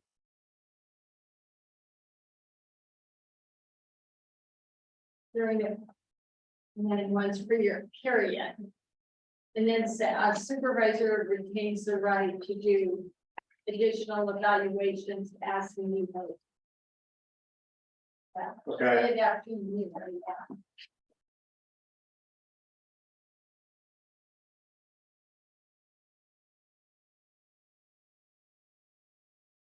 Reserve the right to, yes, retains the right. Additional evaluation. That's needed, something like that. Because if there's a performance issue, then you have the right to.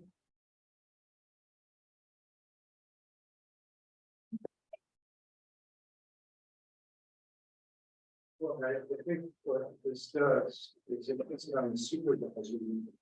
Yeah. To. If they do see a performance issue, that we need to address it right away. Yeah. Because we want to give them, give the employee the ability to correct that. And not just get a bad performance at the end of the year, and that's the purpose of the quarterly evaluations. Is that if there's a bad performance, it's identified early. And it provides a quarterly check-in on the progress, so you don't get a bad evaluation at the end of the year. So this really puts it on the shoulders of the supervisor to address those performance issues immediately in order to benefit them, to give the employee the ability to address those concerns.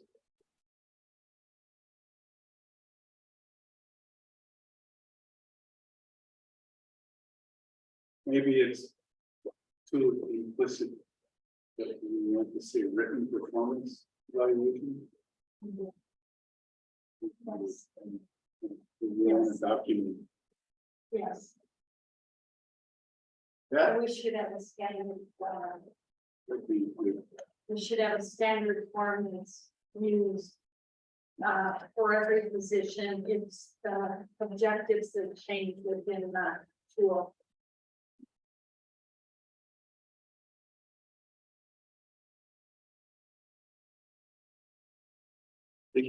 Picky comment. Yeah. This has been once per / year. I don't think you need the slash anymore. Oh, you're right. Thank you. Appreciate that.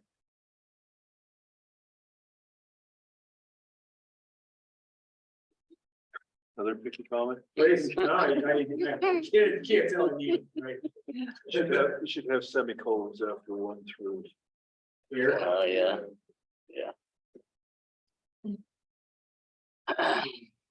Oh, shut up. So you are 100% invited to do this. We need it.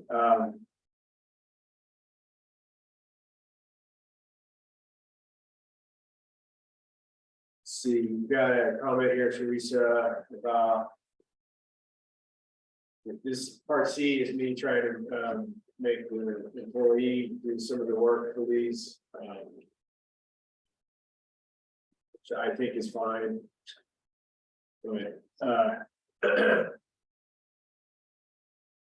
You wanted these to be performance objectives and standards.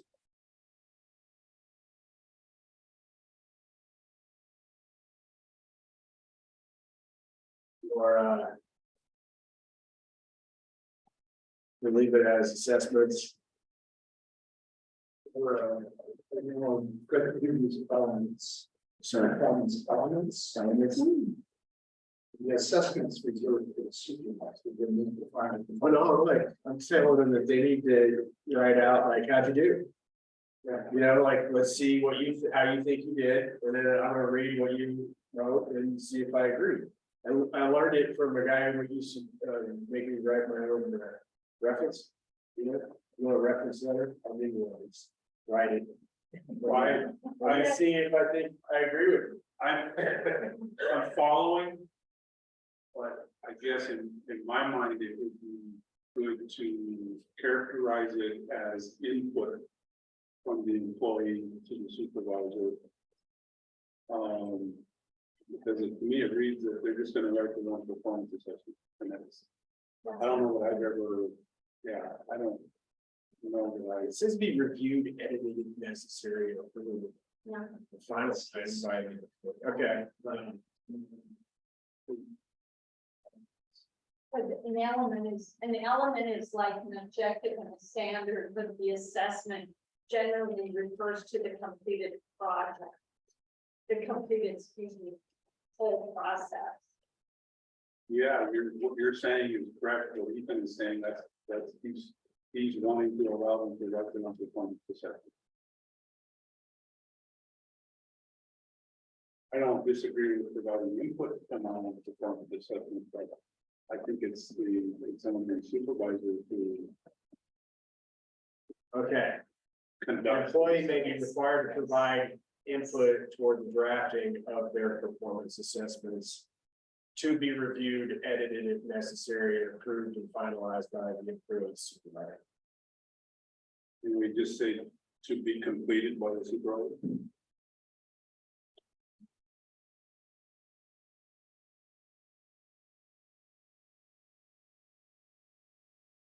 To be reviewed and finalized by the employees.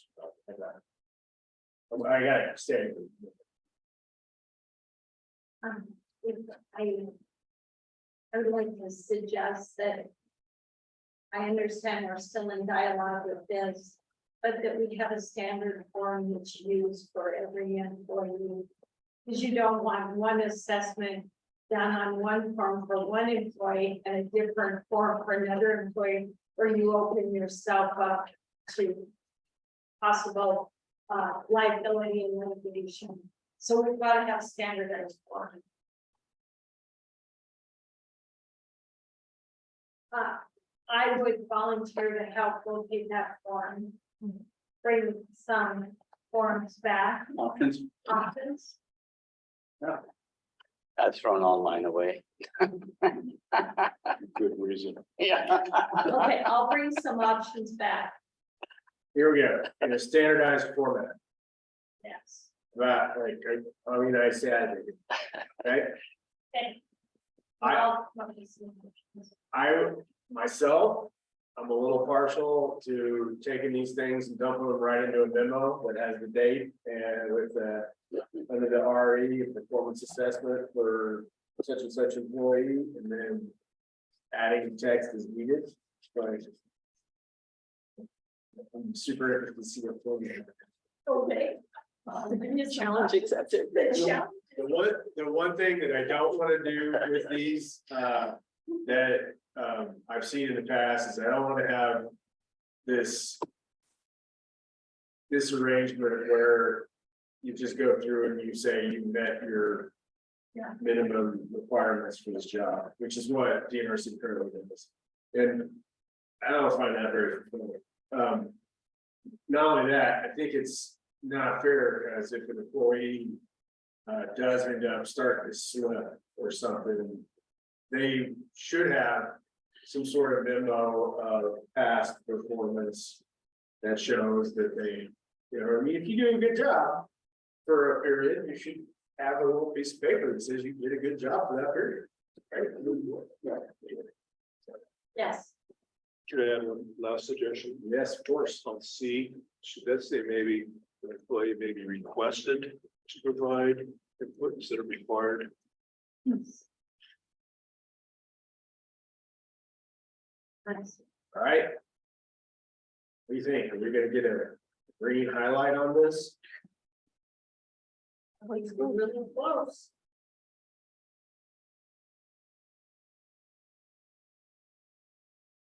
No, it's not saying anything, so.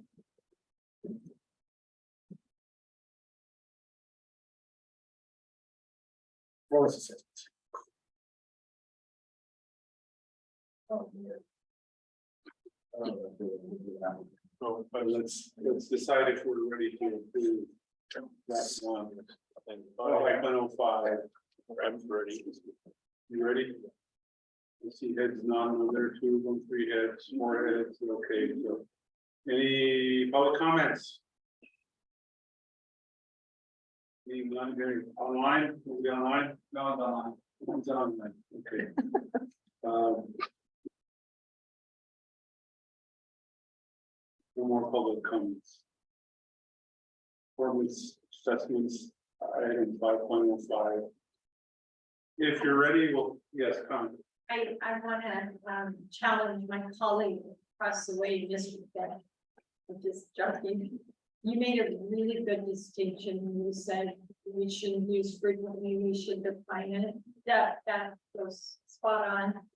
So if you look, timing is approximate and based on supervisor availability and workload. If we could define, we could offer a definition there. I'm comfortable enough for approving this, but like, should the probationary evaluation be done within 10 days of the probationary date? I know I worked in a place where if you didn't have the probationary evaluation completed 5 days in advance of the probationary date, they were off probation. So timing is approximate, is a little loose, kind of like frequently can, you know, from a legal standpoint. So approximate to you is different than approximate to me. So should we offer some definition there?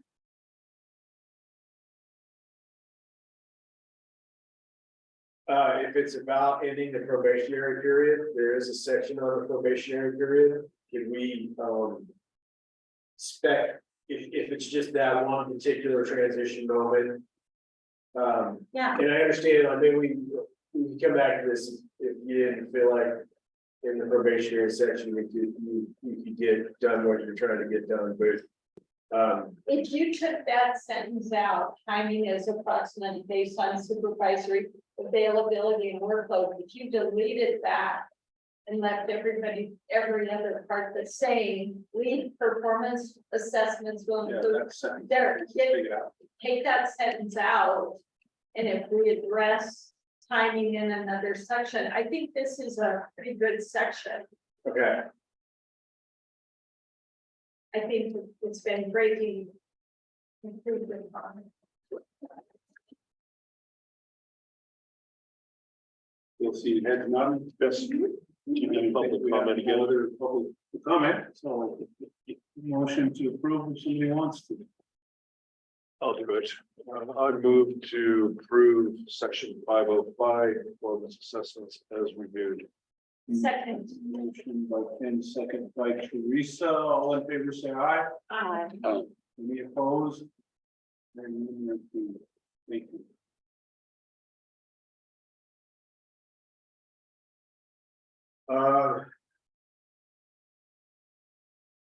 yeah. I would like to just, maybe we could skip this termination section for now. Okay, and let's go right here to something that I need more resolution on, which is the probationary period. Because we're not really sure if we're in probation or not here at the office. And maybe we should figure that out here. Let's.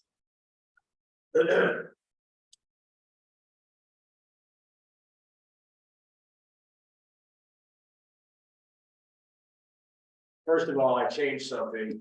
This, you guys had landed on. I don't want to put words in your mouth because there's not a green highlighted mark here, but on 6 months as a probationary period, and I have now changed that to a number of hours in pay status, which yes, equates to a 6-month period for full-time employees. You know, for several reasons, but but it's still 6 months, not a year. It's to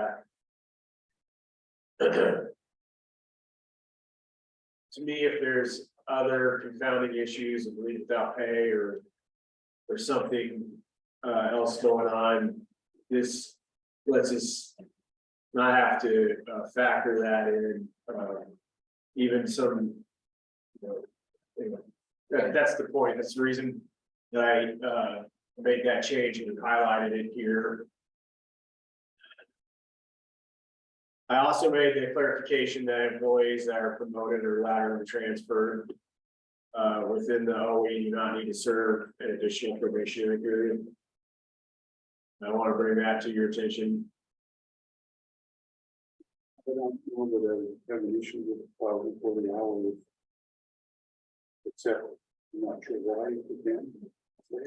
So if you set a 6-month time limit and an employee comes in, but they have some tangible fair reason for needing to take a month and a half off in a leave without pay status. And it was something that was agreed to by the OE as like, we understand this is a circumstance you couldn't control, we want to keep you as an employee. But that time where you're not actually working and you're not in pay status, that will not count towards fulfillment of the probationary period. So that's the intent of shifting this to 1,040 hours in pay status.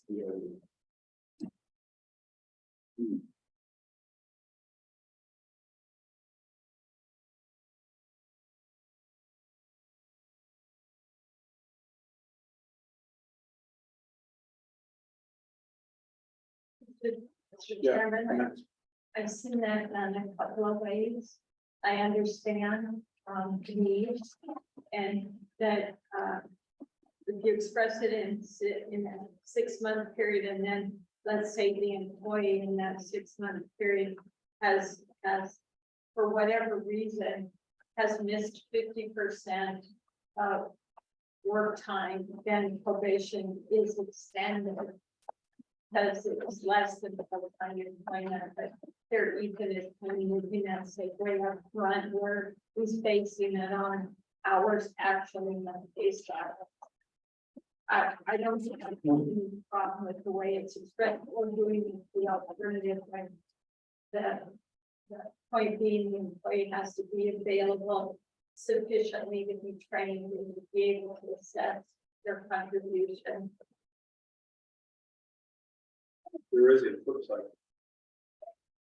That if the employee is missing work during that period of time. Would that be part of the evaluation? Oh, you can still let them know. So this gives me more options really than anything. Because during the probationary period, you can let a prospective employee go to, as long as it's not for some reason, prejudice or something, you really need to document why during that probationary period. So if it arose and you didn't agree with it, then you have a different kind of interaction. Part of separate.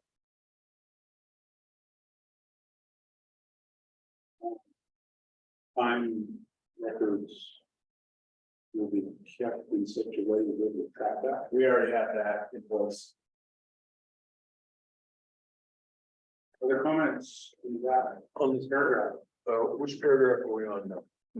This 5.08, the yellow highlight, this guy here. first paragraph. Oh, so the first paragraph.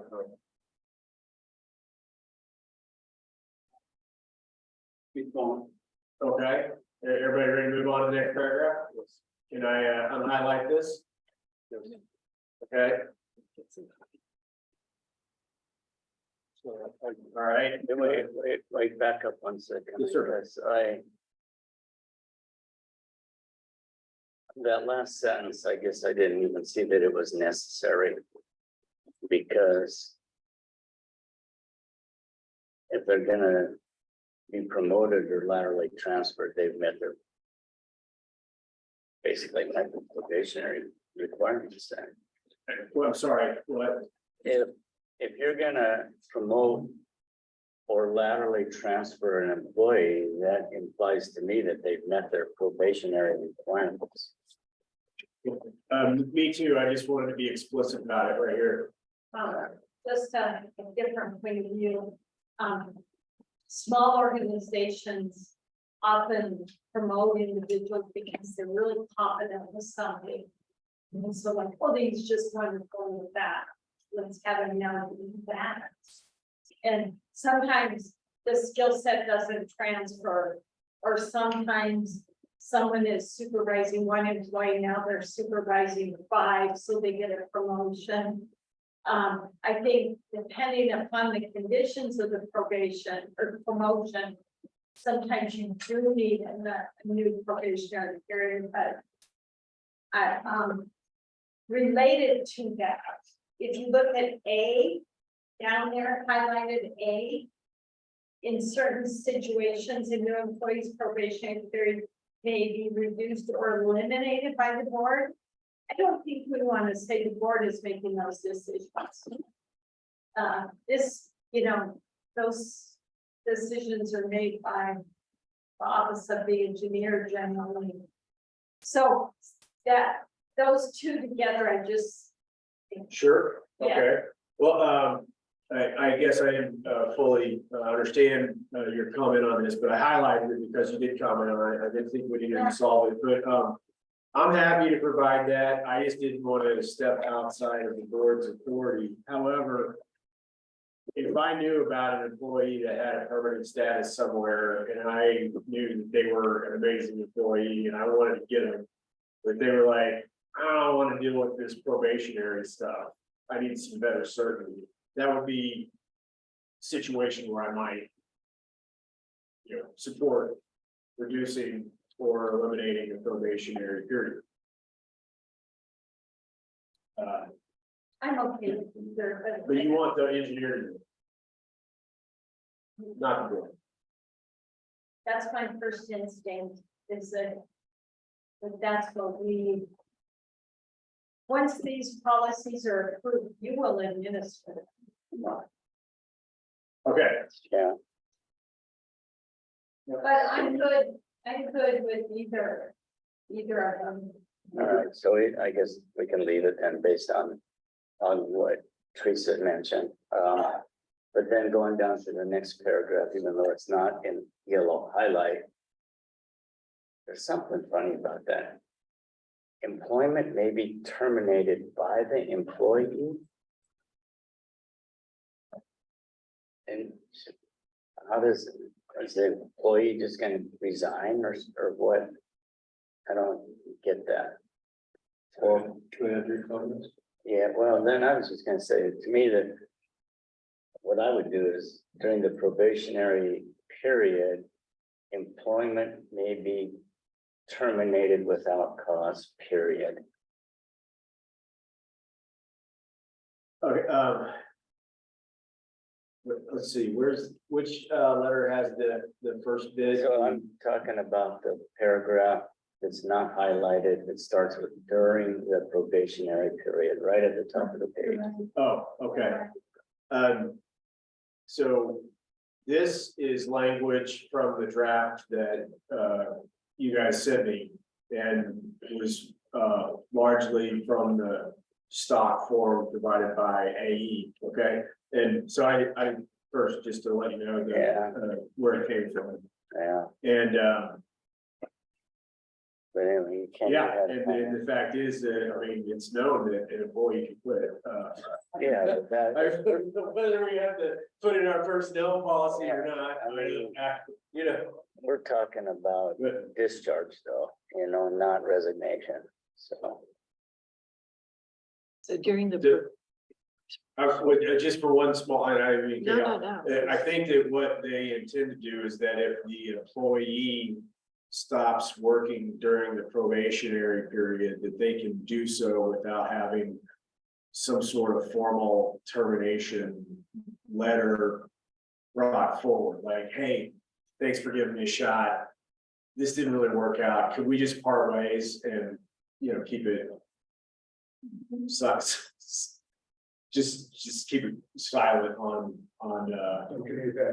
Right, exactly. Don't rip me a new piece of paper out that says I did it. But itemize why I really know that I need to leave. I think that's what the rationale was. Again, not me talking about somebody else's work. And I did modify it with this sub A.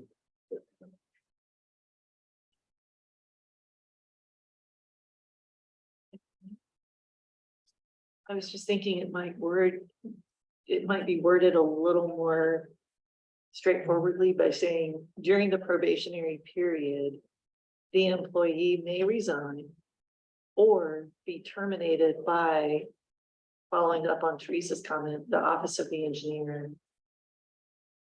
Would that address those concerns? I think that helps to clean it up. It That was does, gonna be my it does. comment. Yes, Okay, did you say it to me one more time? I think I'm gonna replace this whole thing.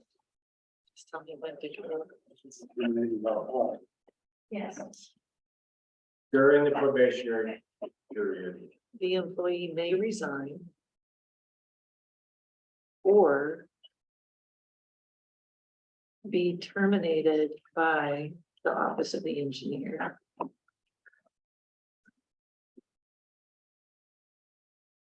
for any reason or no reason. Just leave the rest the same. Well, I would just have, I would just go without cause, and if you don't, if that's what you're doing, you don't want to provide a cause. Yeah, exactly. Because you don't want them to have that opportunity to come back and say, I disagree with, if there's a no cause termination during the probation, that's it, you just say. You're terminating your employment. Period. No cause. If it's after probation, you probably want to do it with. yes. Yeah, we are actually investing in that after somebody's out of the probationary period. We are committing to providing cause, documented cause of. But during probation, you don't want to. No, Good. Okay, Second sentence. second sentence. I have a lot of problems with that sentence. Just so you know, I did not write the sentence. I know that, I can tell. Back to being a quick comment, everywhere else the document says supervisor OE, and here it says management. So I think it just needs to be consistent. Okay. point. But how many people we hire are gonna know without prejudice means? I know. I think everybody in this room knows, but it's kind of out of the blue, a legal definition that's maybe not necessary. We do have them acknowledge these personnel policies. Okay. Not accept, not understand, but acknowledge. Yes. Well, I'm talking about shall be considered done without prejudice. And that's the reason for the dismissal by the OE warrants documentation. And I'm just thinking, I don't know, number one, that sentence is necessary. If it is necessary, I think it needs to be redrafted. Yeah, that's, yeah. Yeah, I mean, if somebody comes to work and it's just crazy or something, I would just document that and I would add that documentation to a separation arrangement. Yeah, if there was something that was caught stealing or some kind of like primary fundamental reason, I would document that. See, what this does, it kind of paints you into a corner. You can't say you're fired and I don't want to see you on these premises again. Because it says it's without prejudice. I had to look that up to know what that means. You think you know what it means, but I didn't know. It'll take me a second to understand what you're saying, which I know. I get it now. Okay. I agree. So how would you revise it, write it? With prejudice. My preference is to speak on. Here we go, just take it out like that. No, you don't. Yeah. Without, you want to leave that without prejudice. So. Again. The whole sentence goes. Yeah, I just think the whole sentence. Oh, Yeah. That gives you maximum flexibility. so the HR guy had comments in this, somebody had wanted to strike this language earlier. And he said that somehow this language somehow prevented, prevented the OE from thinking they could, have prejudice. Well, and maybe you want to have, it's prejudice in the Yeah, I legal sense, know. not in the racial I sense. know. And,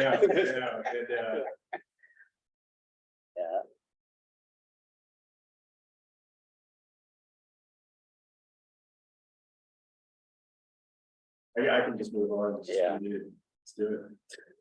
Yeah. Let's Yeah. remember later anyway. so you don't need new there, because that's already implied, a new employee.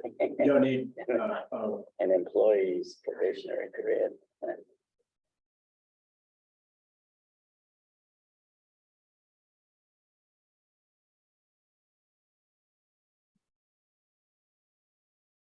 all right, I can delete this comment. And this still says water engineer. I do need you all to recognize that. That would be giving me the option to reduce or eliminate a probationary period if I wanted to. I would like to make a comment on that. Okay, And I hope, and just by your nature, I know you're a document driven person, but if you did reduce or eliminate a probationary period, that there was a document in the record that said why you did that. there will So be. that- So that there would be something in that employee's file that would tell us why you took that action. Especially with personnel, documenting everything is really important, and obtaining an employee's signature when you add. So, yeah. As documented There and you go, determined by the beautiful. water engineer, those circumstances include but are not limited to. Yeah. Okay, the reason I wasn't gonna have to have it in there before is because it was gonna be a board decision and, Yeah, your stuff all goes in the Yeah. meeting records, so. Is, so we're reducing or eliminating, how about extending? well, that's covered in the next one down. I thought the same thing. In B, Okay. it's addressed, but Yes. then All right, in B, it should say also may extend an employee period an additional 6 months. I think we should put a time frame on that. That may reinstate or extend it in place for the surgery due to performance issues.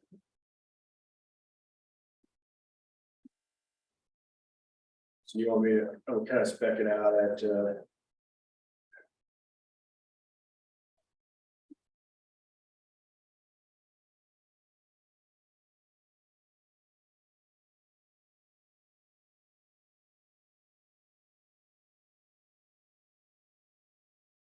Guess it could depend on the issue, right? Like you Right. said, if they're It's crazy, very- you might extend it just a week. So. Yeah, I don't know if I can handle 6 months. So Ethan, it just, it's the end needs to have the D drop on it there. and Yeah, at the beginning of the second line. oh, thank you. Thank you very much. Ready for picky comments? Good. I like it.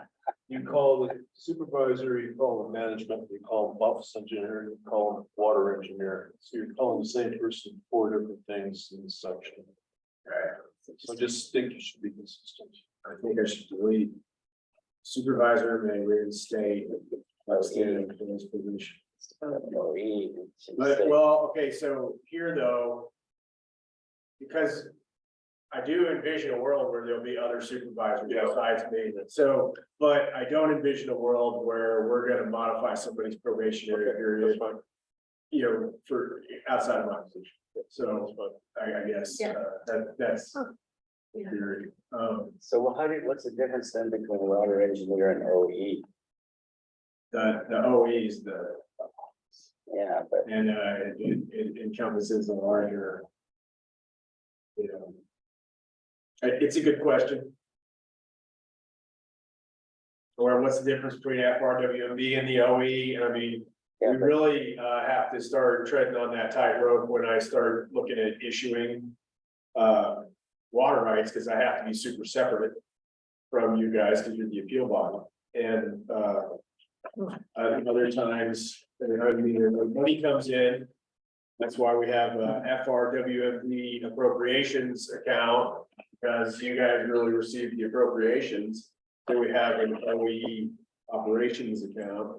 So reading back in the definition section, you could define water engineer as that person who only can execute certain responsibilities. Okay. It says water engineer, it's gonna be you, not some other supervisor. Yes, So that's my suggestion. yeah, okay. Add a new definition. I struggled with that. I'll add that definition though. I got a note here to do that. Yeah, and I kept coming back to the like, well, this office may grow and probably will grow, and it'd be nice not to have to rewrite. But you still have to deal with management and supervisor, which one do you want?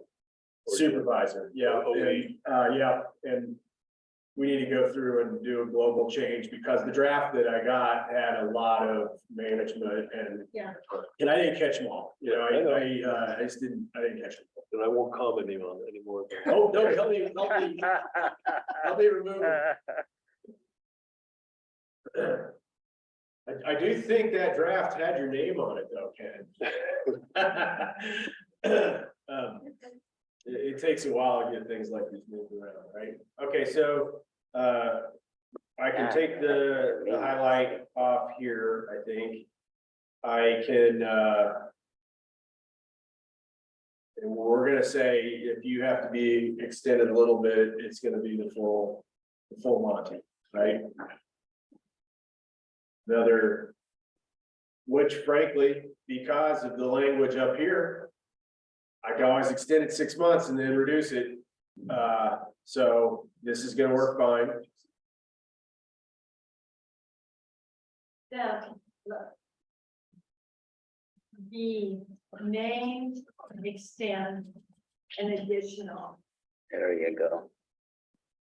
but you don't have to extend that full period. Maybe you only want to extend for, 90 days. Or, Or what if you just said, the supervisor may extend an employee's probationary period up to an there additional. you go, there you go. Yes. Yes, up to, there you go. So Roger, how many employees were you managing? Probably Had to do home, so. it was pretty busy because I know this is punitive, but I do want to keep this if that's okay, because I think that it should happen with the performance improvement plan. This, yeah, I do not think this is as punitive as the other. Okay. Statement. Plus, this lays it out there. I mean, when you think about it, a performance improvement plan it's an opportunity. It's an opportunity for you to do better and keep your job. But no, I don't see that as punitive.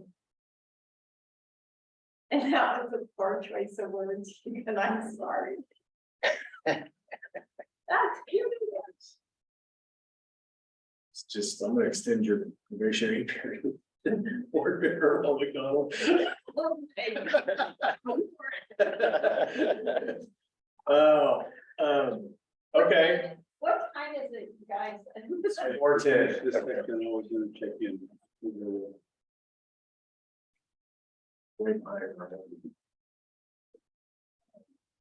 Well, I'm just, if I could just say, this looks amazing to me. Roger and I've been comparing notes back and forth today on where things were in early parts of our career. And I can remember working for the Park Service, and my evaluation consisted of, at the end of a season, we found no reason to terminate you today. It's like, what do I do with that?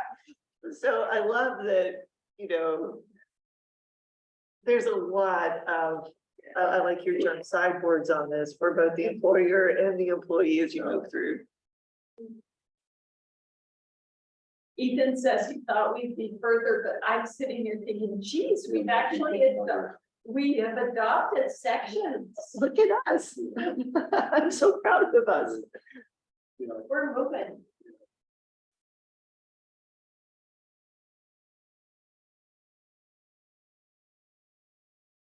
Take that memorandum.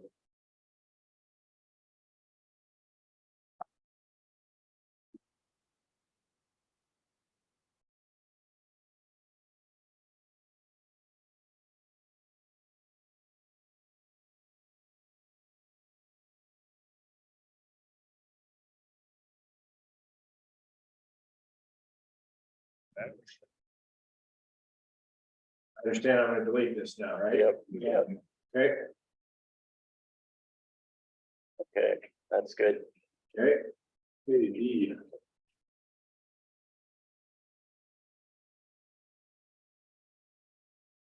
I added this.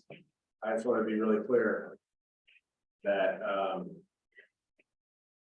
you can't read it when I print it in blue. That, employees who separate, and or. Are separated and or terminated during the probationary period have no appeal rights to the OE's grievance procedures, right? Right. Okay, Couple edits. yep, let me get rid of the highlights and then you edit away. Okay. What you got? Okay, after grievance procedures, there should be as set and an as. And then I would say, instead of may not violate, I would say do not violate.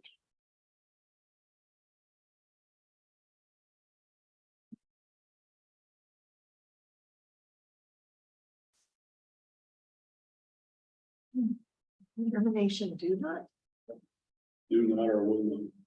termination do, but is that correct? Terminations do not. Should be doesn't. I've generally been trying to highlight all the policy references so that if something changes at the very end, I can go back and. Yeah, on that sentence again, though, termination by the office of the engineer during the probation period will not. Well, that's fine, as long as it's not a discretionary. But maybe it does, maybe it It's doesn't. just the way it reads, it will not. Instead of it being- Oh, this was supposed to actually, this was supposed to be more like a shall not. Oh, This is a requirement. For me, really, because I'm not, I can't, Will not, shall not. right, and so here we tell them that they don't have any grievance procedures available to them, and then here we say, but, you know, we can't violate the OE's EEO and anti-discrimination harassment policies. I mean, we're fairly committed to that, right? So, That's good. okay.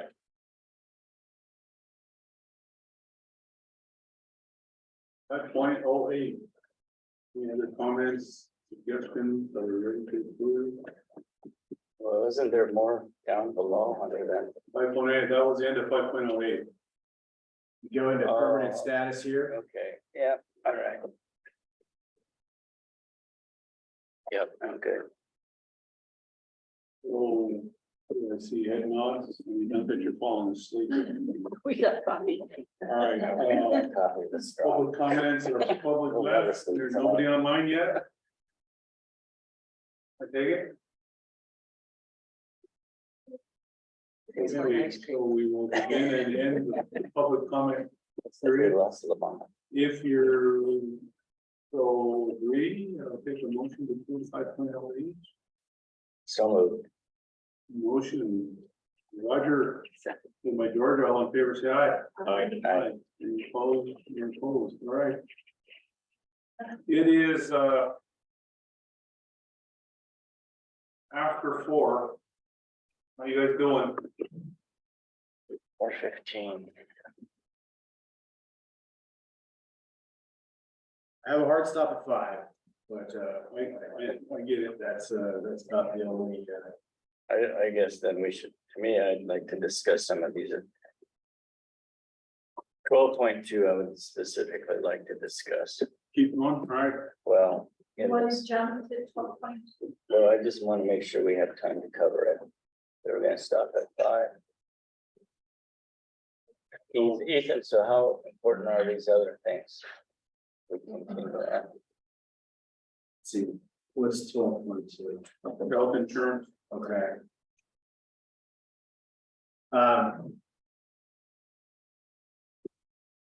Let me steer you towards one other minor one that I do need to figure out just to, so I can, make my own. My own stuff work, Oh, I'm sorry, on the agenda. On the agenda. oh. I did the very same thing. I went to cleaning products. Cleaning products, Rob? I did the same thing. Don't use that carburetor cleaner in the toilet. All right, there's 2 items that I do need a little bit of clarification on, sorry. My gosh.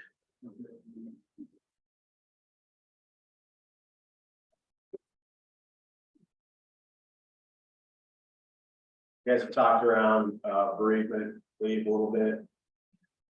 I'm gonna push you real quick to make a decision so that my time makes sense. We were at 3, we got lots of comments. There's comments about, it's not just me right now, it's come up other times. I just need to know what we do for this, and I don't want to have to guess on the next one, so. Can you enlarge it also? Yeah, I know exactly what they were doing. Thanks. Sorry about that. Maybe any bigger. I can't make it any bigger with the comment. Is that readable? Yeah. Yeah.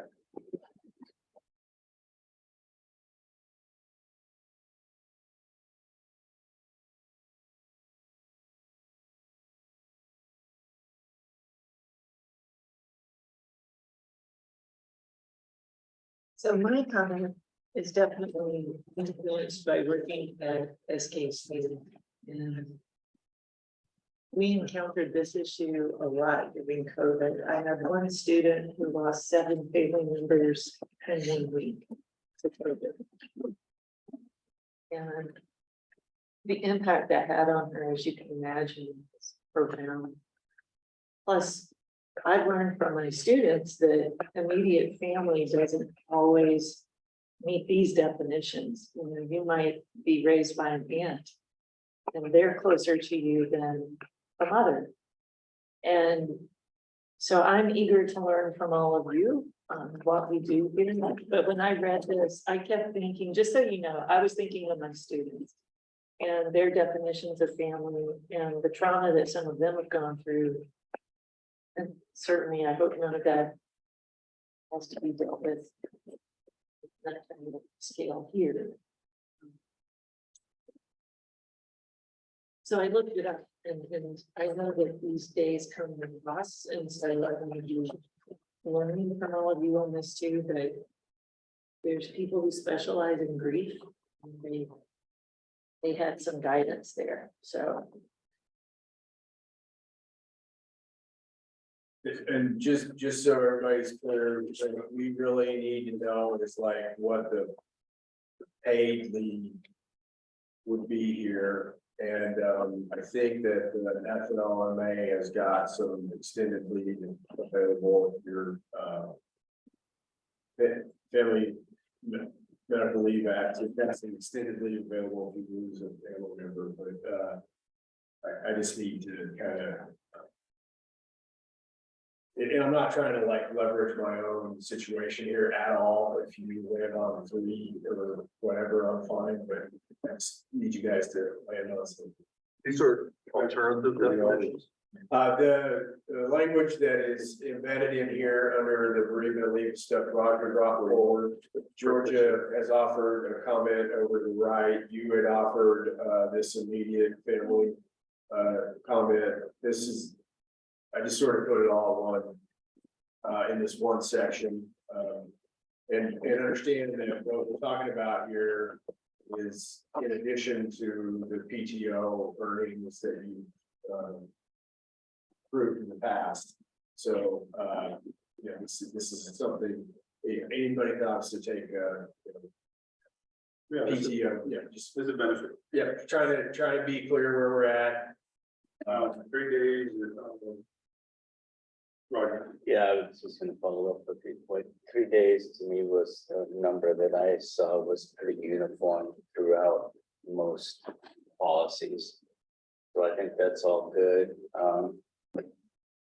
I don't, under I, that was one definition. I think, the definition that I gave was pretty similar. It included grandchildren also. And so, if you want to meld those two, I think that'd be fine. I agree with 2, yeah, it's not deducted from PTO. So I think we're there. We just wanted to me, I think we're there. We just want to meld them together. I think the part that bothered me was the old I was other family members residing in the same household. That was really limited, Oh, that's right, yeah. you know, so I think I agree with Roger. If I like that special consideration to be given to the others of the approval of OE, not management. I'm not following that, sorry. My experience has been with bereavement leave, from SKC, it could be in the same household, it could be back on somewhere else, Blackfeet or something else. So just residing in the same household seems to be very limiting. So if you just ended with and other family members, period? Well, if you just got rid of I and reference goes down below Oh, with the change of approval of OE. Do we have our immediate family defined somewhere else? Did we define immediate family in the manual under nepotism? Because I think we do need to. Did we define it under nepotism? Do you remember, Ethan? I can, No. that's, I don't think that section's approved. Oh, that was just, But it may be in there, and that's copied, that was largely copied out of the state's, rules on nepotism, but, so doesn't the tribe include and uncle? that's what I was. Yeah, I think that the tribe's rule is 5 days and it's aunt or uncle. It is 5 days, okay. Yeah, up to 40 hours. 40 hours. Yeah, mother, father, spouse, siblings, in-laws, yes, grandchildren. And uncle. That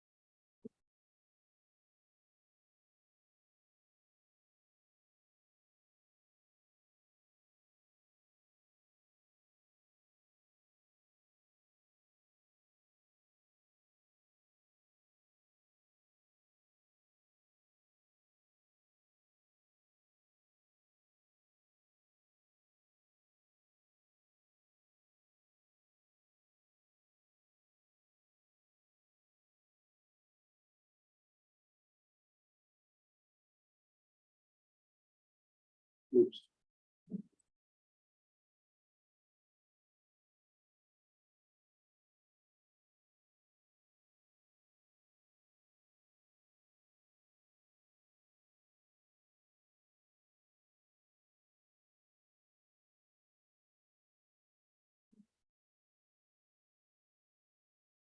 So, this is, comments that Roger got from somewhere, we would delete the stuff that's, sorry, these and replace it with this other list. Is that what I'm hearing? We have. It did, then we need to figure out which one we got hands numbers, right? Then, do we add them or do we leave special consideration to cover that?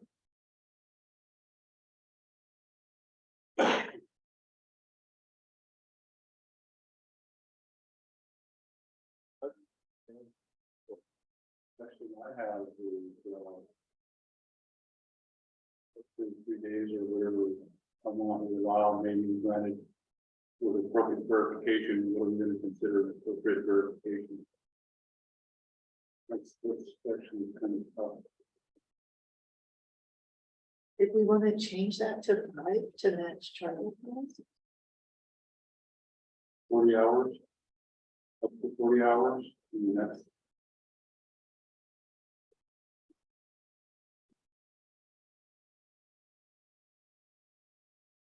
So somebody over here had, found a Google, that was me. for. This is right here. I can't answer this with 44. I guess we were pretty, I'm gonna go back, we were pretty liberal and gave an extra day of vacation time. We went from the standard 11 to 12 days. So I guess I just can't keep giving away more free time.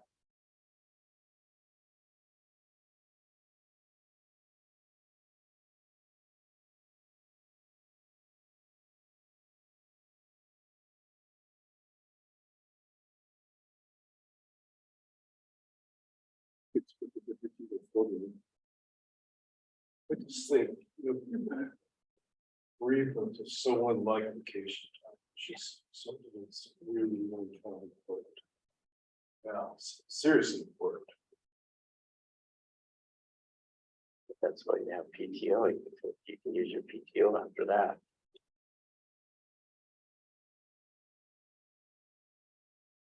Then we define it by days.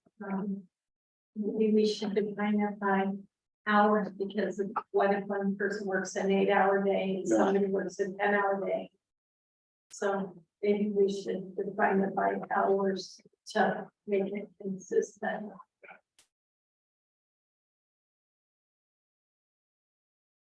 I'm so where I land would be, I would land at 4. I think the special consideration is next. I think that's, but I get what you said, Roger, on the holiday that we did. You're right.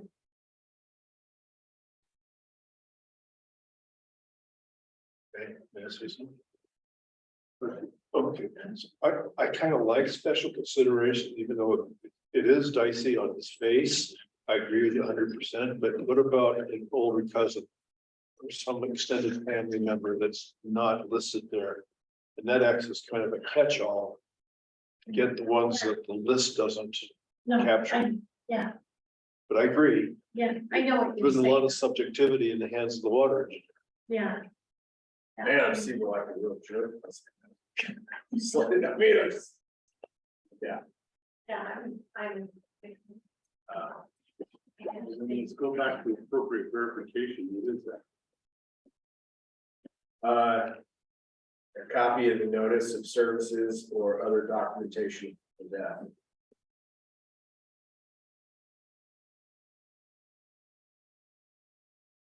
Is that something that probably happens with the travel services? Rental car or something like that. We're definitely. Yeah. Newspaper. Noticing. Yeah.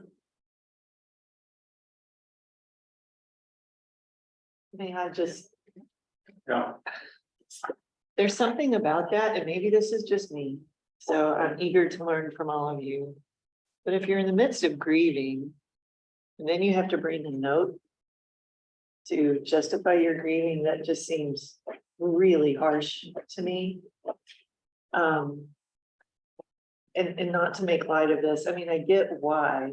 In my 6 years at SKC, I've had a student whose grandmother's died and resurrected 3 times right before finals. So you know what I mean? That happens where people will lie about it, but students before finals are not like professionals in this workplace. And it always seems like a punishment. You have to prove that this person died, or we're not gonna give you the day off. Like, I don't know. Is that just me? Anybody else? Does that No, fall? I think maybe a fix, if I may, does it say the supervisor may request a copy of the Oh. record There you, or documentation of. Okay. No, I want him to have to, like, either let's do it or let's not. Like, I don't want to request it. I think it's okay. I'm sorry if that seems harsh, like, I think it's okay to bring the service card in and you know, show the notice in the paper. And I know, I mean, sorry. But, hey, yeah, Yeah, it can be as simple as a little obituary or something like that. yeah. Maybe, the other thing I'm thinking is maybe providing it, even after the fact, within a certain number of days. And then if they don't, supervisor has the ability to charge them the PTO. And when They you give think them, about, they give them a week to provide it, so that way, after they're back in, because a lot of times you're right, you can't, I don't know if you're thinking about that all the time, but you get back and say, all right, let's provide it, give them 5 days after the return, to provide that, if they don't. Go. I'll try to look for it myself. I mean, if it comes up, I can find it and say, hey, I already got that handled for you. I don't want it to be up to me to ask for it, because that fall back on the personal policy. I'd rather have that. I also, the more I think about this special consideration, I don't want to dislike it. Mostly because it puts me in a pretty awkward spot. Because anything could be a special. Right. You know, and, Pretty opening. Well, then do we need to define it? Like, you don't want it to be a pet, right? People can grieve a pet. I've had students need mental health days some of because the of. worst things that ever happened to me was the loss of a pet. Right. That's me, you know, But it's like, where do we draw that line? And do you need to say special consideration may be given to others, i.e. aunts, uncles, cousins? Would that ameliorate that problem or no? You know, my dislike the list, there's always something you're gonna miss. yeah, That's true too. or we just put, you know, little board chair and vice chair. All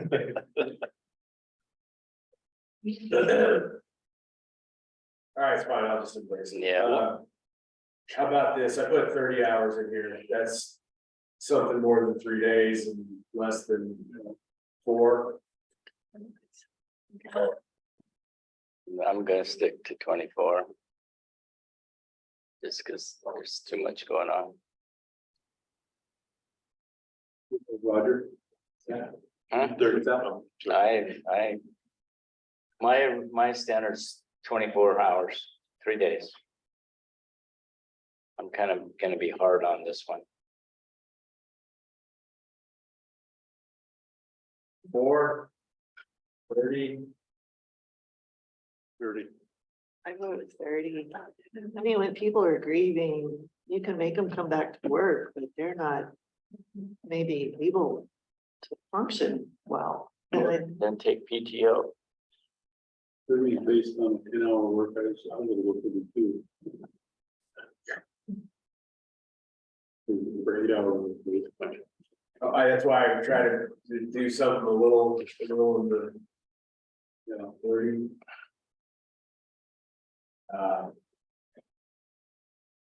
for the reason, 30 after 30.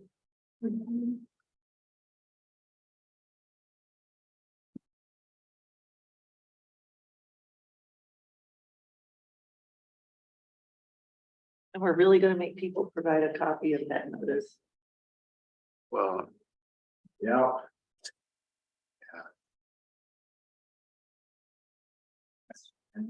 Yes. I would make a motion to approve section 8.06 FRWMB as presently drafted. Fair. We have a motion, any further comments, and I have to go on the record with public comment here. Do I have a second? I'll second. Motion and a second, so comments, any public comments, nobody here, anybody online yet? Nobody online, so we have a motion and a second, will be for those, you know, as is. All in favor, say aye. Aye. No. Opposed? No. Opposed.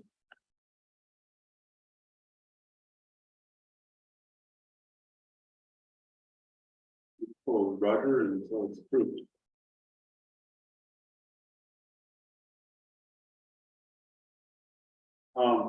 Shall we hit pause on personnel stuff? Why do we, what is 718? I keep putting it on.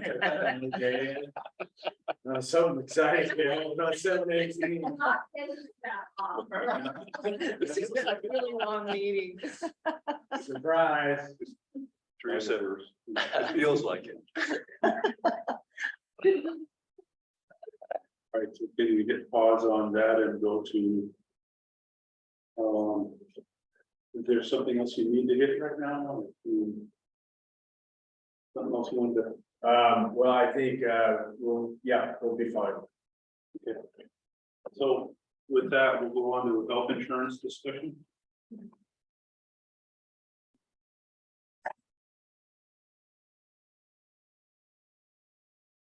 We don't have a handout on that, do we? No, and I'll show you why.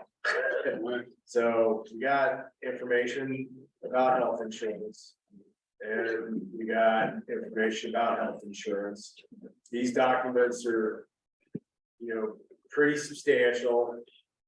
There's, I thought it would be best if we started off with a little bit of discussion. And, to let you know a couple of things that we should, I'll wait till the chairman's back. Sorry.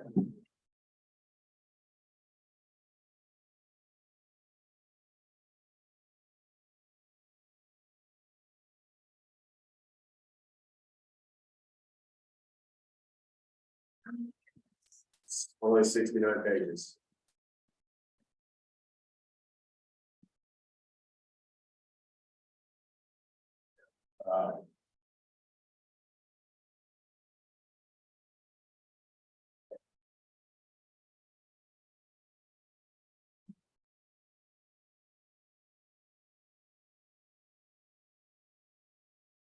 Where are those ice cream bars? So I appreciate your point. They're up in the and I freezer. appreciate your paying attention to our bottom line. I do respect that. I don't trust my own judgment. Somebody told me when I started at SKC, I asked them, I said, what's the number one thing I need to get used to? And they said death. Yeah. And it's really in 6 years proven to be true. And I think I recognize it, so. it's been a lot. And so I think that flavors my perspective. But you're right, we have to look at the bottom line too. So Yeah. I appreciate the input that I hear. I recognize it's kind of a different animal. on the rents versus non-rents and stuff. There's no question, but. But like most of our staff did non-drive. Right. But we don't have always been. And we wound up with a pretty liberal PTO there. So. I can't keep giving money away. Okay, Not on that money market, but yeah. so, Chairman, board members, regarding health insurance, we have interacted with two different vendors. BSA out of Billings and Tel Insurance. We have explored Blue Cross Blue Shields, Pacific Source, and Montana Health Cooperative. And as different vendors, we've explored a wide array of different plans. From FSA plans to HSA plans. And try to find out and understand the difference. And we also have had, I think, a significant personnel change that has affected things significantly. Our quotes since losing Carrie, were very different. Mostly because she was a person, she brought us into having 4 employees sign on instead of 3, which is 3 is the absolute minimum. You know, if we try to proceed right now, without having somebody else in the mix, I actually, again, it might cost us a substantial amount of money. I myself am caught in a rock and a hard spot with this because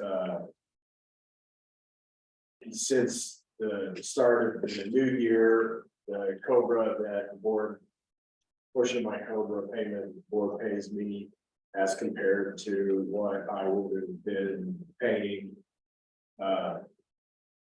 with the state. You know, it's been a little over $10,000 of additional cost in health expenses for me. So I'm obviously excited to get a healthcare plan, and it makes up immensely on what we've already spent toward deductibles at my house because of that expense. Most other people, it's not, that's not the case. Most other people have, you know, met deductibles and they're like, well, I'm starting over with the new, if we start right now. So that is that's a hard thing to figure out. Whether we start over at, you know, try to get some employees on and start January 1st, or, you know, with a plan that is got a start date that most plans have a start date at. Just so you know, since we're so small, these health coverage places, they won't do like a partial year arrangement with this. They will say like, okay, well, we'll do you this one-off from now to January, and then we'll start you over in January for a new cycle. And so that's not something that we've had available to us yet. And you know, frankly, it's pretty easy to get bogged down deep in all plan options. So what we got to do is kind of figure out what are our next steps, put some sideboards on some things. Big pressing need that we had was we had an employee that had no health insurance previously. You know, she's since moved on. So that is one catalyst that's not in our current equation right now. It doesn't mean I want to quit messing around with health insurance or figuring out what to do, but it does give us a little bit more time. Also, although the folks out of Billings, they're ready to slap us into a plan, super looking split. You know, after having a little bit of time to review a lot of what they were offering us, you know, their main plan that they're pushing didn't have really nearly the providers that something like Blue Cross Blue Shields has got. Pacific Source is a decent close second. But Blue Cross Blue Shields is a win, especially if people are traveling anywhere else in the United States, because Montana Blue Cross Blue Shields, and they're kind of the gold standard. Do they sometimes annoy me with the personal service, customer service stuff? Yeah. At this point, you know, I guess what I would like to say is that, you know, I feel like we could narrow it down to one, you know, service provider. Feel comfortable with that, although I still want to extend the option to reach out to a third vendor. Service provider, vendor. Roger gave me 2 vendors. I only have had time to reach out to one of them. You know, I'm happy to reach out to the third one as well, but I also would feel content to stick with you know, with the local vendor. She seems like she's done a pretty good job explaining things to us. And I like having the idea of at least something that's not all we can do. That said, again, you know, if you guys direct me to go check this third vendor, I'm happy to do that. I would also like to just limit things to Blue Cross at this point, so that we can narrow the field a little bit. There's not a whole lot of fiscal benefit to going for these other actual insurance groups. The cost difference is minor, and the Blue Cross Blue Shield package that the local vendor has comes with the Delta dentist and vision option arrangement that is something I've experienced and had pretty good luck with. That it's all sort of a complete package, plus Blue Cross Blue Shields has options for life insurance and disability insurance directly, which simplifies things immensely. So these are my thoughts. I'm just giving you my thoughts. There's a ton of like bring through the fire hose. I'm trying to understand this stuff and figure out what our next plans are. I am not going to act like I've got it all figured out. You know, I will say that there's, I think, a lot of enthusiasm about going with, you know, something that has a health savings plan arrangement as opposed to you know, HSA, excuse me, as opposed to an FSA. But those plans come at a much higher deductible, and the premiums would be lower, but the deductibles are higher for those plans.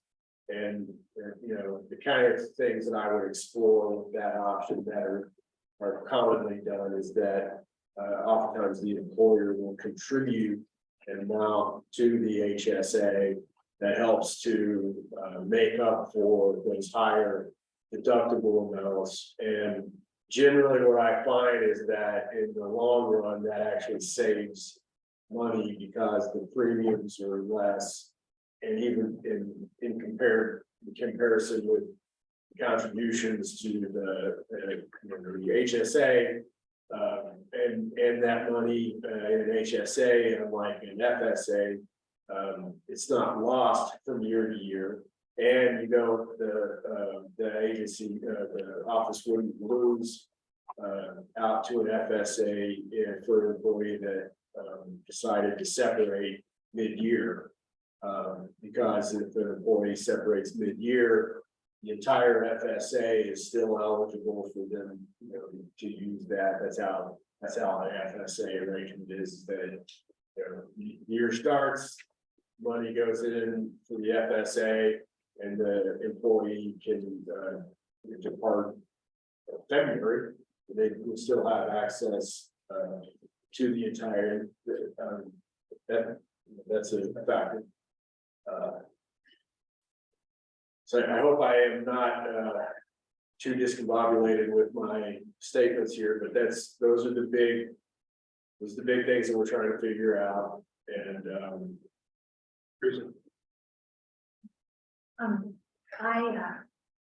these are the things that I would like to know as a board member. When I consider our fiduciary responsibility for our financial responsibility.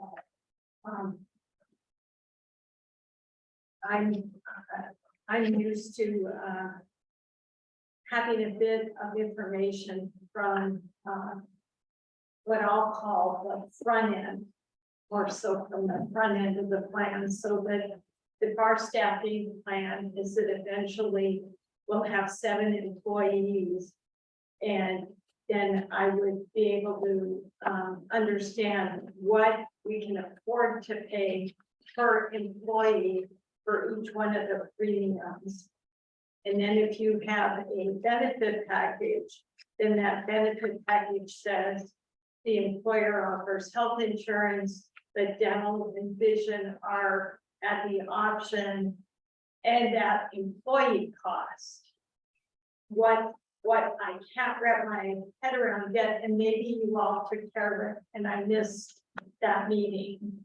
But so trying to decide, what does our benefit package look like? What are we going to offer first? What are we going to offer? And then what does that look like cost wise, so we know we can afford it? And so that's my struggle with this discussion. I am familiar with Blue Cross Blue Shield, that they have several levels of health insurance, from what I would call a basic level to a very expensive level. Other places I've worked at with the human resources stuff, it's just like the employer is going to pay this much. And I keep searching for that figure, Ethan. I don't know what our benefit costs are. So I have a hard time this moment agreeing just to a Blue Cross Blue Shield product, because I don't know what the costs are, and I don't know if we're all adding dental and vision onto it. So that's kind of where I am. But that said, I appreciate all your work on it. Right, you're going after it, and I appreciate that, but I approach it more from a fiscal standpoint.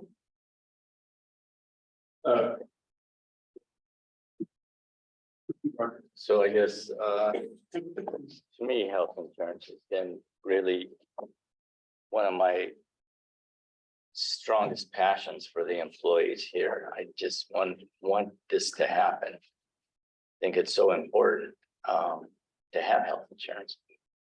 So I've been working with Ethan a little bit. I gave him the guys out of Billings, they were BSA. And Ethan contacted him and followed up on him. And we had a couple discussions, and they were promoting, was it Montana Cooperative? I Yes, think sir. it was. And it is kind of, I don't know why they were promoting it, but it was also kind of a hard sell almost, we thought, you know. And they're definitely a third tier provider. In previous experience, you know, they don't have nearly the number of doctors on list or areas you can go to or whatnot. So we kind of almost thought it'd be better to shelve that one, because one, it was a hard sell, and two, it was very limited service, you know. So then you've got one existing one, this local lady from Polson. There is another one out of Kalispell, Payne West, and Payne West was actually who provides, when I was employed with Water and Environmental Technologies, they were their service provider. And so we've got a contact from them for them. And I still would like Ethan to follow up with them and talk to them and get the kind of analysis that is provided by the local person here in Polson. Kind of following up with what you were saying, Teresa, there are myriad of plans out there. You know, you have the gold, silver, bronze, and then you have different tiers of those also based on, you know, how many people you want to enroll. So you can pick and it's like a cafeteria, you know, and that's what when I was employed with Water and Environmental Technologies, that's what they had, was that you could pick whatever fit your needs, you know? And they also offered an HSA, and there is a difference between an HSA and an FSA. But the HSA that WET had, what WET did was give every employee X amount of dollars. And then they got to decide what they wanted to pick. And if your wife was employed somewhere else and you didn't need to cover your spouse, then you could take the balance of what was left over and put that in an HSA. And to this day, I'm still using the credit card that I have for the HSA to buy health related things, you know. It can be anything from glasses to prescriptions to whatever, you know. It doesn't go away until you use it up. So you're not going to use it or lose it. You're going to use it, you know. So I guess I would like to see Ethan follow up with Payne Weber or Payne West and get a similar quote from them, so we compare apples and apples, you know. Blue Cross is pretty much the standard. Pacific Source is pretty good. They run a close second. So what WET did was they gave every employee $800. And then you got to decide how you wanted to use that money. And so to me, we could do that. And I think Ethan makes a good point in that when Carrie was here, she was very young. So then that tilted the scales as far as the premiums go, you know. So if we bring on a couple new employees and they're younger, then those premiums will also go down, instead of, you know, now we've got James is pretty young, but Ethan's middle-aged, and Christy, and so, you know, they're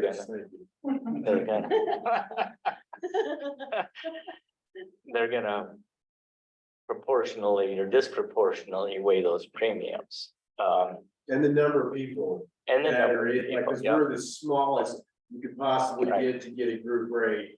And at 3 to 5, it's meaningful. yeah.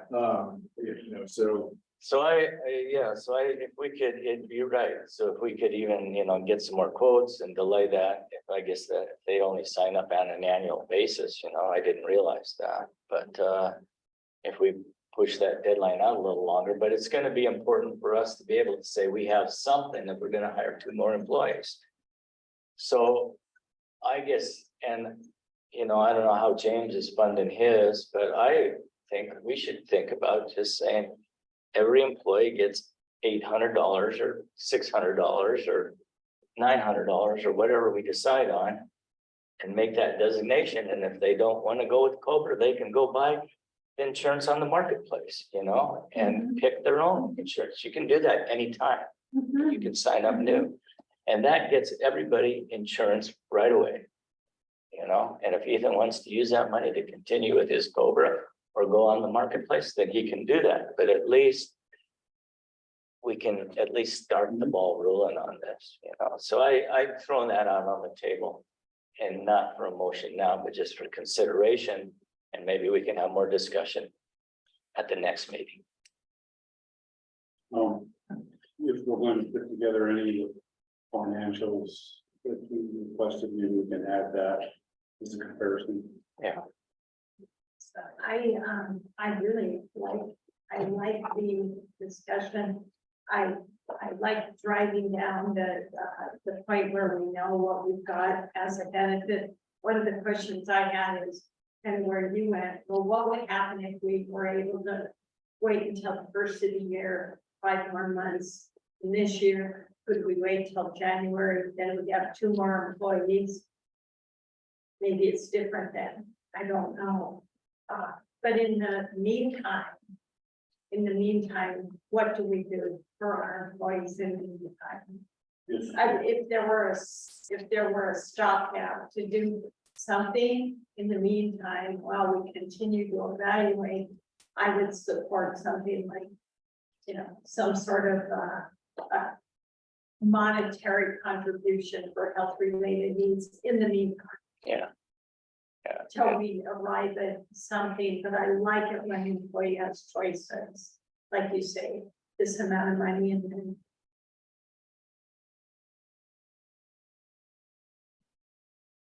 So one of the things that I've kind of targeted that is the thing that we've discussed is trying to provide for health insurance and out of pocket kind of arrangements that are comparable to what the tribes or the state or other government entities would offer. The original budgeting for this office and the staffing applied a 30% overhead for the salary. And that 30% was to make up for those benefits, which would include dental and dental vision, and that's the part that the employer would pay. And on our small government office, market arrangement, we won't be able to meet an equivalent level of health insurance, health benefits with the 30% more. That's what I think is that we're gonna be more than a 35 to 40% arrangement if we're gonna try to mimic those benefits. And we'll probably still have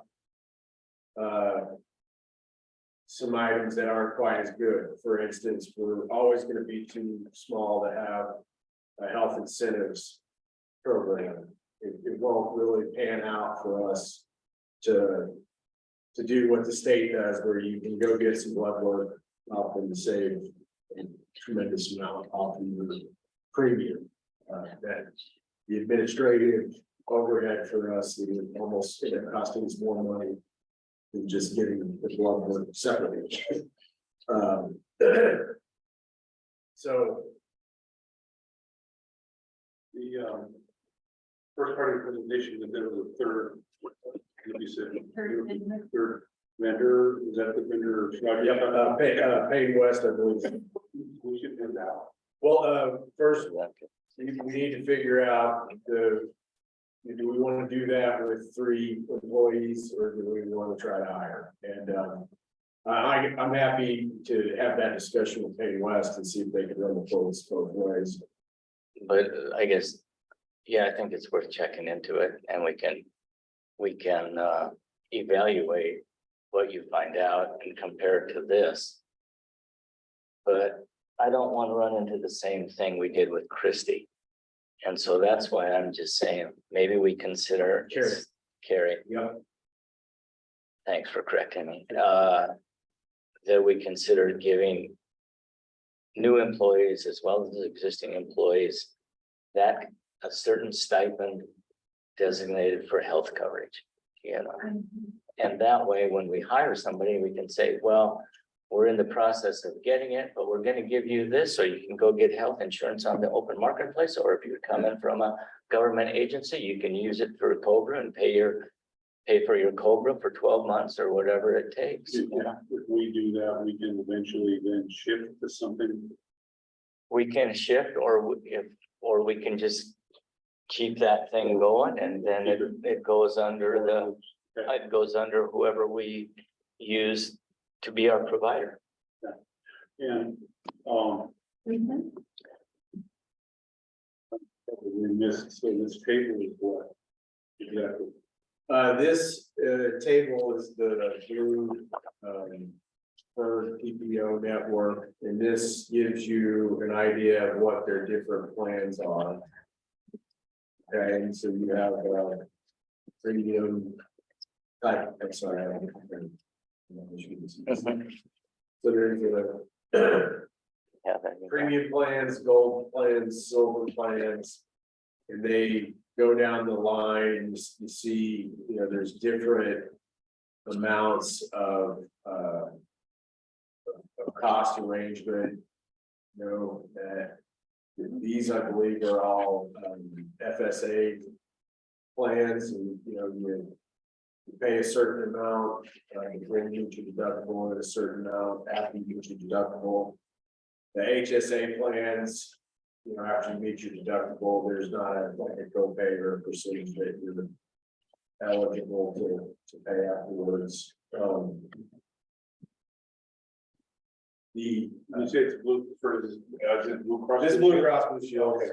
And the other things that I've learned is that even though you can get quotes from Pacific source, they actually won't underwrite you until you fill out a medical questionnaire. And because they base your rates on your medical history, Blue Cross Blue Shields doesn't require that medical underwriting initially. They'll adjust. I was told that they can't do that. There's a law that now states that they cannot do that anymore. So they have to, yeah. Well, no, they still have to offer you health insurance, but they can charge you more. Well, It I asked is definitely- specifically about that. And when we have a year where in our small group, somebody has a lot of expenses, you will see an adjustment to our rates the following year. And That's that, legal. yes, but that in itself is also a consideration about whether or not we go with a group plan or just provide a health stipend. Because if we budget for the health stipend monthly, then we're not subject to those volatile increases. And it won't be competitive for employees. Like not even range, because first of all, that arrangement puts you at, that's a post-tax. Benefit to an employee, so you're not getting, any of the pre-tax arrangement with that type of, I think we should check that out, the tax implications of providing, because I used to get a statement from CSKT or from SKC when they provided health insurance, and I simply got a reporting of it, but I didn't claim it anywhere. It was not. So I think we should check out the implications of that. Yeah. The we other, have been, just Good. for, like, at my level, we have been. Good, thank We've you. been able to kind of get around it a little bit with the COBRA arrangement, which is temporary. Yeah. So that, we can, take those contributions to the employee as a non-taxable benefit, but that's temporary and only something that we can arrange through COBRA. And in the long run, we'll need to set up a different type of, an agreement to legally do tax for, payments on things, but, When you see the individual plan, the stepping stone, it would get a good plan. I think that can be something that would help, but I mean, we are already doing. Variable amounts for 2 employees for COBRA expenses. And for an individual, it's okay. For family, it's it's way short of what CSKT stated it says. And it only covers the individual in an arrangement where they're young and we'll have a whole medical bills. and comparing CSKT, they pay 70% of the health insurance premiums, and the employees get to pick from, I think it may be 15 different varieties. Yeah. And they pay 70%, and then the employee pays the other 30%.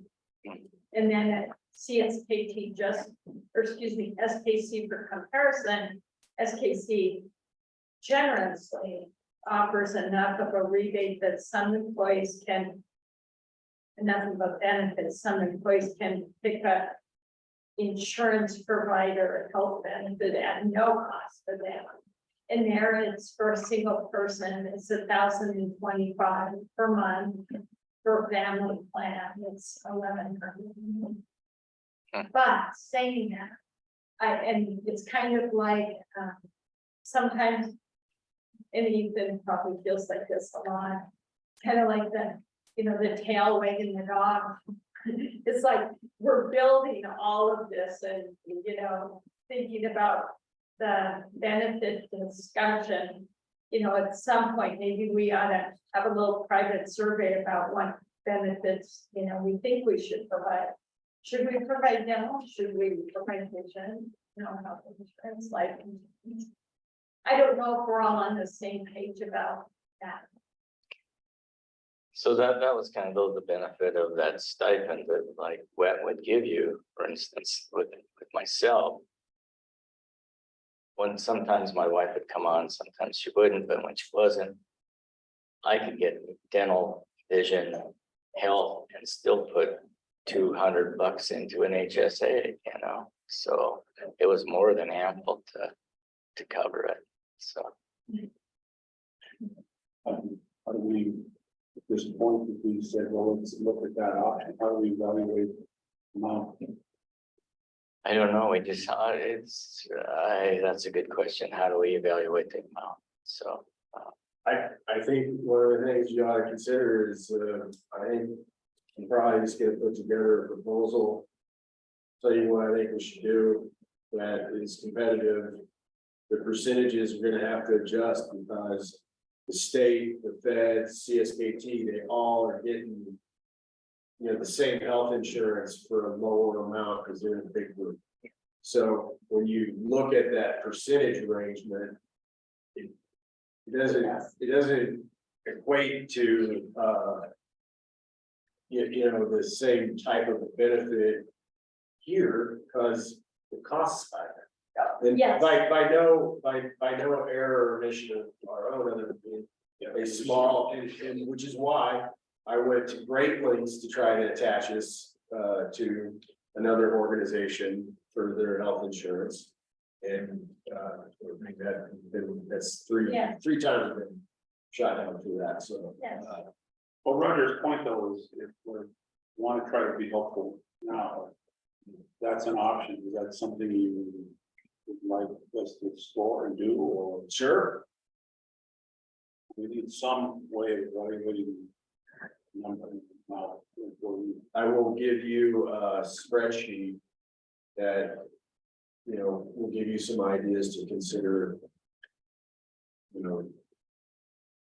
Quickly on just a stipend for now. And I was expecting to have some additional information about the pre-tax arrangement that we need to get into an agreement to do that. And I was expecting to have that this morning, but it won't quite have it.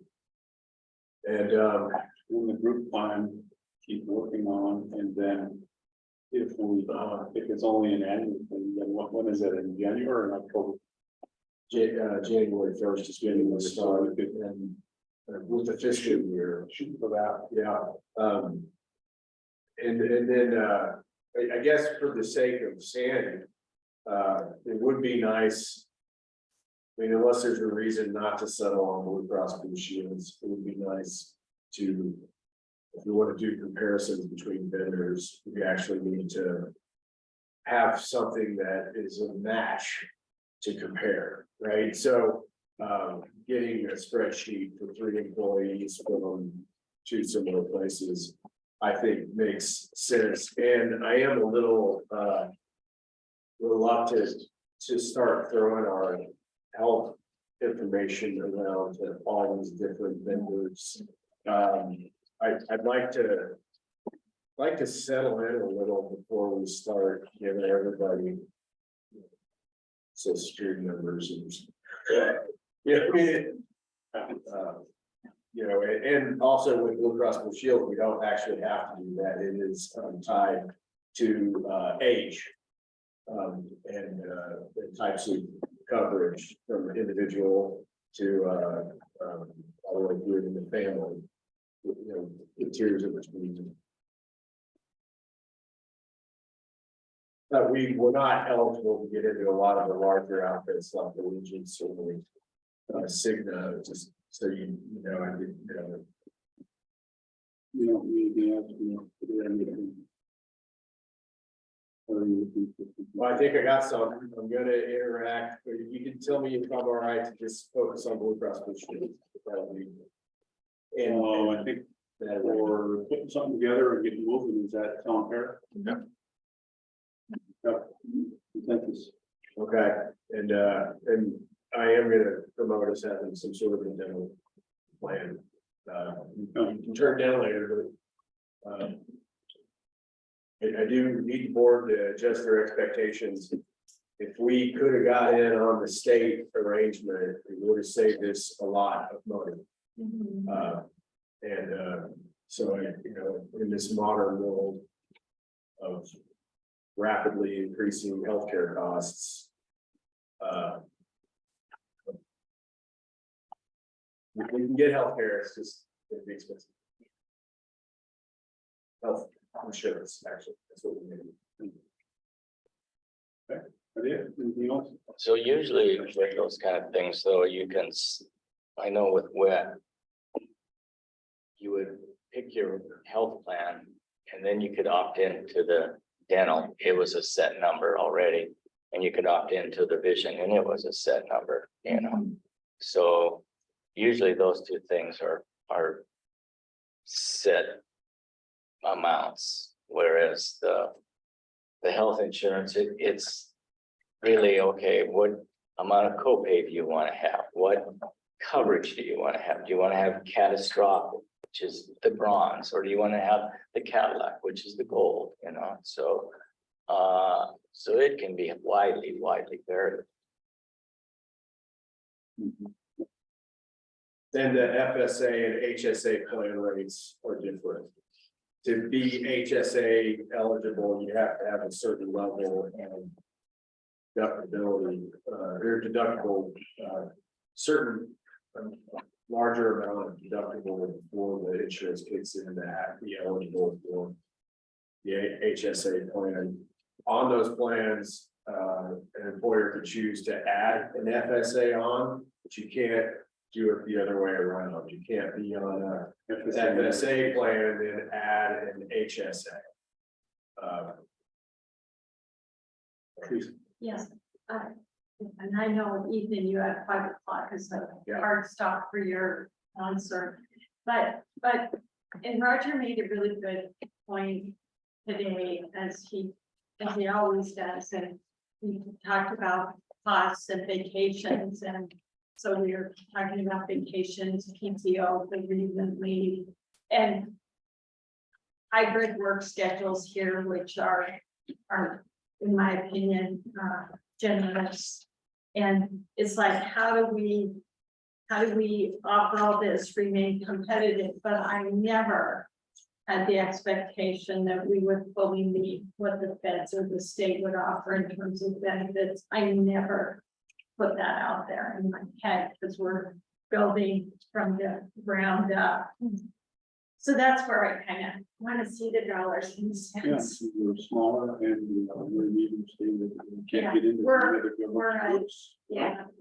kind of a different animal, but I appreciate all the work that Ethan and Roger and others have done in this. Pretty good. Let's set another meeting. Well, let's, board member updates, anything? Anything? Okay. Next meeting, third of August. 10. Unless you are willing to have another meeting in between now and then. To try to move the personnel policies more. We want to have a separate special meeting on personnel policies before August 10.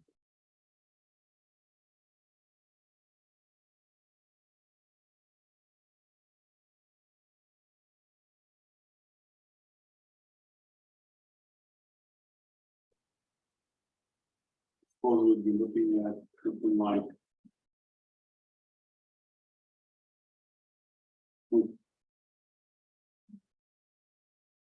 On the third.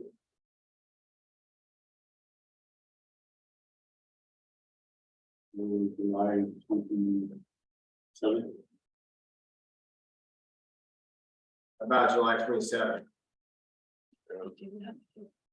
And maybe you, I know this is a long meeting. You want to do an afternoon meeting, you want to do a short meeting, you want to do this again? I just spoke on personnel. Policy, yeah. Okay. Shorter. Like you said, we start at 1.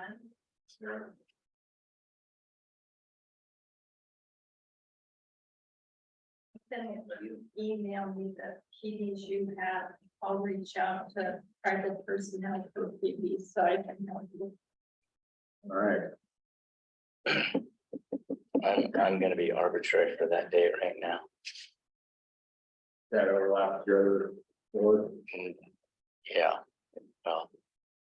No, the next one, but I have some tentative plans for that week, Okay, so I'll see what happens.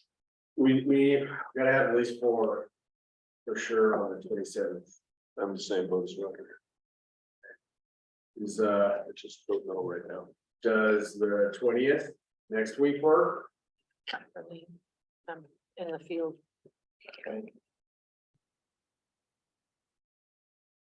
Actually, I'm pretty open that week. Is there another day besides the Do Thursday? we ever meet on a Friday? Yeah. Like the. Not usually.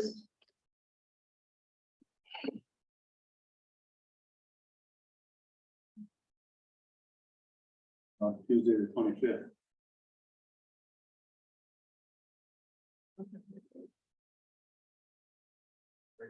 No, The whole week is up in the air right now.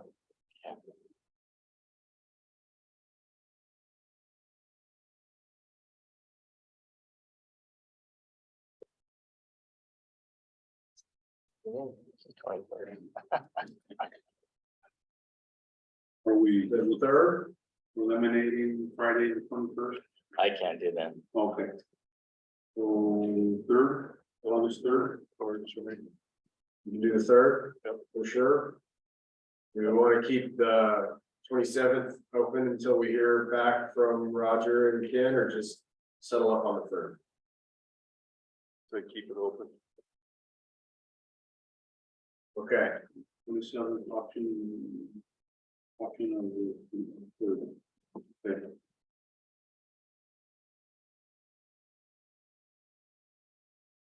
we'll send you all an email with these dates and tentative invitations. Understanding that we're good on the 10th, right? Your regularly scheduled meeting. Yes. Date, okay. No public comment, still online, I assume, so we have no public comment. Okay. Well, there's likely a quick public comment. I know we were well. We're good. We announced something about the small subdivisions, you might get something. Are you done? You ready? Yes, sir. Motion to adjourn. Motion adjourned. Motion, Second. second by Teresa, all in favor, aye? All right. Adjourn, thank you. Good job, guys.